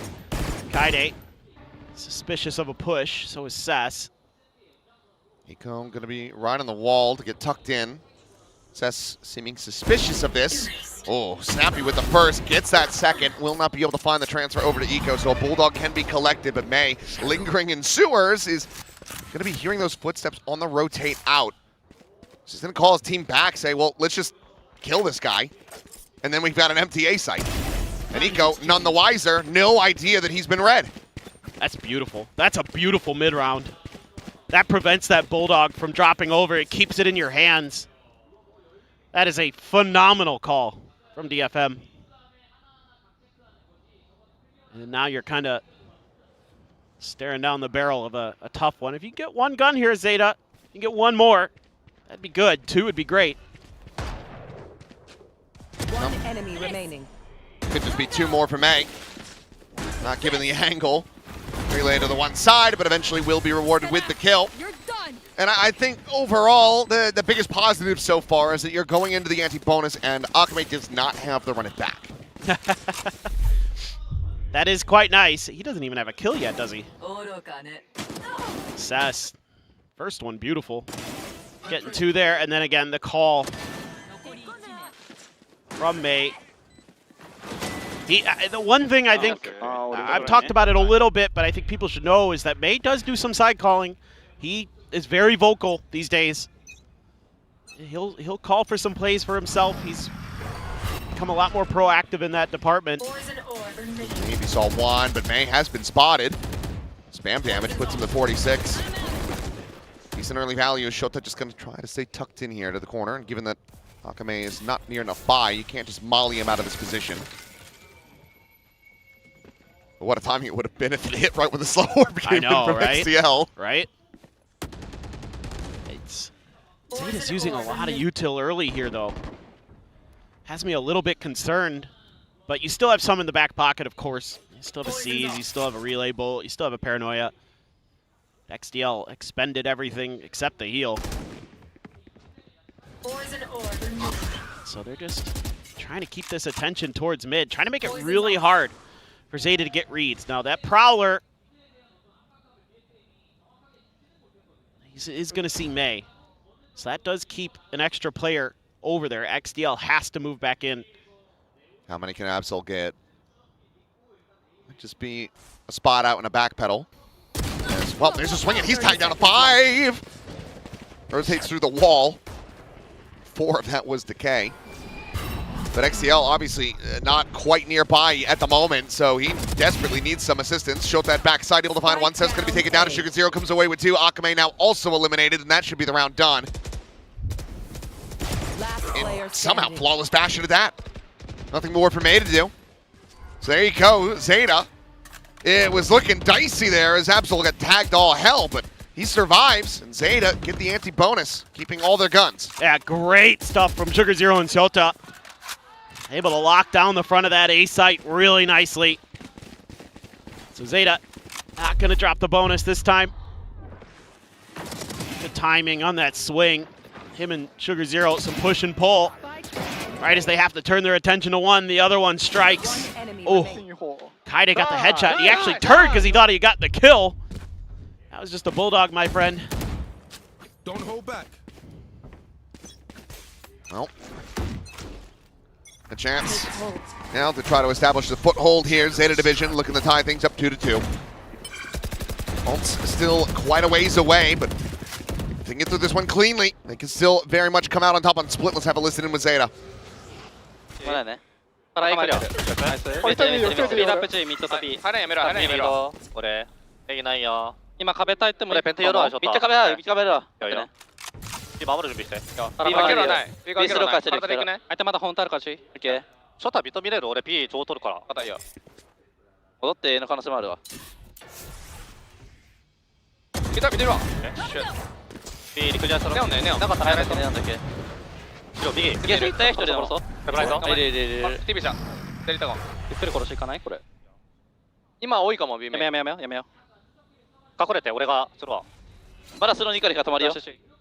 think a pretty deserved reaction there from Shota. Yeah. Well, Viper's down on both sides now. As again, it's going to be a lean to A. Absol, deeper angle, safer angle, but also very much alone. Yeah, that'll be the tough part. But 30 he's seconds so left. good on moments like this. Doesn't matter. Doesn't matter. May's just better. He's on a different plane of existence so far in this series. May continuing the chase forward and be rewarded. Slide out. He gets another before he gets taken down. He's dead. Doesn't matter. Give it 3 minutes. He will be resurrected. Make his way out of the respawn cave. Going up.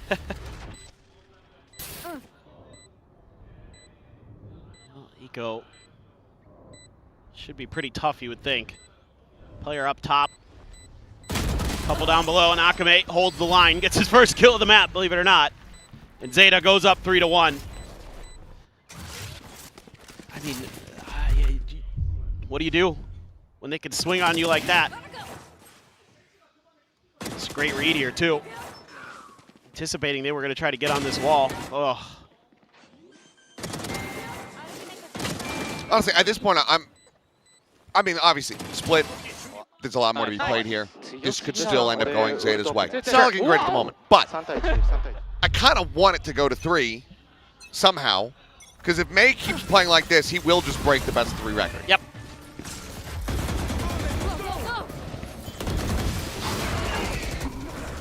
Prowler to check. XTL trying to face forward with May. Takes face off.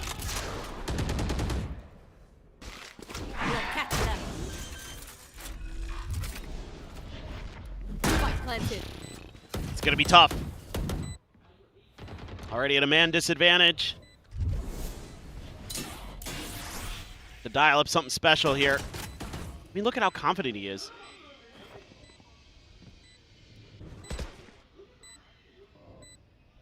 He's just feeling it today, and give him the opportunities. It's going to be unscouted, too. They bolt towards backside. He drops down, gets the spot out, so he's still gaining information here for the team. Absol just able to find the one as Kaide will fall, but Yatsuka has the cleanup in the overdrive. It's not needed in the end, but given the way the May's playing, he's going to have one another round and a half. It's 4-1. Does he have more kills than the rest of them combined on ZETA? I believe he does. Probably. I'm pretty sure he does. think it's like 9 kills on ZETA right now total. They've had 1 round win, and May did survive that round, so. Ooh, nice little play from Yatsuka there. I love the selflessness from May in that round. He could have just stood up there and turreted and probably gotten 2 kills, but... Yeah, they've got 9. Yep. He's +1 them. He's outkicked them. He's having a day. Now you're on an eco. Has ZETA a bandit for Absol. That's it for the buy-ups. No sheriffs, no nothing else. Trying to save up, I assume, for the operator, but it's not pretty.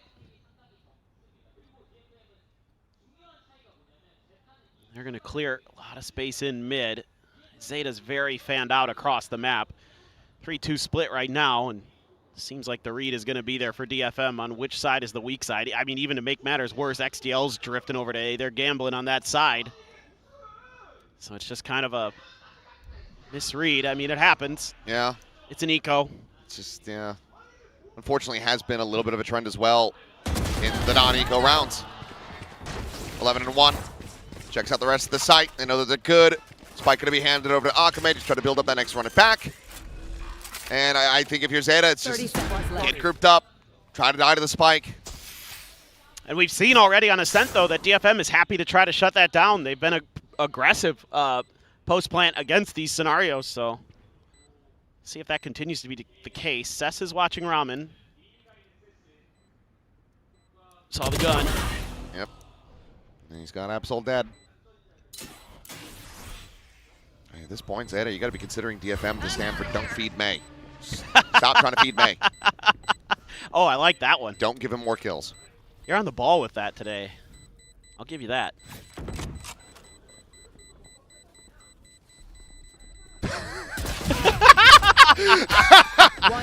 It's like, oh, God.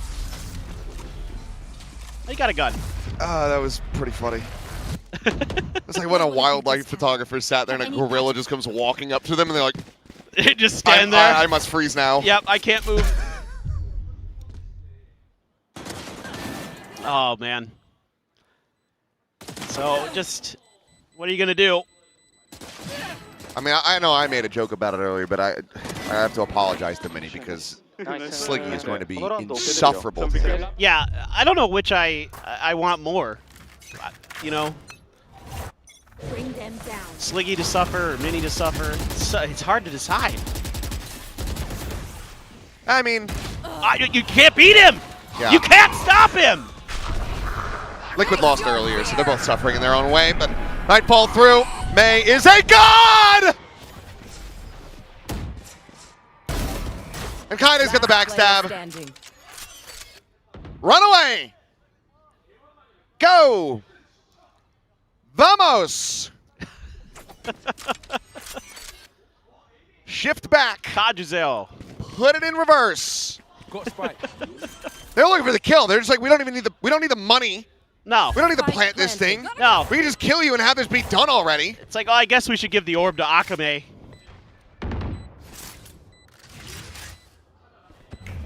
Watch your eyes. Trying to hunt it. I mean, yeah, Akame's happy to die here, too. Or get the kill. Either way, he gets his ult.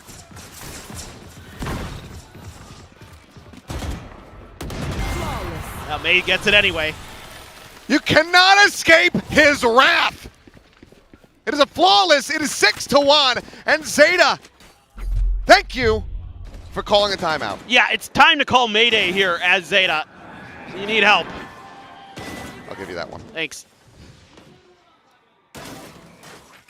You need help. I don't know that there could be help to be found. Call the National Guard. Nice. What do you do? How do you stop this? You know, I mean, if he's gonna win just 1v1 battles like that, I mean, look at Eco. He just got absolutely roasted in that last round up at Heaven. The only way to stop him is to like start playing dirty. Yeah. Break the rules, start throwing things at him across the stage. 3 judges. I'm serious. Sure. Anything to stop this. See? They get it. It's so cute.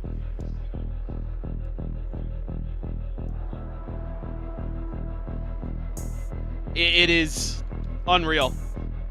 I mean, the numbers that May is going to have if this keeps up at the end of this, on just 2 maps potentially, is mind-boggling. I mean, how many times do you see an ACS over 400 across 2 maps? I mean, he's 15-1. Yeah. 15 KD. 0 assists because if he looks at you, you die. How many headshots has he had? A lot. Yeah. I mean, he's like Medusa, but instead of you turning the stone, your head explodes. They're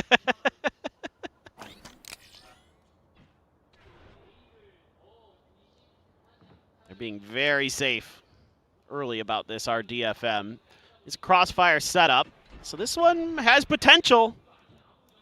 No, now it doesn't. Just, you've seen May. Right. Run.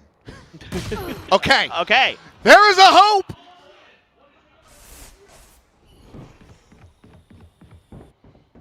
Absol has made a God to bleed. As trying to delay it. Eco trying to make that happen. Trying to push his name forward for this round. Get a thrifty for ZETA.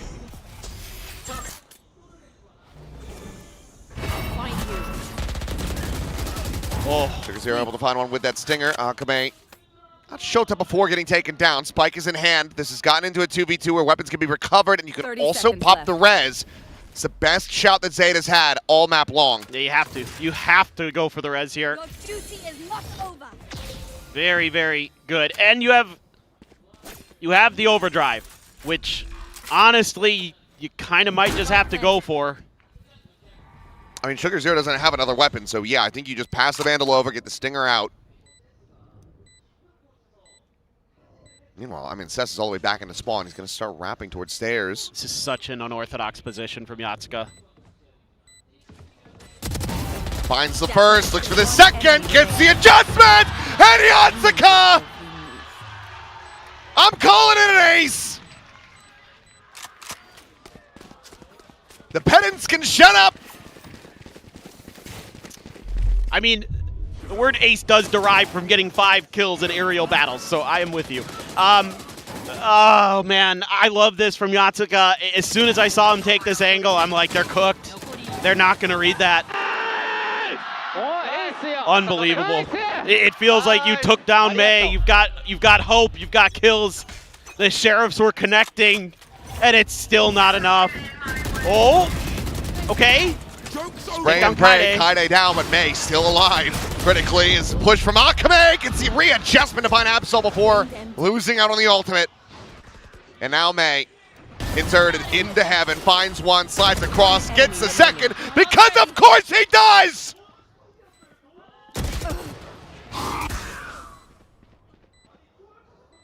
(17-3). Shota has to save. It's 8-1.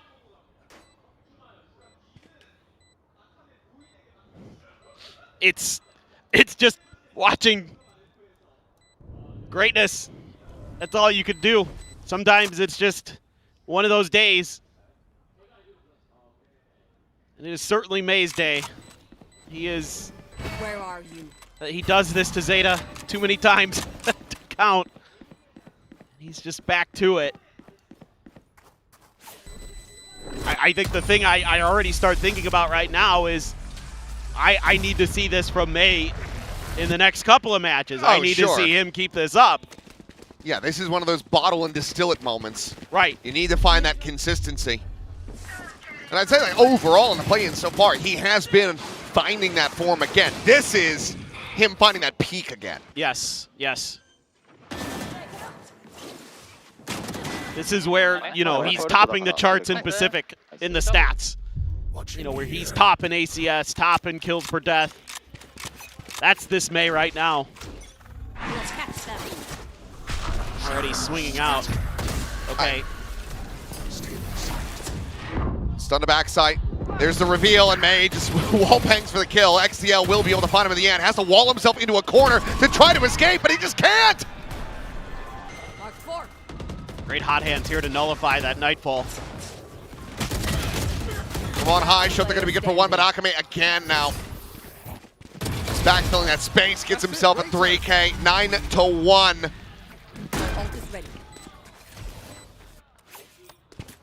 Yeah. If I go buy a carton of milk later, is Zeta's hands going to be on the side of it? Because they've lost them. They're missing. Where are Zeta's hands? Have you seen them?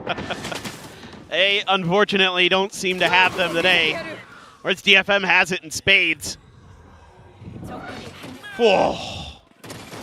I mean, Akame too, even though he hasn't been as impactful on this map, was incredible on Ascent.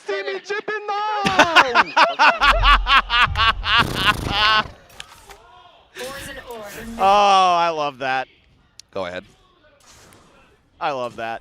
You want to lay it out for the audience? Me? I was not paying attention to what he said, so I didn't. He said, "Who's the best team in Japan now?" Ah, there you go. He took Buzz as the line.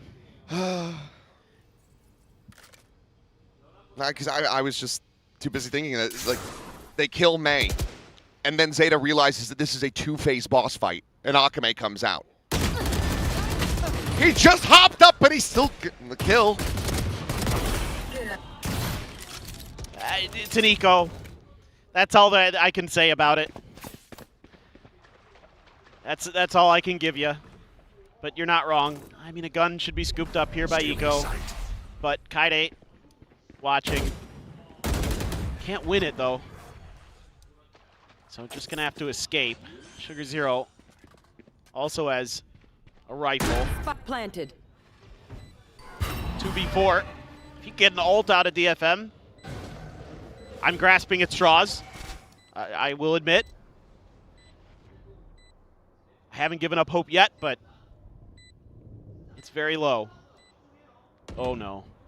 Okay. Got him. Okay. Okay. Is there a third phase of this boss fight? I mean, Yatsuka, he's been quite good. Last player standing. Oh, Sugar no. Zero dead. Kaide wins that fight. The defuse held to half. The swing going to be coming in. Eco able to find the first, but needs so much more than that. Kaide will just swing out from main. It's 10-1. It is not every day that you see an attacker side like this on Split. I don't know that I've ever seen an 11-1 attacker side on Split. And surely it's happened at some point. But I'm sure it has. It's another one of those things which is lost in the history of all of the matches that we've watched and cast. Right. But it certainly is not standing out, at least not in the way that this one is here. How many matches do you think we've casted at this point? Oh, God. Hundreds, for sure. Easily. I don't know if we've got to 1,000. I'm actually curious about that. I mean, it's a lot. Close to 6 years. Yeah. You go all the way back to First Strike. Face your fear. Maybe it is over 1,000. It's over 1,000. There's some numbers nerd out there wants to crunch it for us. Please, I will be forever grateful. I appreciate you greatly. Spike planted. This is dire. I mean, you've got a pit. You can't go that way. I He's mean, going to try to.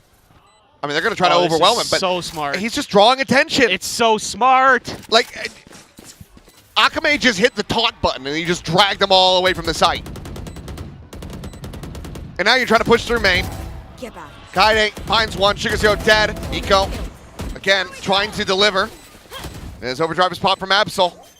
Sprint forward, May just hugging to the corner. Gets him in the back of the head, slides in, tries to find Eco, but now he's just going to be burnt alive. Shot dead. 11-1. Switching sides. I don't even think I need to send who my MVP is. I don't. Production. Don't ask. We know. Don't ask. We know. It's so clearly Kaide.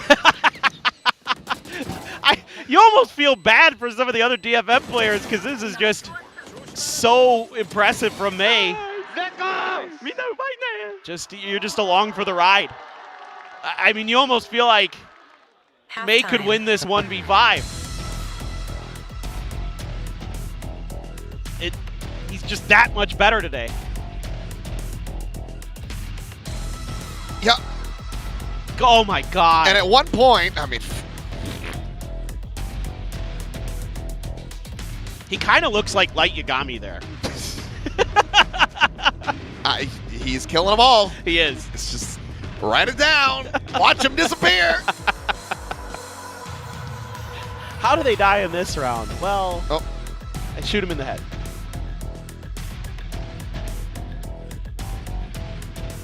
Guy is just unbelievable. I mean, I know it's can be kind of frustrating as a fan to see destruction like this, but here's what I say. That's an point. You have to just be in awe of it. Yes, exactly. Like, I love to see greatness. That's what this is all about. I want to see the best. And that's what you're getting here from May today. Some of the best you'll ever see. I don't care who the opponent is. Wow. Go into this pistol and see if ZETA can find any kind of spark. Reignite this engine. Bottom to one, space going to be given over. Stun is there, Absol slowed up, and May just up and over! He's using their wall against them! You're right, big time, I think the Sage is goated. Shota still yet some fight here, as May dropping an event will end up getting taken down, and ZETA okay. There. A pistol barring a massive clutch from Kaide. Does he want to go for a ghost? That would be the better gun here. Cover going out. Not sure if there was a sheriff on the ground. I know there's ghosts. I don't think there was a sheriff. I don't think so either. Sticking with the classic. Doesn't want to make the noise. He had been able to do it. There's a sheriff actually right there in front of him. But just out of reach. Clean shot from Eco. And ZETA will find their second pistol of the series, second round of this map. Yes, yeah, Maze, thank you very much. Yeah. Honestly, XTL should get an assist on that. Devs? Yes, I'm with you on that. I actually think if you use your opponent's util, they should. I think that'd be funny. Great round from Shota. 2 nice kills there out in the open. Kind of a staggered setup for DFM that he's able to break through single-handedly, so credit where credit's due. A nice round from him. Early, slow orb. Oh my god. They're going to walk right by. I think the timing here is you're not going to see this as ZETA. You have no idea. Cess is going to go for the late linger. Did anyone see this? Nope. And Shota's not going to see this coming. Thank God it's only the ghost. Of course, have to leave the lurker with a weaker weaponry, but they do get the ghost. Go alongside that sheriff and the bandit. ZETA need the rest of this to be absolutely spick and span. It needs to be clean. If you drop anything here, you are so very hurt for economy. Well, and I mean, May's got a bandit. Akame has a sheriff. This is frightening with how good they've been today. And look at, they're coming from every angle at you. They're just... Slow approach, though. I think they're just playing for exits. Okay. One found, tucked back, dodged the paranoia. May spotted. Relay bolt not going to be able to find that stun. And Eco able to get the readjustment. May dead. Absol has fallen, so some more damage found. But the cleanup overall going to be pretty damn good here. ZETA able to find a third. Yeah, not too bad at all here. Even though you drop another gun, that's really not that big of a deal because you kept the Guardian, you kept the 2 rifles. You're fine coming into this bonus. And who knows, maybe it's just one of those days where nobody can play defense. It's a little bit of copium, but I mean, we've already seen it once here in these play-ins where a 10-2 turned into an overtime, so an 11-1 is definitely a much more difficult road to climb. So here's some fight in the ZETA comms, and the fans will always cheer. You have to love that. I just am so happy that they've had some things to cheer for at this stage. Now it's going to be a tough road to climb. Some intentional space given up by ZETA, or by DFM. Oh, the timing here for Cess, almost awful. Atsuka swinging into the corner. Eco dead. May's able to find Absol. Oh, what a beautiful setup. Just crunched him hot, landing right in front of XCL's face.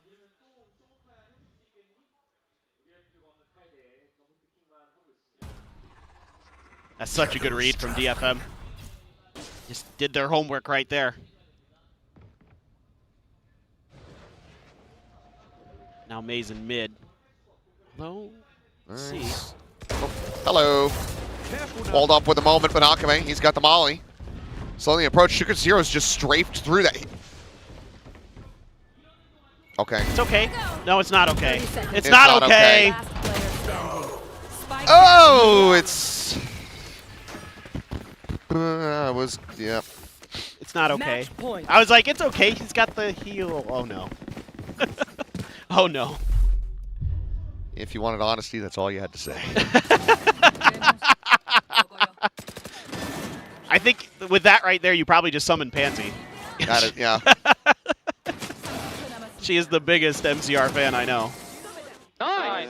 Nice. They're playing in Korea later. I know. Unfortunately, we can't go. I know. I don't want to talk about it. I'm mad. I love MCR. I haven't seen him since Warp Tour like 2008, 2009. Well, we might not be seeing ZETA again until 2027. Yeah. There's the DFM. They want to bring this to an end. 13-4 in the first map, looking to make this 13-3 as Yatsuka. He's found two, and it's critical pieces of the comp. The smoke's the entry. Akame gets XCL, May gets another. Molly forward, Eco to backpedal, but nothing really more to do here. They run it back to bring it to an end as Yatsuka will find the 3K. 13-3, flawless on the finish and pretty much flawless the whole way throughout. DFM showed up the Japanese joust and they absolutely shattered their opponent's armor. ZETA's run comes to an end. And I just really want to give ZETA a big shout out. They impressed us during stage 2. A big glow up from a really rough start to the year. A new coach comes in. He's able to really get them playing much better Valorant. Had a real shout to even potentially go straight to playoffs. But the gas just not there today. They were just on empty. But seriously, well played. A tough way to go out. It is not the run that we wanted to see. ZETA unable to make their way into playoffs. As you can see, weighing heavy on the heads here of the players. They wanted so much more for themselves, the fans watching, the world around. But the flame of Japanese Valorant is not yet dead, far from it. With this performance from DFM, who carry onward. But the road ahead is very much hazardous for them. They have to win a lot of games in a row. It has to be the best DFM has ever played in the history of the organization if they are going to get to an international event. They're going up against T1 next, a team they've already beaten this stage, but T1 is a different beast than the last time they faced them. That is for sure. You want to hear something crazy? Yeah. 429 ACS on the series for May. 54 kills, 16 deaths. He went plus 38 in these two maps. Whoa. An absolutely astounding performance from him and from all of DFM, frankly. Akame right there alongside him and the rest of the team, there to pick up the pieces when it was necessary. 8 first bloods on split. 8 first bloods 118 econ rating. That is outrageous. He went 13-2 first kills, first deaths on the series. He was on another level, and that's exactly why we're going to be hearing from him. Let's go ahead and send it down to Bella, who's standing by with the god himself. DFM의 메이 선수 만나보겠습니다. 승리 축하드립니다. 오메데토 고자이마스, 메이 선수. Thank you. ありがとうございます. 네, 일본 내전 다시 한번 승리를 가져간 건 DFM입니다. 오늘 특히 메이 선수 압도적인 경기력을 보여줬는데요. ACS를 시작부터 425를 기록하면서 오늘 멋지게 승리한 소감부터 들어보도록 하겠습니다. May, another Japanese derby win for you, and you were literally killing it out there. Your ACS was 425. How does it feel to have another win in the bag for you? 日本チームとの対決が2回続いたっていったところで、今日本日のメイ選手の活躍は凄まじいものだったと思うんですけども、 ACS も425を叩き出していて、本日の勝利はメイ選手にとってはどのような意味を持ちますか？そうですね、前回の QTD 戦同様、日本戦は絶対に負けたくないプライドの戦いなのと、今までZETAには僕が DFM に入ってからオンシーズンで負けたことがないので、今日は絶対に勝ちたいなという気持ちだったので、勝ててほっとしています。So at the QTD match, it was a match that we couldn't lose. We had a pride as a Japanese team in a tier 1. And also about the ZETA match, about specifically on the season, I haven't lost against the ZETA. And finally we got the win, and I'm kind of relieved right now. 이전 QTD를 상대로 일본 내전을 했었을 때는 티어1의 자부심 그리고 일본 대표의 팀으로서 뭔가 이겨야만 하는 경기라고 느꼈고요. 오늘 제타와의 경기에 관해서는 아무래도 이렇게 진 적이 없었던 상대이기 때문에 오늘도 계속해서 승리 기록을 하는 게 맞다고 생각했다고 했습니다. 그리고 이제 뭐 당연히 워낙 잘했지만 스플릿에서도 이전에도 보여줬던 포지션 변경에 대해서 메이 선수에게 직접 여쭤보고 싶은데요. 뭐 야츠카 선수랑 아카메 선수가 이제 둘이 역할을 좀 바꾸면서 저희가 볼 수 있는 그런 경기를 계속 보고 있는데 혹시 이게 누구 아이디어였는지 감독님의 아이디어였는지 그리고 메이 선수가 느끼기에는 투타격 파트너로서 좀 어떤 차이가 있는지 들어보고 싶습니다.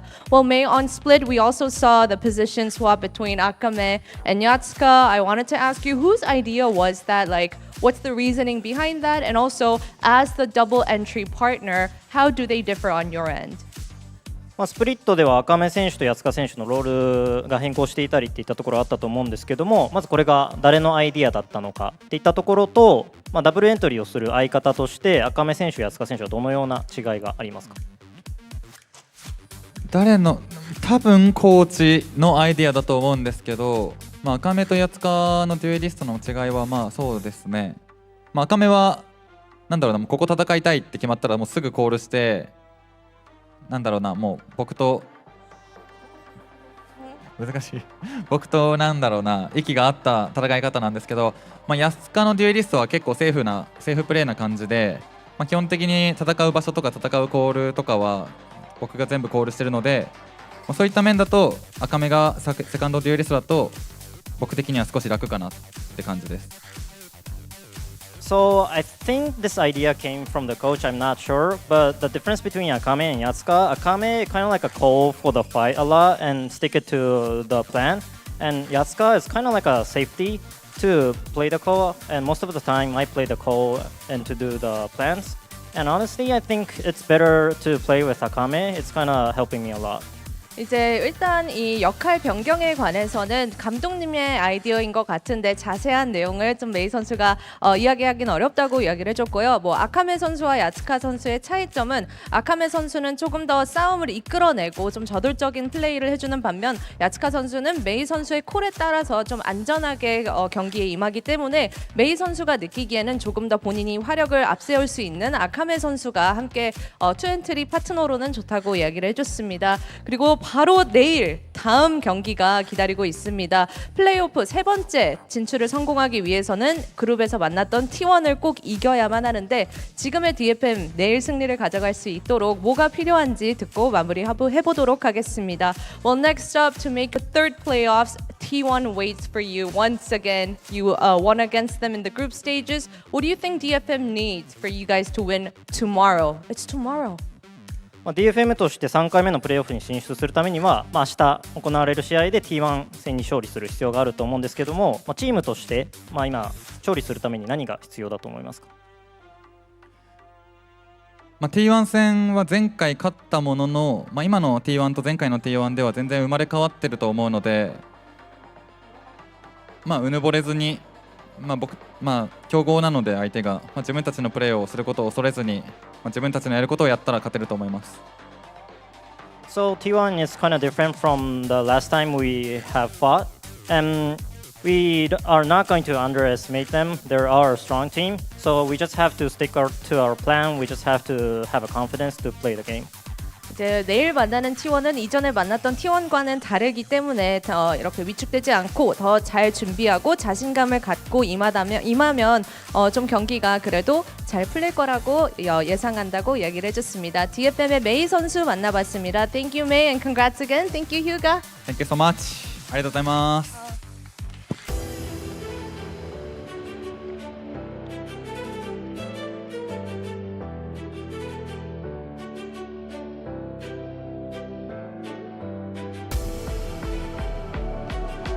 DFM taking the series in an incredibly dominant fashion, 2-0 versus ZETA Division. I honestly think all of us thought this was going to go into 3 maps with the way these teams play, the way these teams know each other so well. But this was just utter domination from Detonation of Focus Me. And you have May with an incredible performance, 429 ACS. That is a Pacific record for a single BO3 match. I mean, that's an insane game from him. It's always gone to 3 between these two teams, but today is different. DFM lock out ZETA Division. That is the end now of their time here in partnership, their end of VCT. They had high highs back in 2023, representing the region internationally, but it's not meant to be this time around. Yeah, I think, unfortunately, they always try to chase that Reykjavik run in a way, and I think that the end of the year is kind of a little bit poetic for ZETA Division. At the end of the day, they didn't make any roster changes. They trusted the system and the players that they had at the start of the year, but DFM is a perfect example of a Japanese team that had better scouting and better players that they picked up, and at the end of the day, that was their downfall. So full credit to ZETA, some good ideas and a very good group stage. They showed promise here in Pacific, but it wasn't good enough in the domestic derby. Yeah, and you just think of ZETA Division, just how historic this team has been, right? You have Sugar Zero, who is the only one remaining from that Reykjavik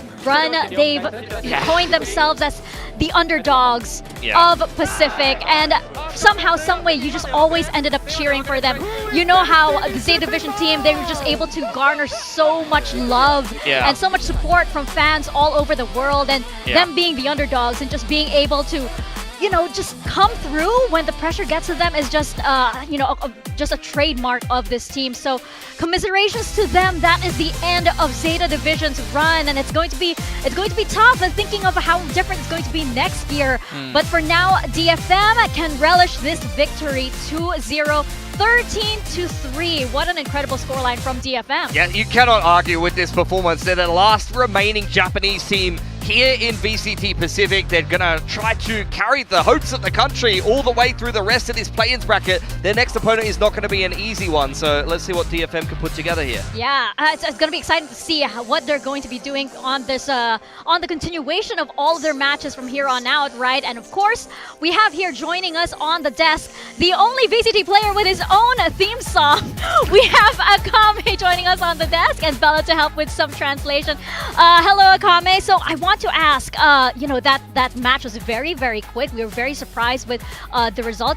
Was there any point that you struggle at all? Was there any doubt that entered into DFM's mind? 이제 오늘 경기 승리 축하드리고요. 오늘 경기 속도가 저희 예상했던 것보다 훨씬 더 빨리 마무리가 됐는데 그렇다 해도 조금 고전했던 순간들이 있으셨을까요? 모르겠어요. 근데 오늘 경기하기 전에는 좀 어려운 게임 되겠구나 생각은 했었는데 최근에 제가 또 좋은 모습 보여주고 있었고, 근데 뭔가 오늘 시작하기 전에 머리가 너무 아픈 거예요.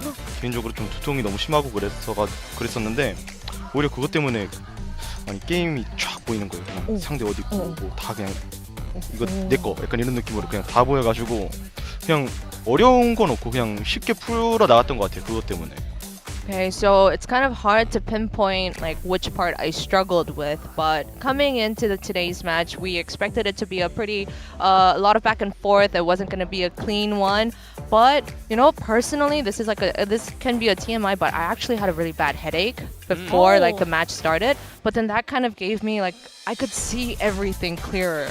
So it was like I could see the whole game plan. And I think that kind of helped me to, you know, lock in today. What is this mutant superpower? What? He's a psychic. That is crazy. He's got a career after esports. That is crazy. I'm wondering, that interesting fact aside, I'm wondering because DFM has shown like incredible individual performances throughout this whole stage. We have Cess popping off, you as well, and May with that performance earlier. What is different about this stage that makes all of you in the team able to perform to your greatest ability? 이제 DFM 선수들 모두가 다 폼이 너무너무 좋습니다. 5명 다 이렇게 최고의 폼을 계속해서 보여주고 계신데 그 원동력이나 뭐 그런 근원이 있을까요? 어떻게 이렇게 다 잘하는지. 일단 자신감인 것 같고 일단 다들 자신감이 또 올라가 있기 때문에 또 전 이제 QTD를 이기고 다들 이제 또 우리 할 수 있다 약간 그런 자신감 때문에 지금 다들 폼도 올라가고 좋은 샷 싸움 하는 것 같아요. Hands down, it's the confidence. You know, after winning against QTD, I think that was like a turning point for us. It actually motivated us to think, hey, we actually got it. We have it. We can do it. And that actually enables us to have, you know, better aim because we're confident with picking our fights. Yeah.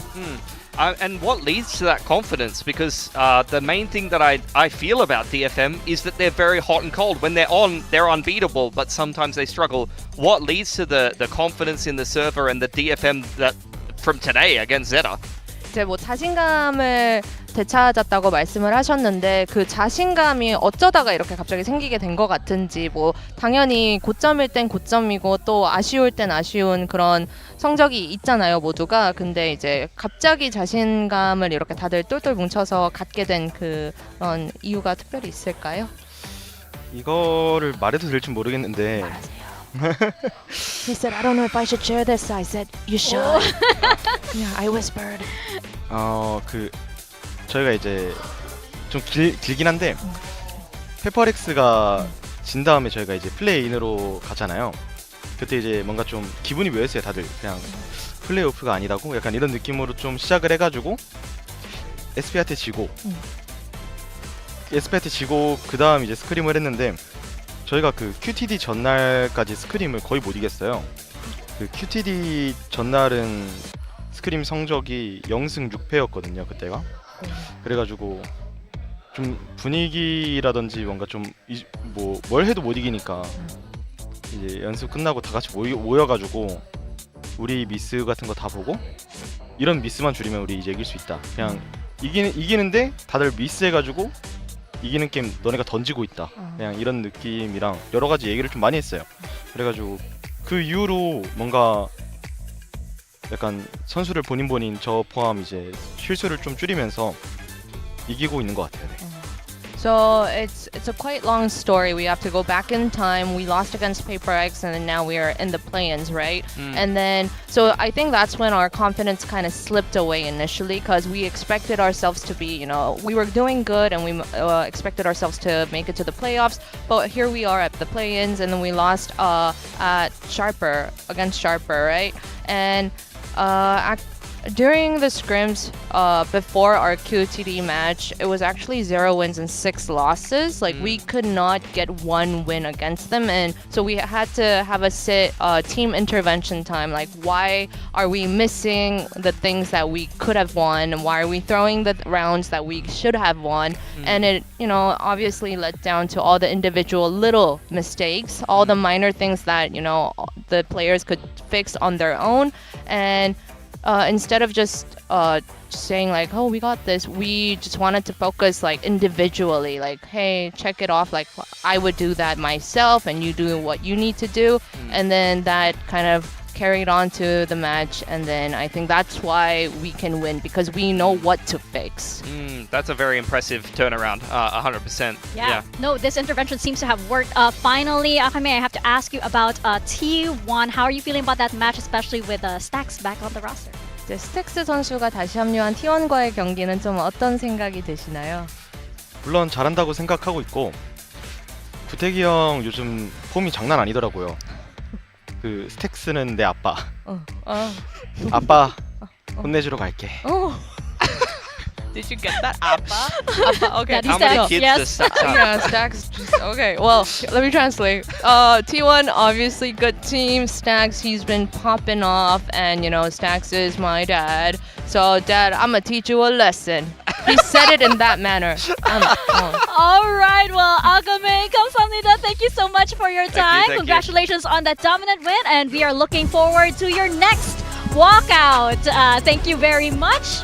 Now, May, of course, talk of the town here. Just an incredible performance all around. And whenever it comes down to the wire, whenever it comes down to these high-pressure situations, a player like May, he just always delivers, and he just comes alive when you need him to. Yeah, we almost tried to set a coup to not give him the MVP and give the MVP to Seth, but it was unsuccessful. Mutiny. Those numbers are in fact real. That is a Pacific record, so you kind of have to give it to him. He's he's kind of good at the game, actually, mate. Just I a don't know little if bit. you've noticed it. He's fine. Only plus 38, you know. I was looking for a plus 40, but I guess that's MVP worthy. High expectations, you know, high expectations, Asian father here. Pilsky playing that role. But no, it was absolutely incredible. And DFM are just showing that, you know, whatever they were talking about through stage 2, that little intervention that Akame was talking about, this is a kind of team powwow, has really worked. Do you know what Akame said? He said that he was having a headache throughout that entire match, but somehow it allowed him to see the game better. Yeah. Oh he said could see the future or something like that, like he's a psychic. You know, we had Wolverine earlier. We probably have Professor X and Akame here. It's crazy. We have our brackets now as they are. We're seeing Onside Gaming take on Sharper, and then we have T1 taking on DFM, gentlemen. Insane games. I'm so excited. We're guaranteed at least one Challengers team there in the playoffs, which is so exciting. T1, DFM, also an absolute banger. Both of these games taking place tomorrow. Fast turnarounds for the teams that played today. Yes, 100%. Could be 4 Korean teams in the playoffs there as well, to add to even more Korean teams heading over to Busan. How do you feel about DFM winning that game so cleanly, having a game tomorrow? That must be good for them, right? I mean, if they can take this momentum going into tomorrow, it would be kind of nice, but hopefully they can get some rest. I mean, you know a little thing about playing back-to-back games, don't you? You're so mean. You're so mean. We've actually just brought just back a punching so much bag. trauma. I'm just a punching bag Well, today. welcome to the analyst desk. This is exactly what happens over here. But you have your turn to kind of take a dig on us. We have Bill Diff here. And yeah, how are you guys feeling about your roster? Jovi, remind us who's on your team. You're not on this graphic. I had May, Sugar Zero, Killua, Primi, and who was my last? Do you have Shelter? Hermes. Hermes, that's right, Yes, Hermes. Yes. Okay. So right. I mean, I think you had to have May today. Imagine not picking May. That would be so weird and That strange. would be We also have that special rule, of course. If Jovi dips you, then you get a 5-point deduction. Oh my God, Pilsky! You got kind of diffed there. I'm not at the bottom. Woo! That's my goal. That's my goal. Who did Every Vic have day. today? Listen. I thought our team was insane today, Mika. Don't believe everything you see online. Those scores are not real. That roster was not real. I've been set up. This is a horrible situation, honestly. I deserve to win today. And I cannot believe this has been such a massive stitch up. They've even brought in another analyst to play Build Diff just to reduce my points. Like they knew I was too powerful. I will take it. Oh my God, it's so close at the top. Victoria. Oh, 1 point what a away. race to the bottom. What a fall from grace for me. Wow, you've Incredible. crashed I'm out. like creeping onto Seth. 1 point I'm like- different. You're getting there. Yeah, I'm like the monster under his bed. Okay, Paper Thin has to hold off Vic here because Vic's already won a laptop. Yeah. She doesn't need a second. I need to be the only one with 2 laptops to cement my GOAT status. So This is Paper Thin, lock insanity. in, brother. I say, you know, you be kind and give chances to others at some point, right? No, that's not what we do here, apparently. When we have tomorrow's matches as well, again, Sharper, and we have Onside, and we have T1, and we have DFM. Very, very big matches. Very important ones as well, as we finally find out which teams are making it to playoffs. This is going to get very, very, very interesting, very dicey as well, and we expect the very best from all of these players. Of course, this is it's a bit of a bittersweet kind of a season for Pacific because of, you know, the uncertainty of next year and everything. And as we saw, we had ZETA Division eliminated and Full Sense eliminated. You have these players that have been playing for so long, and we're not sure what happens next year, right? We have Cruz as well, who just recently announced his retirement. Let's take a look at this quick little quote from him. But I would like to say this one last time before. That is exactly, that game is my last game of my career. Is that it? Okay, so he said this as well on the desk, that this is probably going to be his last season and he is done with playing. As somebody who was on the coaching side of Cruz, is this real? I don't want to believe it. I don't. Yeah, I want to neither say it's more emotions of coming off of a loss and you know, being so close to making it to champs and stuff. I personally want to say that it's just more emotions, and it gives me goosebumps just hearing him say that because he's just an incredible IGL, incredible leader in person. So a part of me really doesn't want to believe it. Well, if he comes back, Valorant will welcome him with open arms, and if not, he's had a glorious career. Of course. And, you know, it's just a milestone for all of these players. You know, they've been to the scene for so long. And, you know, come next year, it's a new chapter as well. So it gets very, very exciting. It feels like, you know, it feels a little bittersweet. But, of course, it might not be the end of the road entirely. So I hope you guys all stay tuned. We're not done quite yet. Tomorrow is going to be very, very exciting. So please come back for more VCT Pacific action. Thank you very much to our analysts here on the desk. And Jovi, thank you for being our punching bag for today. Yeah. I hope you come back. Thank you for the trauma. I hope we didn't scare you too much. We'll see you guys tomorrow for more from the best region in the world.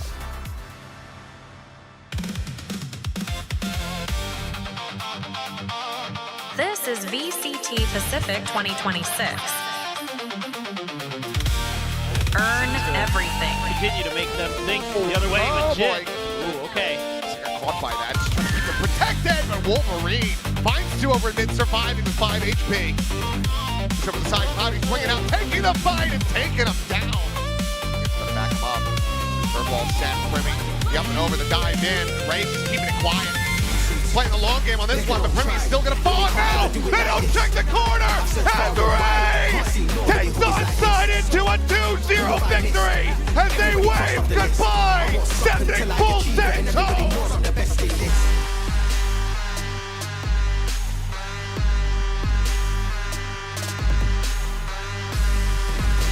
TP into the back, Sugar Zero looking to try to reinforce this. Paranoia going to be sent through, but it does not connect on to everyone. It's May and Kaide trying to play quietly now, swings down a beautiful time. One before getting taken down. May with the knives, just goes ahead, slices and dices for 3.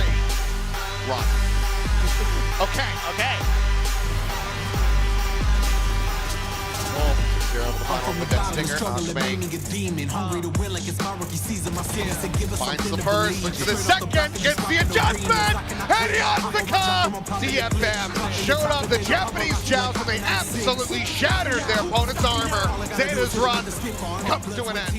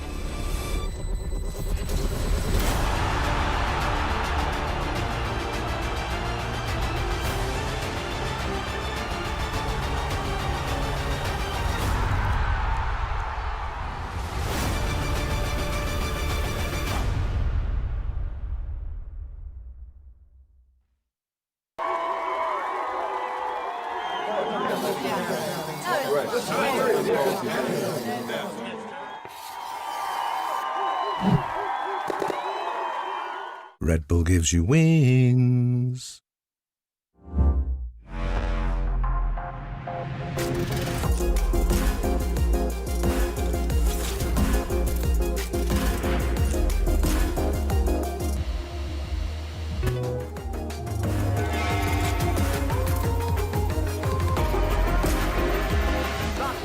Push, push, push.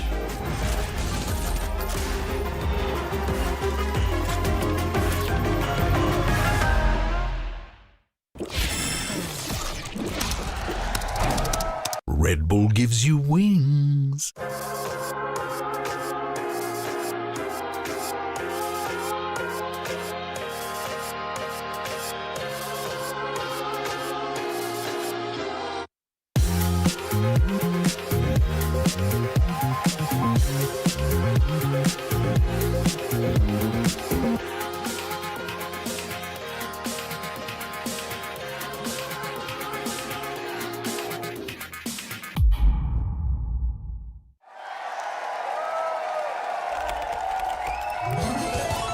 Red Bull gives you wings.